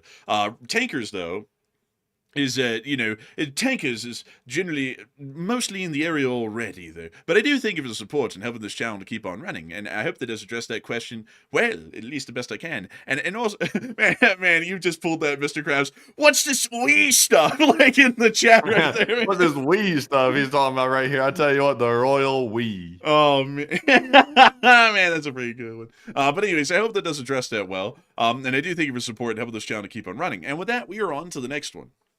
And this one goes to DWRB, who puts in a 10. And thank you very much as well for that support. It said, appreciate a shout out from the neglected middle spectrum. Take one from the chat and LSA. Hey, and long live the Lee Spring Army. And a big thanks to you for the support, helping this channel to keep it running. And with that, we're on to the next one. And that live chat question goes to Oh. Just a Gamer, who said, "What do you think of Germany saying about making their own nukes?" I didn't hear that, actually. Did you hear that, Matthew? Did you hear that? I haven't heard that, but they have some nukes. No, they don't. They don't have any. Oh, are you sure? Are you sure? Yes, they're not a part of the Oh, I had it non-proliferation okay, news. treaty. I mean, don't you know? Don't you know? Hold on a Heavens, second. Hold on a second. Germany, Are you sure Germany they does don't not have nuclear weapons. They couldn't have nuclear weapons. We are murmuring like a bunch of They do dummies. have some. Like They do we, have we, some. we sound like, you know, They have about 20. the $5 footline. No, they don't. How in the world do they have 20? German. They're borrowing some. No, they're not borrowing them. They're American nukes, Yes. and they just happen to be German bases. They don't have any. They don't It have any. says these weapons, the 20 US B-61 nuclear bombs, these weapons are intended for delivery by German aircraft, if authorized, meaning they have access to them, through control, or though control remains with the United States. I don't believe that, because why in the world would we load a gravity bomb onto a Eurofighter and then hope that they use that properly? We're basically giving off the literal last element of control that's the most important to the nuclear bomb to the Germans. And I'm not saying that the Germans are untrustworthy, it's just that generally would be a little bit suspect and questionable, because we may have not vetted those guys properly and such things, who's to say. I don't know about that, man. I don't know. Told you, man. I told you. That's something that people don't want to accept. But it's kind of like what Russia did with the Oreshnik when they gave it to Belarus. Technically, it's under Russian control because they need to say that for diplomatic reasons. But in reality, Belarus may or may not have control of those weapons. We're not told in the public about that. But it sounds to me like Germany does have nukes, but they're technically controlled by the United States. But they also have access to them in Germany as well, and it's intended to be delivered by German aircraft. So I would argue that they have nukes. Did you look at the AI overview for that? No, I was looking at the source. Where's the source? Let's see here. The source is NATO. On the NATO website? No, not on the NATO website. I was looking at a random news article. Well, what news article is that? Because I pulled this up and the AI overview said exactly what you said, and I'm just trying to see if that's the case here. Let's see here. It's citing a couple of Oh, different so it is websites, the AI actually. overview. Possibly. You just said it's citing. That's like, okay, so what is it citing though for this? What is it saying? It's over on the right. Yeah, I know. I'm trying to see them. Germany Bates issue. I have to read all of these because it's actually citing a couple. But I would have to say that's kind of a little doubtful. And also it says in a crisis. Like, I would assume an active nuclear exchange at a strategic level, they might be able to drop them around. But generally, they would leave the authority of using them to the U.S. Air Force, because unless if it was an absolute dire sort of a scenario where everyone was actively getting nuked, I don't know why in the world the U.S. Air Force, which does operate in Germany, and they do have aircraft capable of carrying B-61s, they would just go, okay, we're not going to have our pilots that we have vetted and we know all about carry this nuclear weapon to the battlefield and lob it properly. We're going to give this to the Luftwaffe, and we're going to pray to God that their pilots have been vetted properly and that they know how to handle a nuclear weapon and that they're going to lob it properly at the Russians. I feel like that is a real crisis scenario and would be basically rarely, if ever, seen. Because from what I understand, It says right here, man. I was right. It says nuclear sharing is what NATO calls jointly organized nuclear deterrence with U.S. weapons. So they do call it nuclear sharing. In fact, it is. They're sharing nukes. The Bundeswehr supplies the fighter planes that would fly them to their targets in an emergency. They have the 20 U.S. nuclear weapons, the gravity ones, that are stationed at a Bundeswehr base in Rhineland. But here's the catch: only the U.S. president allegedly has the code to release them. That's the official claim. But nuclear sharing, it says hosts American nuclear bombs. It doesn't mean that they get to use them. That wouldn't really make a lot of sense. So basically, at the end of it all, if we need someone to get nuked, we're basically putting our faith, basically the faith in the Almighty, that the Turks would be able to drop a nuclear bomb on the Russians properly. So we're going to load a B-61 onto an F-4 Phantom of the Turkish Air Force instead of, say, an F-15 or an F-35 or something. And then we're just going to pray to God that the Turkish pilots are trained to the same level of the U.S. Air Force, and they would be able to drop it properly when they probably have no training on how to even drop a nuclear weapon. I would say personally, like the old saying goes, sharing is caring. And why shouldn't that extend to nuclear weapons? Well, because that's bad, Matthew. That's nuclear proliferation, oh boy. What the Who hell? gives a damn? Well, I mean, I give a damn. I mean, like, I'm just I going mean, to it's be not like honest. Germany's bad. They're our ally. Well, it's not like they're bad, no, but I mean, nuclear weapons that are made and housed in a U.S. arsenal should be used by Americans, not by another country. I mean, like, I would say that's the same for the British. I mean, I would really find it quite dubious if the British just gave, some nukes to the Czechs and said, go ahead and get them. It's like, I don't know, that just seems rather odd. I don't think that's I mean, the if case. Israel can have them, I think Germany should have them. Excuse me? Like, Like, man, the Israelis, they did a little loophole. They officially don't have any, but, I would say I'm going to have to look into this. I'm actually going to have to research this because from what I known all the way up until this point, what I known all the way up until this point is that the U.S. was really the only ones that would drop a tactical nuclear bomb because we also train our Air Force pilots on how to lob these bombs. And I don't really think a lot of other Air Forces go through lobbing training, like the Luftwaffe, because they wouldn't need to, at least from what I know. So, I don't know about that. Like, I feel like this is like quite truly a crisis moment. Like, it's the end of the world. The Germans can use them, but in every other situation, it would be the U.S. Air Force using them. I trust the Germans enough. I trust them enough with this. I mean, I trust them, but I just don't trust the idea of loading one of our bombs on the bottom of a Eurofighter, a German one, and then just watching it fly off into the sunset and hoping that they drop it the right way. Like, that's the part that we're I don't supposed we're supposed to put that war stuff behind us, man. We're supposed to be putting that behind us. But if it's nothing about that, it's like it's about their competency. I'm just not understanding like the part about whether the German pilots are actually trained to lob these, because like what you're supposed to do with these, from what I know, is that you're supposed to fly at low altitude, and then at the last minute you pull up with the bomb bay open or ready to jettison the bomb, and then once you pull up at a certain angle, you jettison it, and that basically lobs the bomb a couple of miles forward and then lands it on its target, so that way the aircraft isn't anywhere close to the actual detonation. That's generally how I understand U.S. Air Force pilots by drill are supposed to do that. But I think the Germans know a thing or two about dropping and pulling up. Dropping and pulling up? No, this ain't a Stuka. Like, they gotta lob that thing. Like, bro, like, don't mention the war. Geschnick my like man. Man. Oh man. Oh my goodness. Dude, like I'm not gonna lie, man. If we put one of those bombs on a Eurofighter and then a guy comes out with a really small mustache and he goes, "I'm the pilot," I'm gonna be like, okay, this has been a mistake. Like I'm gonna be like, this is a bad idea. We need to take that thing off and put it on an F-35 now. This is not a good idea. Also, like, on top of that, are Eurofighters even nuclear capable? Are Eurofighter, that really would answer the question. But we're running late. Well, we got to find the answer to this now because you've opened up a can of worms here. I have to know. It's not. So they can't do that. And see, it can be modified to carry a B-61, but they don't know if it really is possible. So that kind of answers the whole thing. If the Germans were... Are you reading that off the AI? Are you reading that off the AI summary? Yes, I am. Like, I am openly reading this off in an AI summary. But let's see. Let's see here. These sources are dubious, though. I'm going to have to look into this more. But I do not believe that the Eurofighter is rated, and it appears that the AI is saying it is not rated to carry a tactical nuclear bomb. And in a crisis situation, it would have to be put onto an aircraft that is nuclear capable, and this one isn't. And this is the only aircraft that the Germans use that would be able to try and possibly operate a nuclear bomb. So that answers the question generally. It would truly have to be an absolute do-or-die sort of a crisis situation for the Germans to actually drop one of these. Outside of that, it would be the U.S. Air Force with its F-35A Lightnings. But anyways, with that, I think we've generally answered the question. It would be a very exceptional circumstance that they drop it. But with that, we're on to the next one.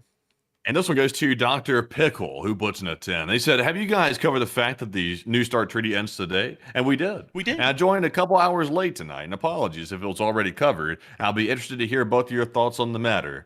And to sum up my thoughts real quick, I would say the treaty is basically moot. It's not really relevant anymore. As bad as that sounds, it's not really relevant. But Enforcer, what say you? I would say the same. I would generally agree with Matthew on that. And a big thanks to you for the support. How about this channel to keep on running? And with that, we are on to the next one. And our next one goes to, guess who? It is Ross Nib yet again. He throws in a 50 Australian all the way down from the outback. And thank you very much, Ross, for that support yet again. Very generous of you. He said, you guys cracked me up. I love in these rabbit holes and LSA. And I thank you so much for enjoying the channel. And I do have to say that we are probably quite comical. I feel like that last segment for both of us was probably like a slapstick segment, because I feel like I was almost like a comedy character in that whole thing. But beyond that, I do thank you so much for the support. And up with this channel to keep running, and long live the Lee Spring Army, and the Lee Spring Army will never die. And so a huge thanks to you so much once again. I hope that does address that well. And with that, we're on to the next one. And we also have a 5 from Laser, who said about 5,100 pounds of iron land on Earth every year from space. Remember that when someone dismisses you with the sky is falling. It really is. We need to annex Greenland to get that iron in them. But beyond that, I gotta thank you so much for the support and up with this channel to Green Running. And that's actually really interesting. I thank you for the support and letting us know that. And with that, we're on to the next one. And our next one goes to George Hansen, who puts in a 5. He said the China flights could be taking people and equipment out of Iran, not necessarily bringing stuff in. I mean, that's possible, but we feel like they're probably bringing stuff in. But I do thank you massively for the support and helping this channel to keep on running. And with that, we're on to the next one. And this one goes to George Hansen yet again, who puts in a 5. He said gas fires or oh my goodness.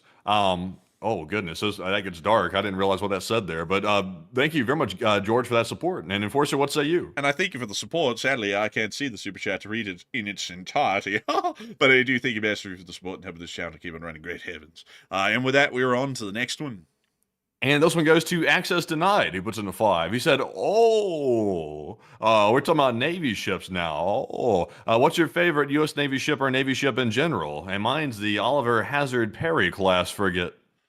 Oh, I see you know your warships well. I'd actually say that mine's the Early Burke. I think a lot of people might know that because I always mention it a million times. But it is basically the destroyer of destroyers. Best one, I think, in the world. But I do thank you massively for the support and helping this channel to keep on running. And I hope that does address that well. And with that, we're on to the next one.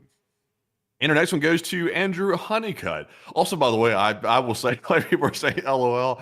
I will say this. I'm not trying to criticize the super chat a minute ago or something like that. But I hate it when I'm like laughing and giddy about something, then all of a sudden I read something that's like horrific, and I've got to instantly shift from like laughing about something to shift to being concerned because something sounds so horrible. But anyways, jumping into our next one here, this one goes to Andrew Honeycutt. He puts in a 5. He said, aside from air defense and airfields, what other targets would be hit? And can airstrikes really help with the regime change? And double entendre, Master Matt. Thank you, LSA. And I thank you so much for the support. We're generally shooting for regime change in Iran. That's all that can work, and that's all that can be done. And I do thank you for the support and helping this channel to keep on running. And I hope that has addressed that well. And also, Matthew, this is how I look whenever I'm reading a super chat and it like changes tone from what we originally assumed. I look like that. That's like You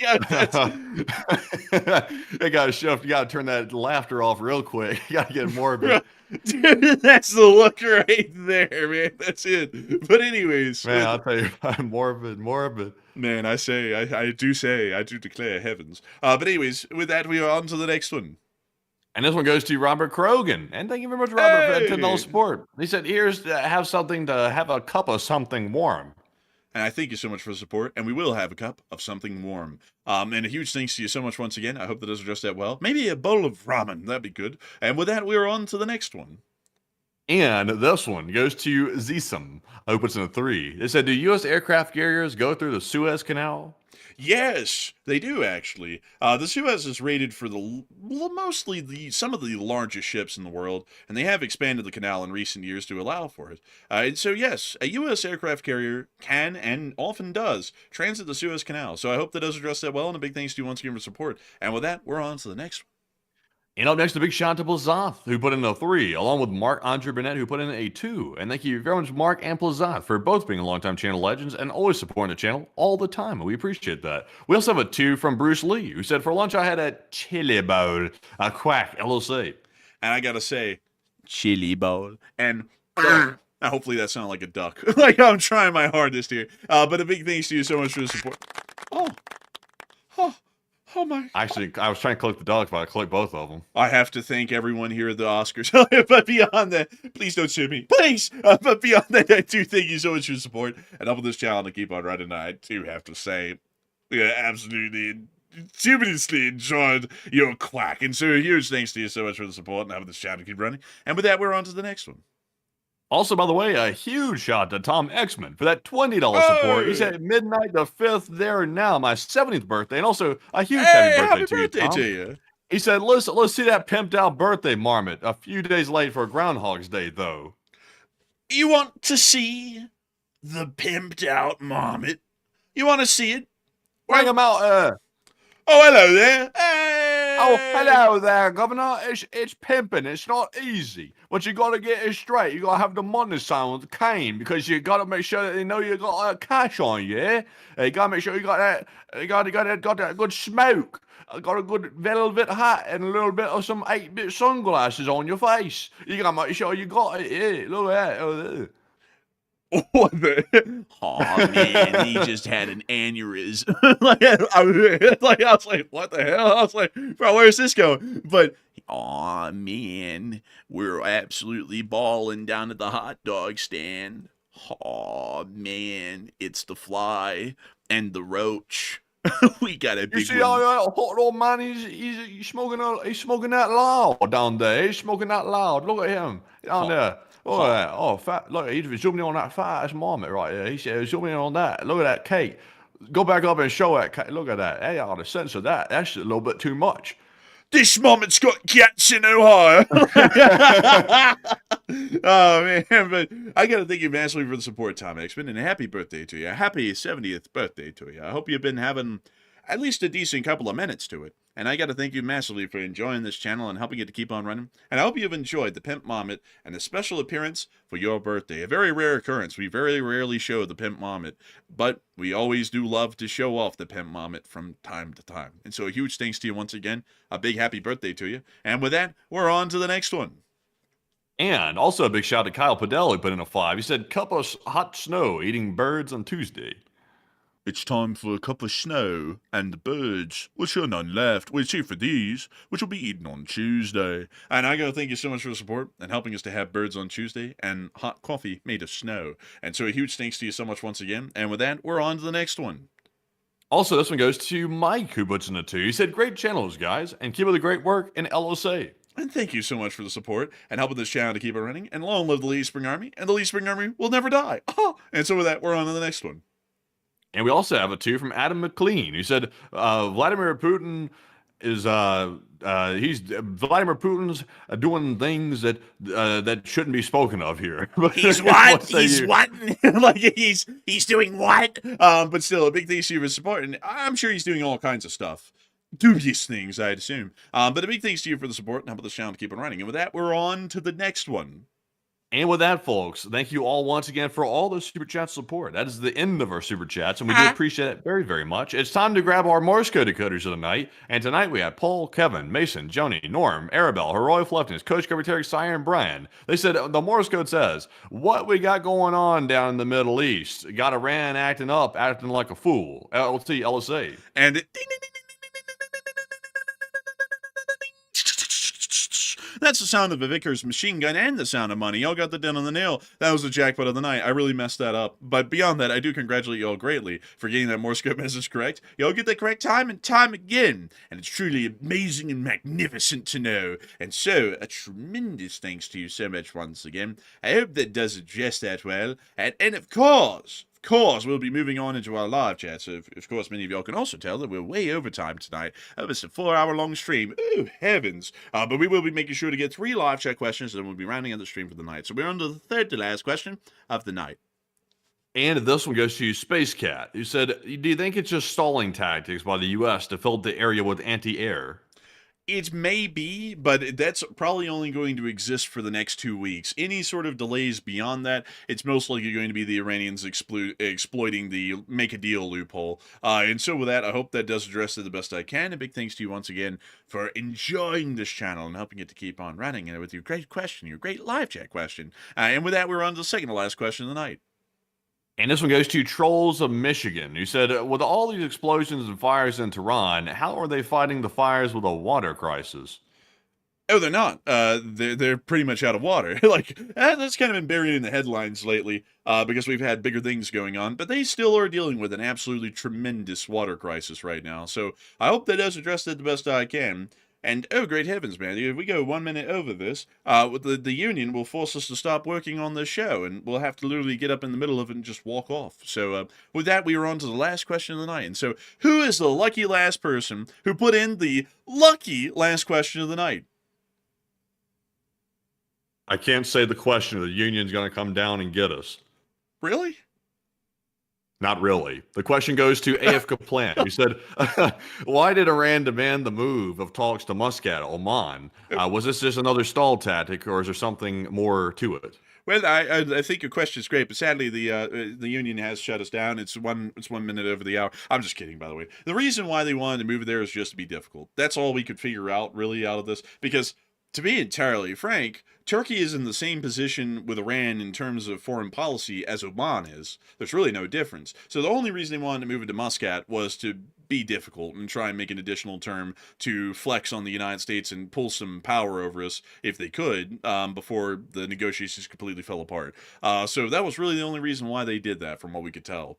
So with that, I hope that does address that the best I can. And goodness gracious, everyone, the union is going to probably start pulling out the piano wire, because we are 1 minute over the 4-hour mark. I do thank you massively, all of you, for enjoying this channel tonight. Y'all might not see us tomorrow. The union might get us. But in the meantime, though, I do thank you all incredibly for watching this channel tonight. It's been a long night, and out of the entirety of the show, 15.4 thousand people, great heavens, quite a number, have been here at the peak, and 121,000 people have watched the stream up until now. We're always greatly appreciative of all of you, and we will make sure to see you all tomorrow at 10 p.m. Eastern Time to cover the next 24 hours of the news from around the world. And if there is enough news to make a short war video tomorrow, which we might be able to put one together, Enforcer Matt will be the one making that glorious video, and it will be damn good, I can tell you all that. And so with that, we will see you all then. Good night, good luck, take care, stay safe, Slava Ukraine, Aram Slava,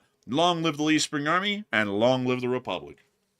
And with that, folks, we will see you all tomorrow night at 10 p.m. Eastern, and also maybe midday for a short war video if there is enough news to cover. And we are trying to get back on that daily short war video grind. So we're trying, but we don't want to make a video without any news to cover in it, because obviously that we don't want to just make a video for the hell of it. So hopefully we have news to cover midday, because the trick is, if it comes in later in the evening, it's only in time for a stream. If it comes in the morning, it's in time for a short war video. So that's the dilemma we have all the time with that. So we will see tomorrow. But in the meantime, though, thank you to all 120,000 plus people that have joined us by the end of it. And we thank you all for choosing us as your news source, and also a bit of shenanigans near the end of it, too. But we will see you all tomorrow. And of course, Slava Ukraine, Herom Slava, get some rest, and good night.